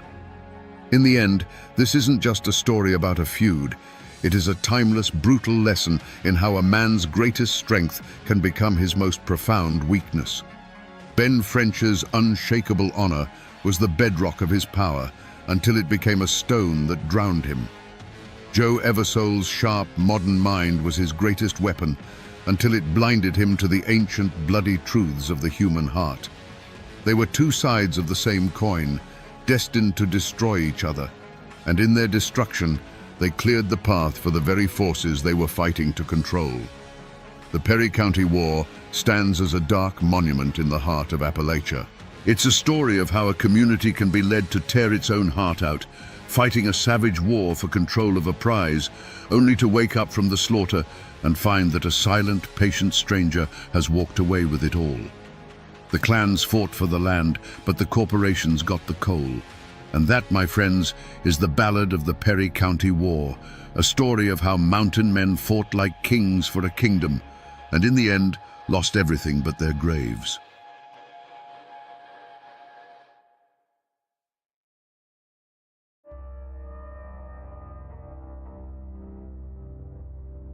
Imagine waking one morning to find a bundle of freshly cut willow branches tied to your front door. In the lawless hills of 19th century Kentucky, this wasn't a gift.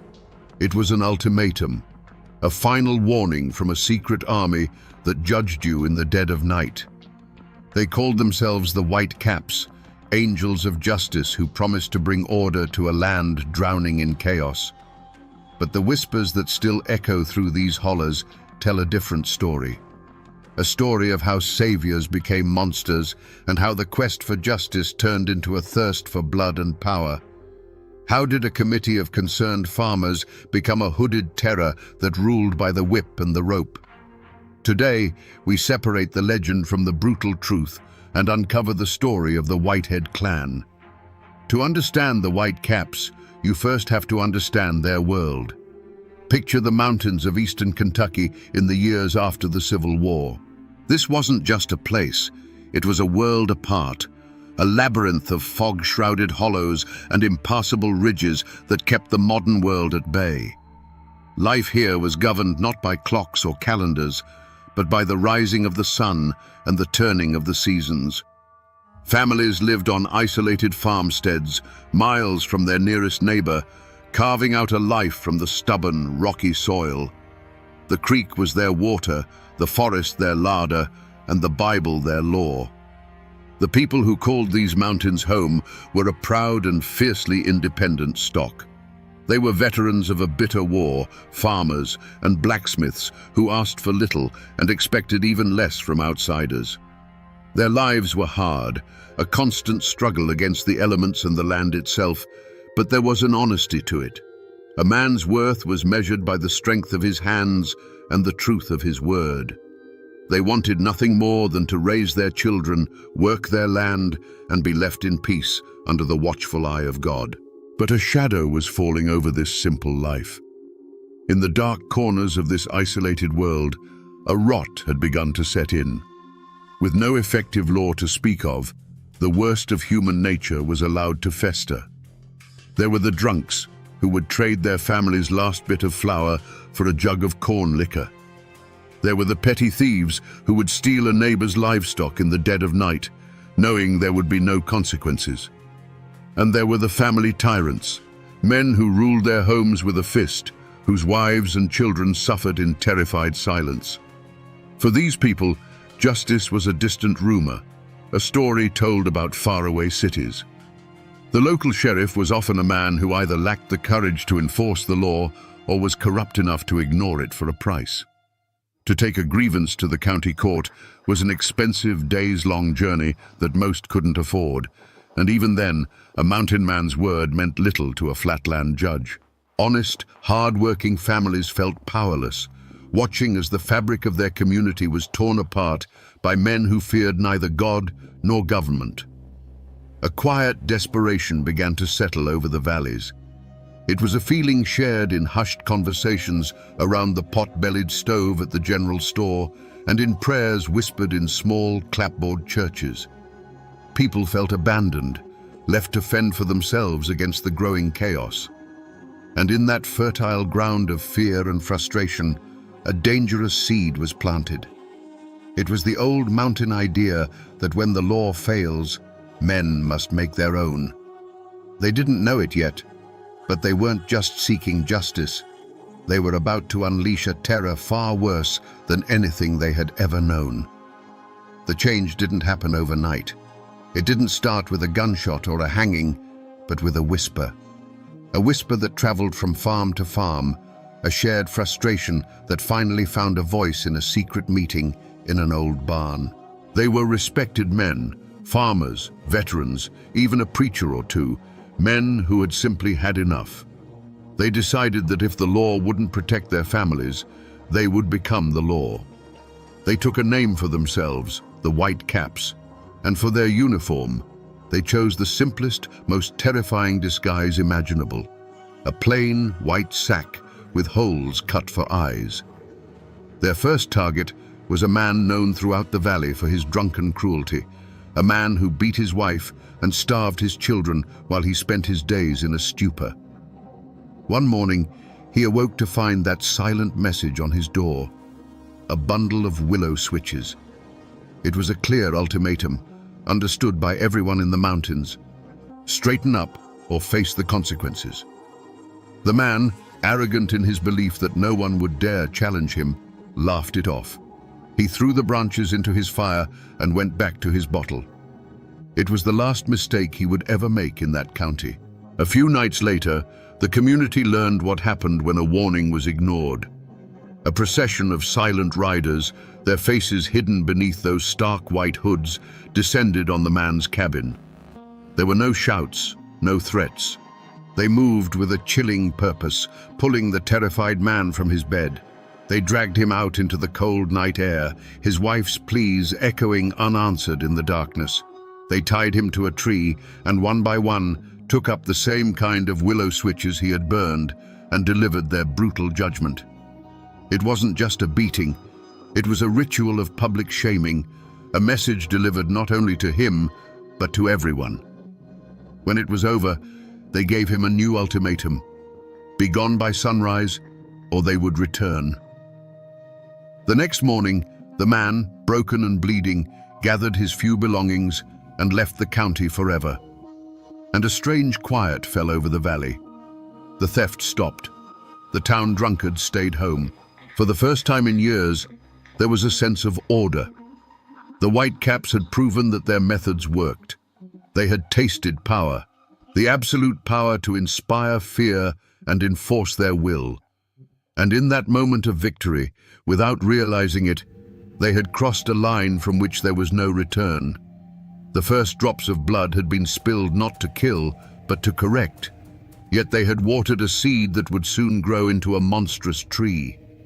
The taste of power is a poison, and it didn't take long for it to blacken the souls of the White Caps. The original mission of punishing drunks and thieves was forgotten, replaced by a much more profitable enterprise: fear for hire. Now, a man could pay the clan to settle a land dispute in his favor. A jealous husband could arrange a visit for a rival.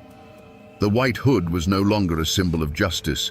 It had become a mask for greed, revenge, and pure, unadulterated terror. The willow switch was no longer enough. The lessons they taught now were final. Their new reign was cemented not by punishing the guilty, but by making an example of the innocent. Consider the story of a farmer, a man respected for his honesty and hard work. His only crime was courage. He had stood up in a public place and called the White Caps what they had become, a gang of cowardly bandits who hid their faces. He refused to join them, refused to be silent. He knew the risk, but his mountain pride would not let him bow to them. The White Caps heard his words, and a death sentence was passed in the shadows. One moonless night, the family's dogs, usually fierce protectors, let out a single terrified yelp before falling silent. A moment later, the cabin door didn't just open, it exploded inward, splintering off its leather hinges. Silent figures, more like ghosts than men in their white hoods, filled the small room. They said nothing. They simply pointed a finger at the father of the house, who had just sat up in his bed. The children, frozen in terror in their small cots, could only see flickering shadows and hear the sounds of a nightmare that would be seared into their memory forever. His wife threw herself at the intruders, begging, pleading, but she was thrown aside like a rag doll. They dragged the man from his home, his bare feet scraping on the cold, hard-packed dirt of the yard. His family was forced to remain inside the cabin, captives in their own home, made to watch through the shattered doorway. They saw the torchlight glinting on a rope as it was thrown over the thick branch of an old oak tree. They were being made to bear witness. This wasn't just a murder, it was a lesson, and his family were the first pupils. The children covered their ears, but it did no good. The night was filled with the sounds of a brief, desperate struggle, a man's choked gasps for air, and then a sickening, heavy snap that echoed through the hollow. After that, nothing. Just the creak of the rope and the chirping of the crickets, who seemed entirely indifferent to the horror that had just unfolded. The world had turned into a hell of screams, followed by a ringing, absolute silence that was somehow even worse. The hooded figures didn't linger. They melted back into the woods as silently as they had come, leaving the torch sputtering in the dirt. They left behind a grieving family and a dark shape twisting gently in the night breeze. When the first grey light of dawn touched the mountain, the neighbors would find the scene.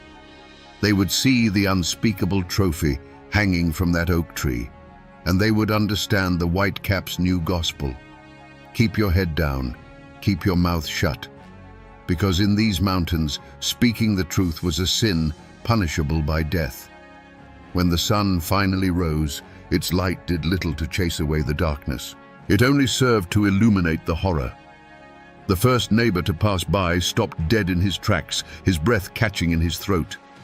He didn't run for the sheriff. He didn't cry out in alarm. He simply turned his wagon around and went to fetch other men, speaking in low, grim whispers. There was no question of who had done this. The sight of the body, a terrible monument to the price of defiance, was a signature left by the Whitecaps. Quietly, with grim reverence, the men cut him down and carried him back to his grieving family, their faces hard masks of fear and fury they dared not express. For the widow and her children, the world had ended. Their home was no longer a sanctuary, but a tomb haunted by the final moments of a man they loved. Every creak of the floorboards, every rustle of leaves outside was a fresh wave of terror. They couldn't stay. There was no justice to be found here, only the constant, suffocating presence of the murderers, who could be any of the men they saw every day. Their fight was not for justice, but for survival. Within a week, they packed what little they could carry, abandoned the farm their family had worked for generations, and disappeared, becoming refugees from their own home. Their departure sent a clear message to the entire county. The Whitecaps had won. A thick, suffocating blanket of silence fell over the hills and hollows. No one spoke of the murder above a whisper, and never to an outsider. The code of silence was now absolute. A new, more insidious fear took root, a paranoia that turned neighbor against neighbor. Who was hiding beneath those hoods? The man who sold you flour at the general store? The blacksmith who shod your horse? Even the preacher who spoke of God's law on Sunday? You could trust no one. An invisible empire was being built, and its mortar was the blood of good men. The local sheriff eventually rode out to the abandoned farmstead. He looked at the rope burns on the oak branch, asked a few half-hearted questions to neighbors who suddenly couldn't remember a thing, and wrote a report he knew would lead nowhere. Perhaps he was a coward, too afraid of the hooded men to conduct a real investigation. Or perhaps, and this was the most chilling thought of all, he was one of them, his badge just another mask he wore during the day. His visit was a formality, a hollow gesture that only proved one thing: the law of men had no power here anymore. The hunt for the culprits never began. How could it? You can't arrest a ghost, and the Whitecaps had become something more than men in the terrified minds of the people. They were specters of vengeance, ghost riders who emerged from the night fog to enforce their own brutal commandments. The story of the murdered farmer became a cautionary tale whispered to children, a local legend born from a truth too terrible to confront directly. The ashes of his life had fertilized the soil of their fear, and from it, the Whitecaps' reign of terror would grow unopposed, casting a long, dark shadow over the mountains. Terror cannot last forever. Eventually, a monster will devour itself. The Whitecaps grew too bold, too greedy, and their violence became indiscriminate. When they murdered the family of a state legislator over a petty land dispute, they finally crossed a line that even the cowed local authorities couldn't ignore. The outside world came flooding into the mountains, not with sheriffs this time, but with stone-faced U.S. Marshals and companies of the National Guard, men who didn't know the local families and who weren't scared of shadows in the night. Arrests were finally made, and the stage was set for a trial that would pit the law of the state against the law of the clan. The county courthouse became the center of a storm. The small town swelled with newspaper reporters from as far away as Cincinnati, with curious onlookers who wanted a glimpse of the monsters, and with the grim-faced families of both the victims and the accused. Armed guards stood on the courthouse roof, their rifles glinting in the sun, a clear sign that this was not ordinary justice. It was a war being fought in a courtroom. Inside, the air was thick with tension and sweat. Every man on the jury knew his decision would follow him home. They knew that no matter what the verdict, they would have to live with the consequences in a land where memories are long and grudges are passed down like heirlooms. The prosecution's case seemed impossible. How could you convict men when every witness was paralyzed by fear? The answer came in the form of a captured white cap, a young man facing the gallows who was offered a deal, his life for his testimony. The dam of silence finally broke. He was brought into the courtroom in chains, and with a trembling hand, he pointed out his former brothers. He named the leaders, described the secret oaths, and recounted the grim details of their night rides. You can just imagine the scene.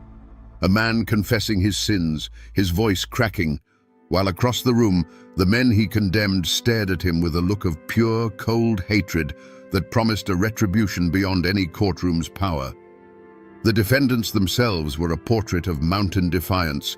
They weren't cowering criminals. Many of them, particularly the leaders, sat with a quiet, arrogant dignity. They stared back at the jury, not with remorse, but with contempt, as if they were the true judges in the room. In their eyes, they weren't murderers. They were soldiers who had brought order to a lawless land, and this trial was nothing more than a betrayal by the Flatlanders who didn't understand their ways. Their leader, a man known for his cunning and ruthlessness, barely paid attention, projecting an unnerving calm, confident that the web of fear he had spun for years would hold firm. Finally, the jury delivered its verdict. The room held its breath. For the men who were merely followers, the enforcers who carried out the orders, the verdict was guilty. Sentences of life in prison and the hangman's noose were handed down. A quiet wave of relief and victory washed over the prosecution and the families of the victims. But then the jury foreman came to the last name, the mastermind, the man who had orchestrated the entire reign of terror. After a long pause, the words echoed in the stunned silence. Not guilty. A collective gasp filled the room. The architect of it all, protected by intimidated witnesses and a terrified jury, stood up, gave a slight nod to his lawyer, and walked out of the courtroom, a free man, disappearing into the same mountains he had terrorized. Was this justice? A few branches of the poisoned tree had been lopped off, but the root was left untouched, allowed to burrow back into the dark soil. The trial had proven that the law of men could reach into the mountains, but it also showed its limits. It could punish the soldiers, but it couldn't touch the king. For the people who had to go back to their isolated farms, the fear didn't end that day. It just took on a new, more patient form. The Whitecaps were broken as an organization, but their shadow remained, a permanent reminder of a time when justice wore a white hood and innocence was no protection at all. The trials that broke the Whitecaps are now just faded ink in dusty courthouse ledgers.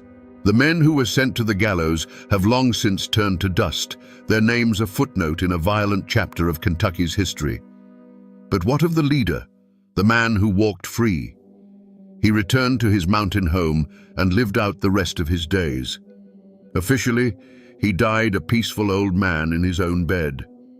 But the old-timers in these mountains tell a different story.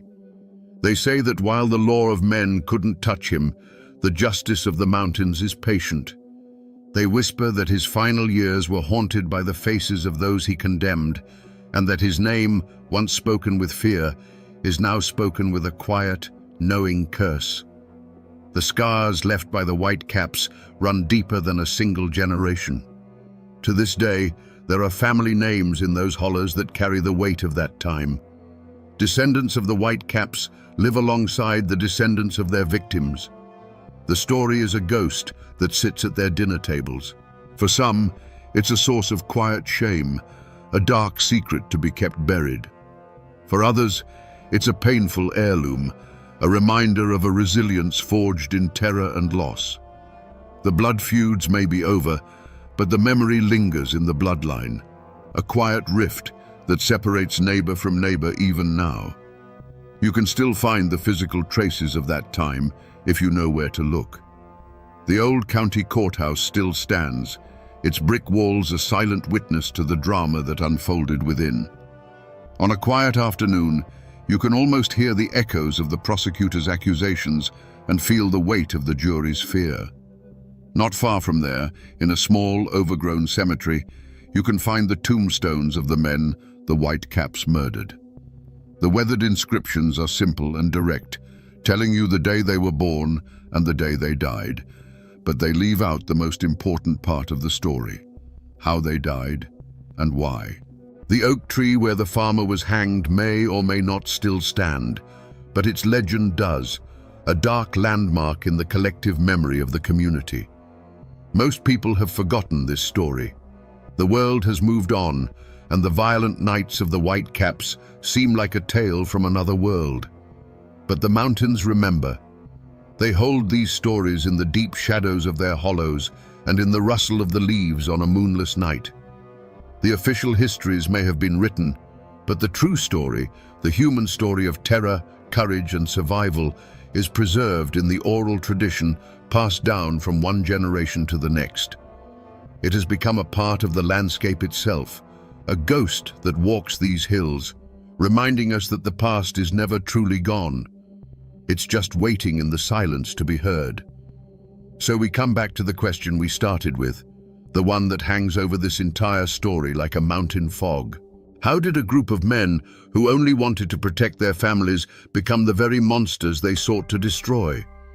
The answer is as simple as it is terrifying. The Whitecaps weren't born evil. They were created by a vacuum, a space where law and order had died, and something had to take its place. They set out to be the cure, but without any checks on their power, the cure became a poison far deadlier than the disease. They learned that the power to punish is the power to control, and the power to control is the most addictive drug on earth. This isn't just a story about a band of hooded night riders from a bygone era.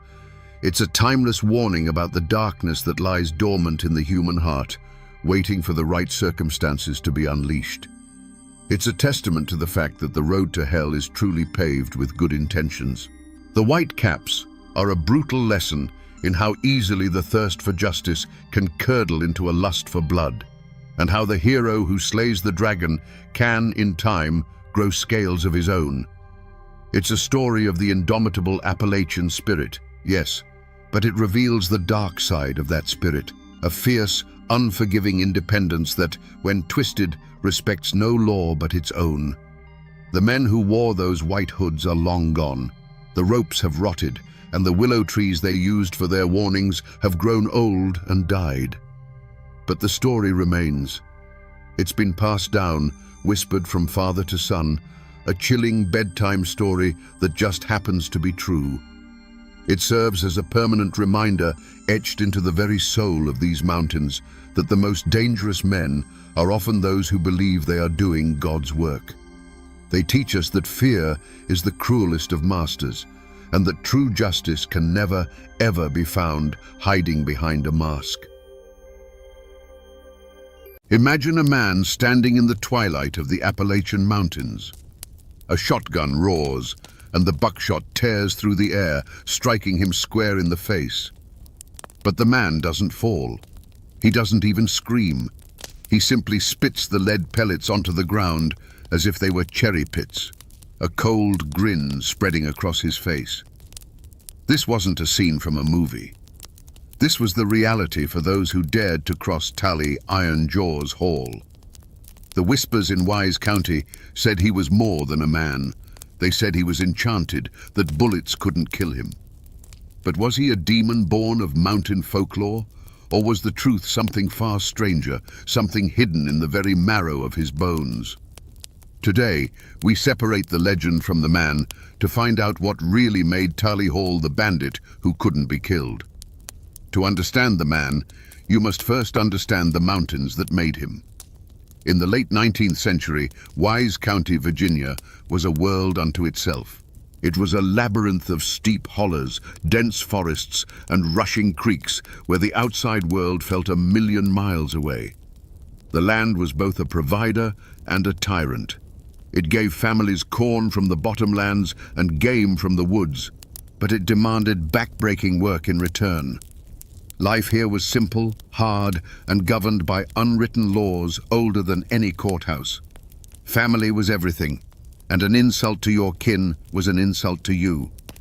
In this world, Mabra Tally Hall was born. He wasn't born a monster or a legend. He was just another mountain boy, learning the ways of his people. And in these parts, the most important craft, the very lifeblood of the local economy, was turning corn into whiskey. Moonshining wasn't seen as a crime by many. It was a tradition, a skill passed from father to son. It was how you turned a surplus crop into cash, how you paid for medicine, tools, or a piece of land to call your own. Tally learned the trade early, mastering the art of the still, understanding the subtle science of fermentation and distillation under the dark Appalachian night. He was a big man, powerfully built from a life of hard labor. People knew him as strong, quiet, and fiercely protective of his own.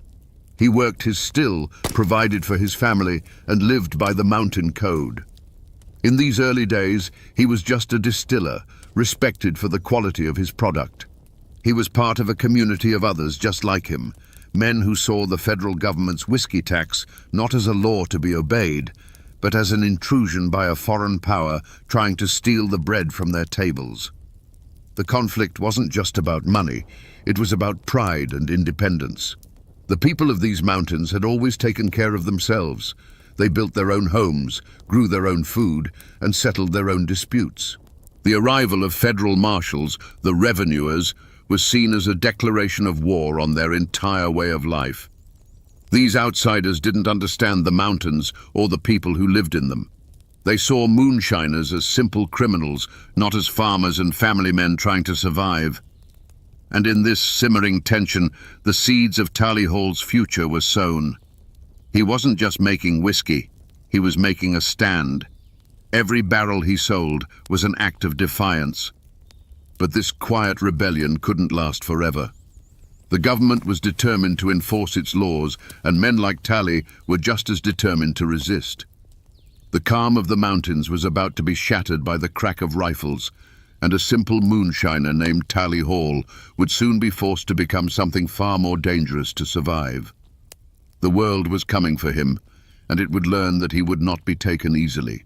The law came for Tally Hall not with a polite knock, but with the splintering of wood and the cold gleam of rifle barrels.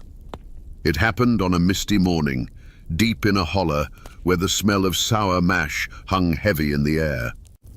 Tally was working his still with his brother when two federal marshals, led by a man named Red Blevins, crashed through the undergrowth. They weren't there to talk. They were there to make an example. With a sneer, Blevins kicked over a barrel of fermenting corn, the lifeblood of the Hall family business spilling into the dirt. For a mountain man, this was more than the destruction of property. It was a profound insult, a strike against his pride and his ability to provide. Tali stood frozen for a moment, his massive hands clenched into fists. He didn't say a word. According to the stories passed down, Marshal Blevins then raised his axe, not to the still itself, but to the worm, the delicate copper coil that was the heart of the operation.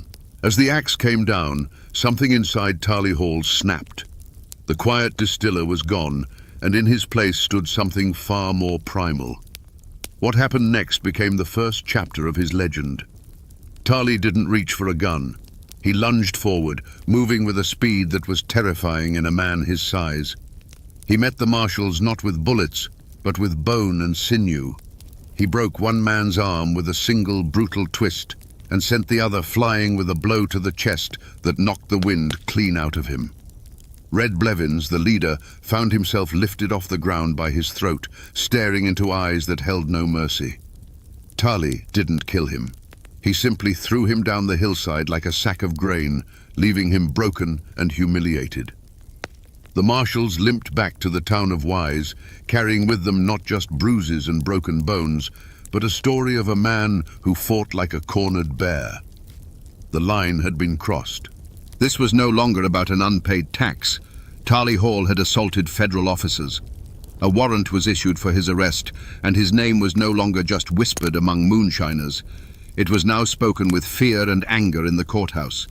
He was officially a fugitive, a wanted man with a price on his head. Tali knew what this meant. There was no going back. He couldn't return to a quiet life. He had stood his ground, and now the full weight of the law was coming for him. But instead of running, he dug in. He gathered his brothers and his kin, men who believed in the same code he did. The forest that had been his workshop now became his fortress. The first drops of blood had been shed, not by Tali, but by the government's attempt to break him. And Tali Hall had answered in the only language he knew they would understand. The war had begun. With a price on his head, Tali Hall became the most hunted man in Wise County. But hunting him and catching him were two very different things. The mountains were his kingdom, and he moved through them like a ghost.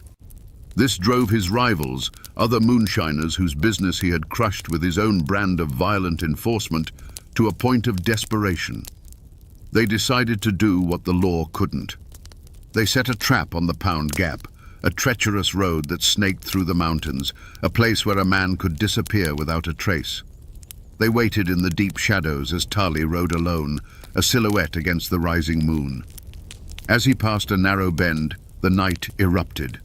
A shotgun blast, fired from less than 20 feet away, struck him full in the head and upper body. The sound echoed through the holler, a deafening roar that sent birds scattering from the trees. Tali's horse shrieked and crumpled to the ground, its legs tangled in a dying heap. The ambushers stepped out from their cover, rifles ready, expecting to see a body. But Tali Hall was still standing. He swayed on his feet, stunned by the impact, but he did not fall. The men watched in frozen disbelief as he slowly raised a hand to his face. There was a strange, gravelly sound, and then he spat something dark onto a broadleaf plant on the roadside. He did it again and again. The moonlight caught the objects, and the attackers felt a cold dread creep up their spines. They were lead pellets. Buckshot. He was spitting the bullets out of his own flesh. It was in this moment that the man died, and the legend was born. The attackers weren't looking at a moonshiner anymore. They were looking at something torn from the pages of a dark folk tale, a creature the mountains themselves had made. He took a step towards them, his face a mask of cold fury. One of the men, shaking with fear, raised his rifle and fired again. The bullet slammed into Tali's chest with a sickening thud, a sound like a hammer hitting stone. It barely staggered him. The sounds that followed were not of gunfire. They were the sounds of snapping wood as Tali ripped a rifle from one man's hands and broke it over his knee like a twig. They were the dull, heavy thuds of fists meeting flesh, followed by choked-off cries of pain. He didn't use a gun. He didn't need to. He moved among them like a storm, and when the terrible, frantic noise was over, only silence remained. He left the men broken and scattered on that lonely road, a living testament to his unnatural resilience. From that night on, he was no longer just Tali Hall. He was Iron Jaws Hall. The story spread like wildfire, carried on hushed whispers from one holler to the next. They said he was protected by a witch, that he had made a pact with the devil. The truth, doctors would speculate many years later, may have been a rare medical condition called Paget's disease, which causes bones to become abnormally thick and dense, essentially creating a form of natural armor. But in the dark woods of Wise County, no one cared about a medical diagnosis. The only truth that mattered was the one they saw with their own eyes and heard in the terrified tales of the survivors. Tali Hall was enchanted. He was bulletproof, and if you shot him, you had better pray you killed him with the first shot, because you would not get a second. The silence that fell over Pound Gap after the failed ambush was deeper and more terrifying than the roar of the shotgun that had started it.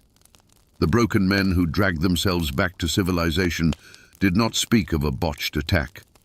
They spoke of a nightmare. They told a story not of a fight, but of an encounter with something inhuman, something that ate lead and paid it back with crushing force. Their words, laced with genuine terror, were far more potent than any rumor. The legend of Iron Jaws Hall was no longer a whispered bit of folklore. It was now a sworn testimony, sealed in fear. Tali Hall himself seemed to understand the power of what had happened. He didn't retreat deeper into the mountains. Instead, he did the opposite. He became more visible, more brazen. He knew that fear was a more effective weapon than any rifle. His reputation preceded him, a silent, invisible guard that cleared his path. Other moonshiners, men who had once been his rivals, now fell in line. They either paid him a tribute to operate, a tax of their own, or they got out of the business entirely. To defy Tali was to challenge a man who bullets supposedly couldn't harm. No one was willing to take that chance. The authorities were now faced with an impossible situation. The reward for Tali's capture was increased, becoming a small fortune for the time. But money meant nothing against superstition. Deputies who were brave enough to face a dozen armed men would hesitate at the thought of confronting Tali Hall alone. Informants dried up, their fear of the law replaced by a much more primal fear of iron jaws. The manhunt, once an active pursuit, became a cold case file gathering dust on a shelf. They were hunting a ghost who was very much alive, a man who ruled a shadow empire from the heart of their jurisdiction. The community became a landscape of fear and fascination. On one hand, Tali was a boogeyman. People would lock their doors a little tighter at night, and his name was used to frighten misbehaving children. He was the embodiment of the violence and lawlessness that festered in the deep woods. But on the other hand, a quiet, grudging respect grew for him in some corners. He was a mountain man, one of their own, who was single-handedly defying the federal government and winning. He was a symbol, however dark, of Appalachian grit and refusal to bow down. The ashes of that ambush on Pound Gap were not from a fire, but from the smouldering ruin of Tali Hall's mortality. What was left was a silence born of pure dread. He had become the undisputed king of the Wise County underworld, not just a criminal, but a living legend whose power was rooted in the belief that he could not be killed by ordinary means. The law was powerless, his rivals were terrified, and Tali Iron Jaws Hall walked the mountains not as a fugitive, but as a conqueror. Tali Iron Jaws Hall never stood trial in a courthouse. He was never made to sit on a hard wooden bench and listen to lawyers argue over his fate.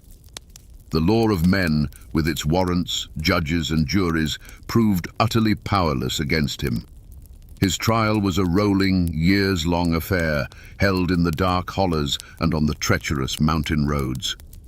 The prosecuting attorneys were the bounty hunters and federal marshals who came for him, and the evidence they presented was the buckshot and rifle slugs they fired his way. The bounty on his head grew to be a legendary sum, drawing daring men from neighboring states. They came with new rifles and hardened resolve, dreaming of the fame and fortune that would come from bringing in Iron Jaw's haul. They formed posses, laid intricate traps, and combed the mountains, convinced they would succeed where others had failed. They were, in effect, a traveling court, come to Wise County to deliver a sentence.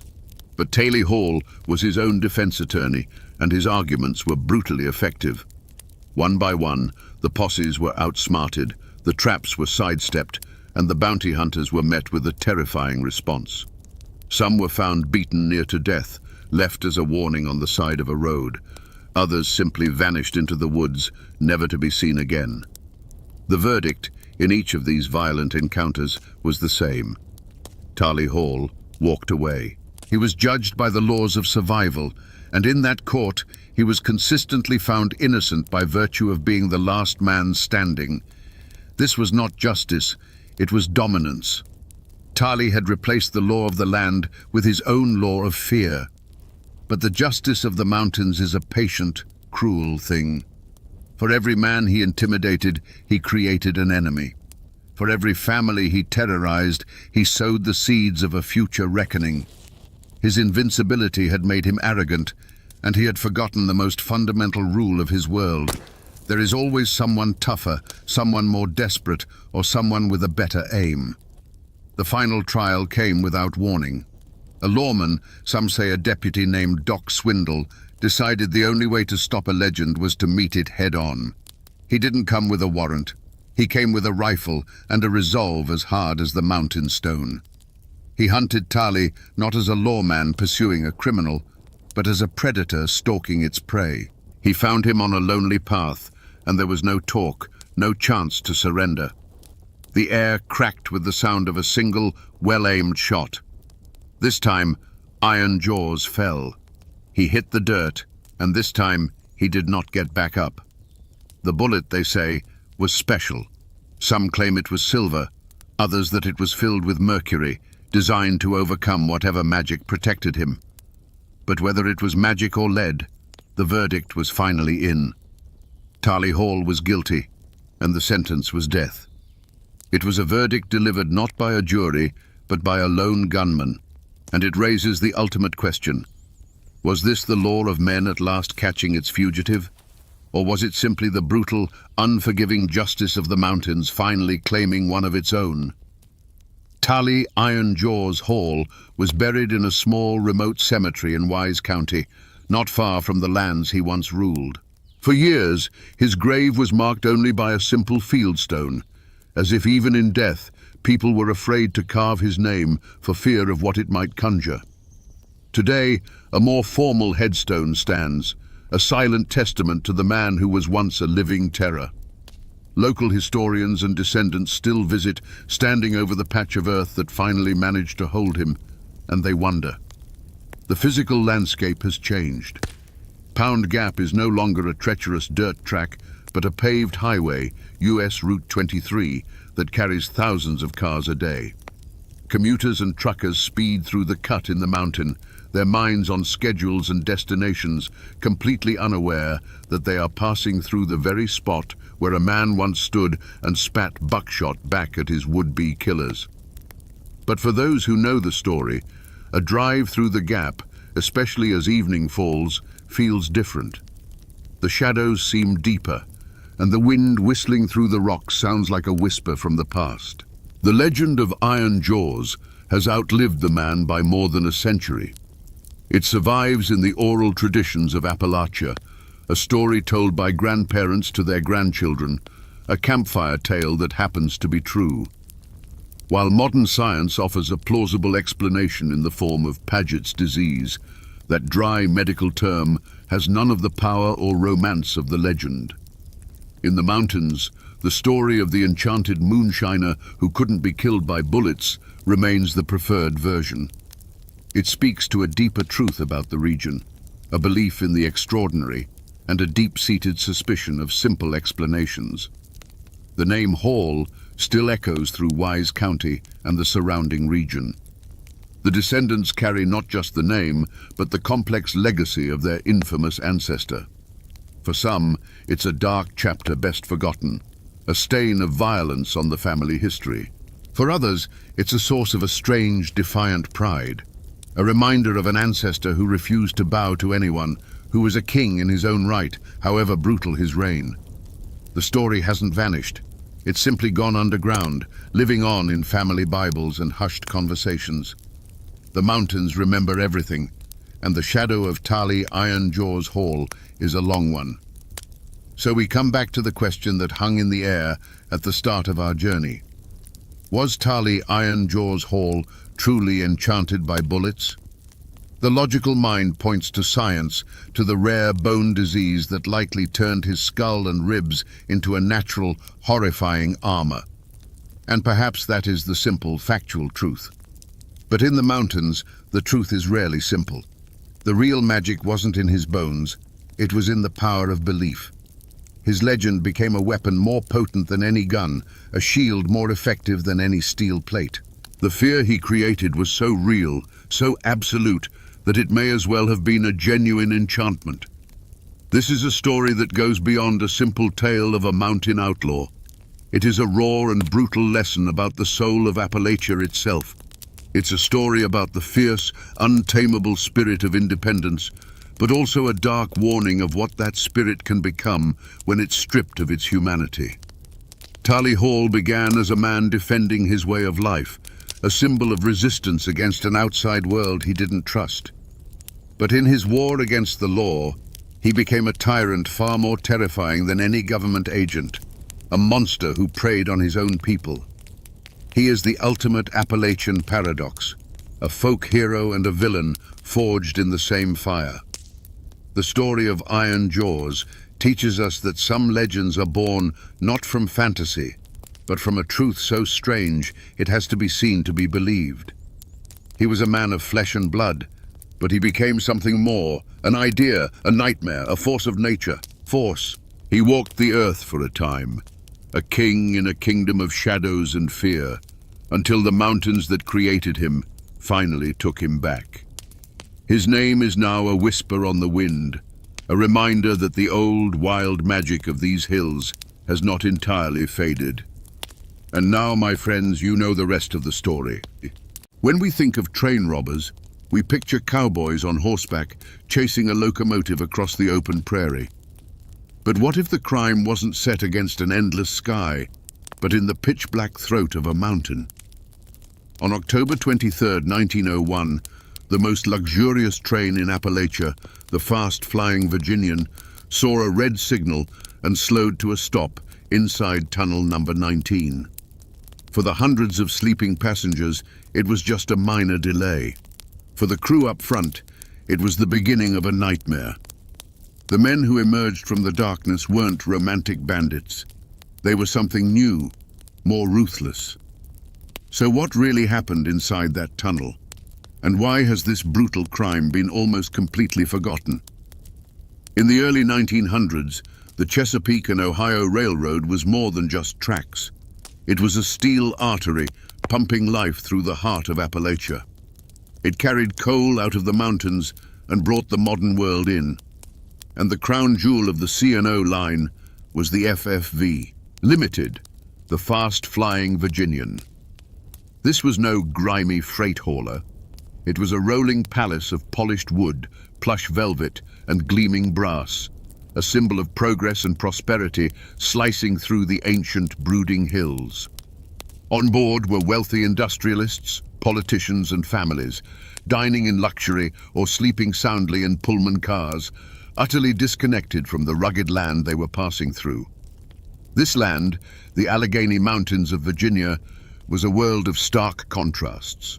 Small towns like Jerry's Run were nestled in valleys where life had followed the rhythm of the seasons for generations. But the railroad had changed everything.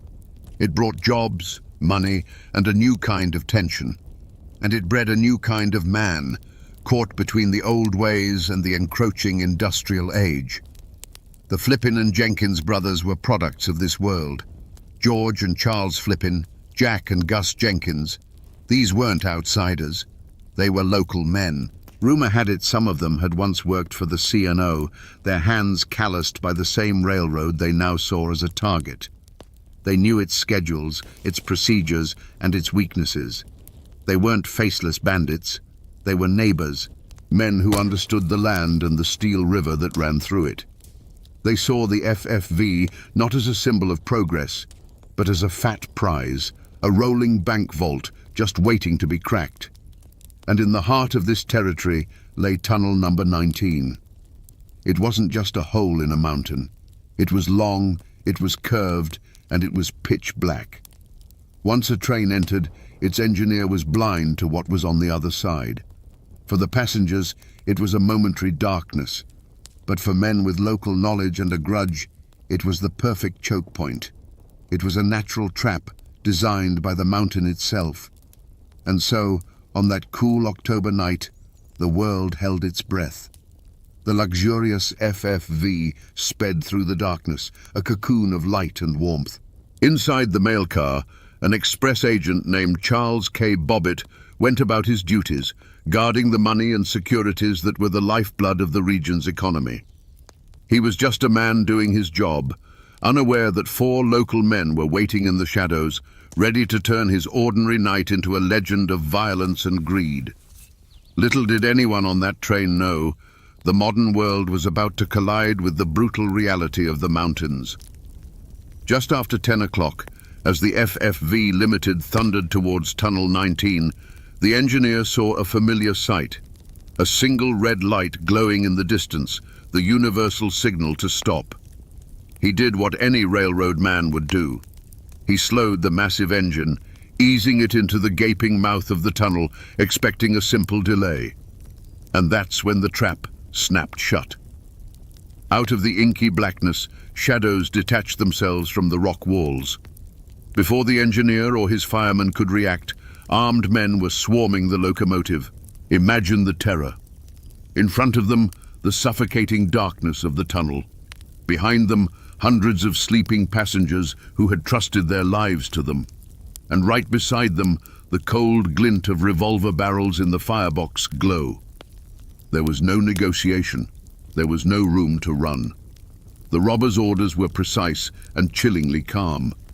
They weren't interested in the passengers' jewelry or the cash in their wallets. They had a single, high-valued target.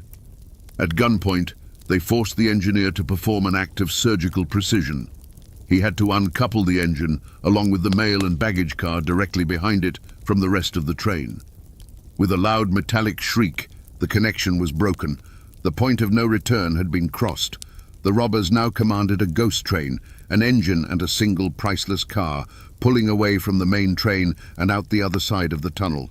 The rest of the FFV, with its hundreds of oblivious souls, sat silent and dead on the tracks, abandoned in the dark heart of the mountain, their world of comfort and safety suddenly and irrevocably severed.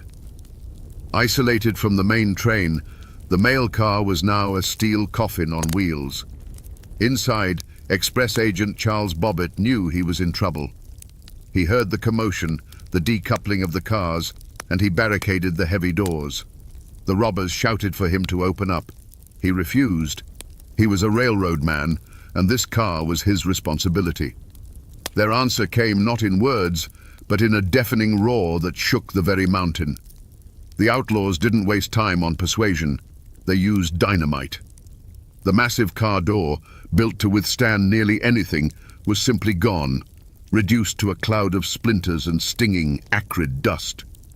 Through the settling smoke, the gang stormed the breach. And they saw him, Charles Bobbitt, wounded by the blast, but not broken. He was on his feet, revolver in hand, a lone guardian amidst the wreckage. What happened next was not a negotiation. It was a furious, echoing chaos in a cramped steel box. The small space was filled with the bark of pistols and the blinding flash of muzzle fire. It was over in seconds. When the ringing in their ears subsided, only one side was left standing. Charles Bobbitt lay on the floor of his car, a silent testament to a duty he refused to abandon, even in the face of certain death. Stepping over the fallen agent, the gang went to work with cold precision. They ripped open the safes, stuffing canvas bags with cash and securities. Their haul was estimated between $10,000 and $40,000, what would be well over $1 million today. With their prize secured, they didn't linger. Bags heavy with the railroad's lifeblood, they slipped out of the ruined car and melted back into the Appalachian night. The same forest that had birthed them now swallowed them whole, leaving behind only silence, smoke, and a hero lying on the floor. Back in the tunnel, confusion curdled into fear. The passengers of the FFV Limited sat in absolute darkness and silence, a silence that felt heavy and unnatural. When the train crew finally made their way forward through the cars, they found what the robbers had left behind. Nothing. The engine and mail car had simply vanished. It was only when they emerged from the far end of the tunnel on foot that they saw the scene of the crime. There, sitting alone on the tracks, was the locomotive and the brutalized mail car, its door blasted open like a gaping wound. Inside, amidst the wreckage and the smell of gunpowder, they found Charles Bobbitt. Against all odds, he was alive. Riddled with bullets and wounded by the dynamite blast, he was clinging to life with a tenacity that defied belief. He became an instant hero, the man who stared down the barrel of a gun and refused to back down. His survival was a miracle, a small point of light in an otherwise dark and vicious crime. The Chesapeake and Ohio Railroad was a corporate giant, and this was not just a theft, it was a declaration of war. An attack on their flagship train was an attack on their authority and their very honor. They responded with overwhelming force. Their own police force was mobilized, and they called in the best and most ruthless help money could buy, the Baldwin Felts Detective Agency. These were not local sheriffs. They were the infamous strikebreakers and union busters who would later become feared enforcers for the coal barons. They were professional manhunters, and they descended on the Alleghenies with a single-minded purpose. A massive manhunt began. The news spread like wildfire along the telegraph lines that crisscrossed the mountains. A huge reward was offered, turning neighbors into potential informants. The world was changing fast, and the dense Appalachian forests, once an impenetrable sanctuary for outlaws, were now surrounded by a network of technology and law. The gang might have known the woods like the back of their hand, but they were now trapped within them. Fear and rumor swept through the valleys. Every stranger was viewed with suspicion. People whispered stories about the brutal dynamite attack, about the bravery of the express agent, and about the audacious local boys who had dared to challenge the mighty C&O. The Flippin' Jenkins gang had pulled off the perfect crime, but in doing so, they had brought the full weight of the industrial world crashing down upon their heads. The mountains that had been their shield were now becoming their cage. The Appalachian forests couldn't hold them forever. The gang's downfall wasn't a dramatic last stand in a mountain hollow, but a quiet betrayal by the very thing they stole. They began spending the new, crisp banknotes, money that was as traceable in that era as a marked bill is today. Informants, lured by the massive reward, took note. One by one, the Baldwin Felts detectives, methodical and relentless, tracked them down. Within weeks, the Flippin' Jenkins gang was in chains. Their trial was a major event in the quiet county. The courthouse was packed to the rafters, with a tense mix of curious locals, grim-faced railroad officials, and heavily armed guards. It felt less like a quest for truth and more like a show of force. This wasn't a dispute between neighbors. This was the C&O Railroad, a titan of industry, making it clear that its domain was absolute. The lawyers for the prosecution, funded by the railroad, were sharp and merciless, painting a picture of pure, unadulterated evil. In the defendant's box sat the four men, no longer the masters of the dark tunnel, but pale and exposed under the harsh light of the courtroom. There were no romantic pronouncements, no defiant speeches for the newspapers. By all accounts, they were sullen and defeated. They were local men, known in their communities, now stripped of all power, facing a legal machine they had no hope of overcoming. They were men of the mountains, but they were being judged by the unyielding law of the modern world. The evidence was overwhelming. The testimony of the train crew, the recovered loot, their own confessions, it all formed an ironclad case. The defense attorneys could do little more than go through the motions. The outcome was never in doubt. This trial wasn't about determining guilt or innocence, it was about delivering a message. The verdict, when it came, was as swift and decisive as the dynamite blast they had used. Guilty on all counts. And the sentence was a living death, life in the Virginia State Penitentiary. There was no glory, no ballad sung of their deeds. They weren't hanged and turned into martyrs. They were simply erased, condemned to fade away into the anonymity of the prison system. So, was this justice? For the railroad, absolutely. For Charles Bobbitt, who carried the scars for the rest of his life, it most certainly was. But for the people watching, it felt like something else. It was the cold, efficient justice of a corporation, a power that could reach into the deepest parts of Appalachia and extinguish any who dared to challenge it. The Flippin' Jenkins gang were violent criminals, but their fate was also a stark warning to everyone in the mountains. The old ways were over. The railroad was king. So what became of the Flippin' Jenkins gang, the men who brought terror to the FFV Limited? They didn't become folk heroes like Jesse James. There were no daring escapes, no ballads sung of their exploits. They simply vanished into the stone walls of the Virginia Penitentiary. They lived out their days as anonymous numbers in the prison system, their names and their crime fading from public memory until they died, forgotten men paying a long, slow price for a few minutes of violent greed. But what about the true hero of that night, Express Agent Charles K. Bobbitt? His story is the one that deserves to be remembered. He not only survived his horrific wounds, but he became a symbol of courage for the C&O Railroad. The company rewarded him for his bravery, and he continued to work on the railroad he had defended with his life, serving faithfully until his retirement. He didn't seek fame or glory. He was a quiet, dutiful man who, when tested by fire and dynamite, proved to be stronger than steel. And what of the stage for this drama? Tunnel 19 still cuts through the mountain near Jerry's Run, Virginia. The FFV Limited is long gone, a ghost of a more elegant age, but the steel artery remains. Freight trains, the modern workhorses of the railroad, still thunder through that same darkness, their powerful horns echoing in the valleys. For the engineers today, it's just another tunnel, a number on a map. Most have no idea that they are passing through the scene of one of the most audacious and brutal crimes in Appalachian history. But a story this violent leaves more than just physical marks. It leaves a legend. For over a century, a whisper has persisted in the hills around Jerry's Run, the rumor of lost gold.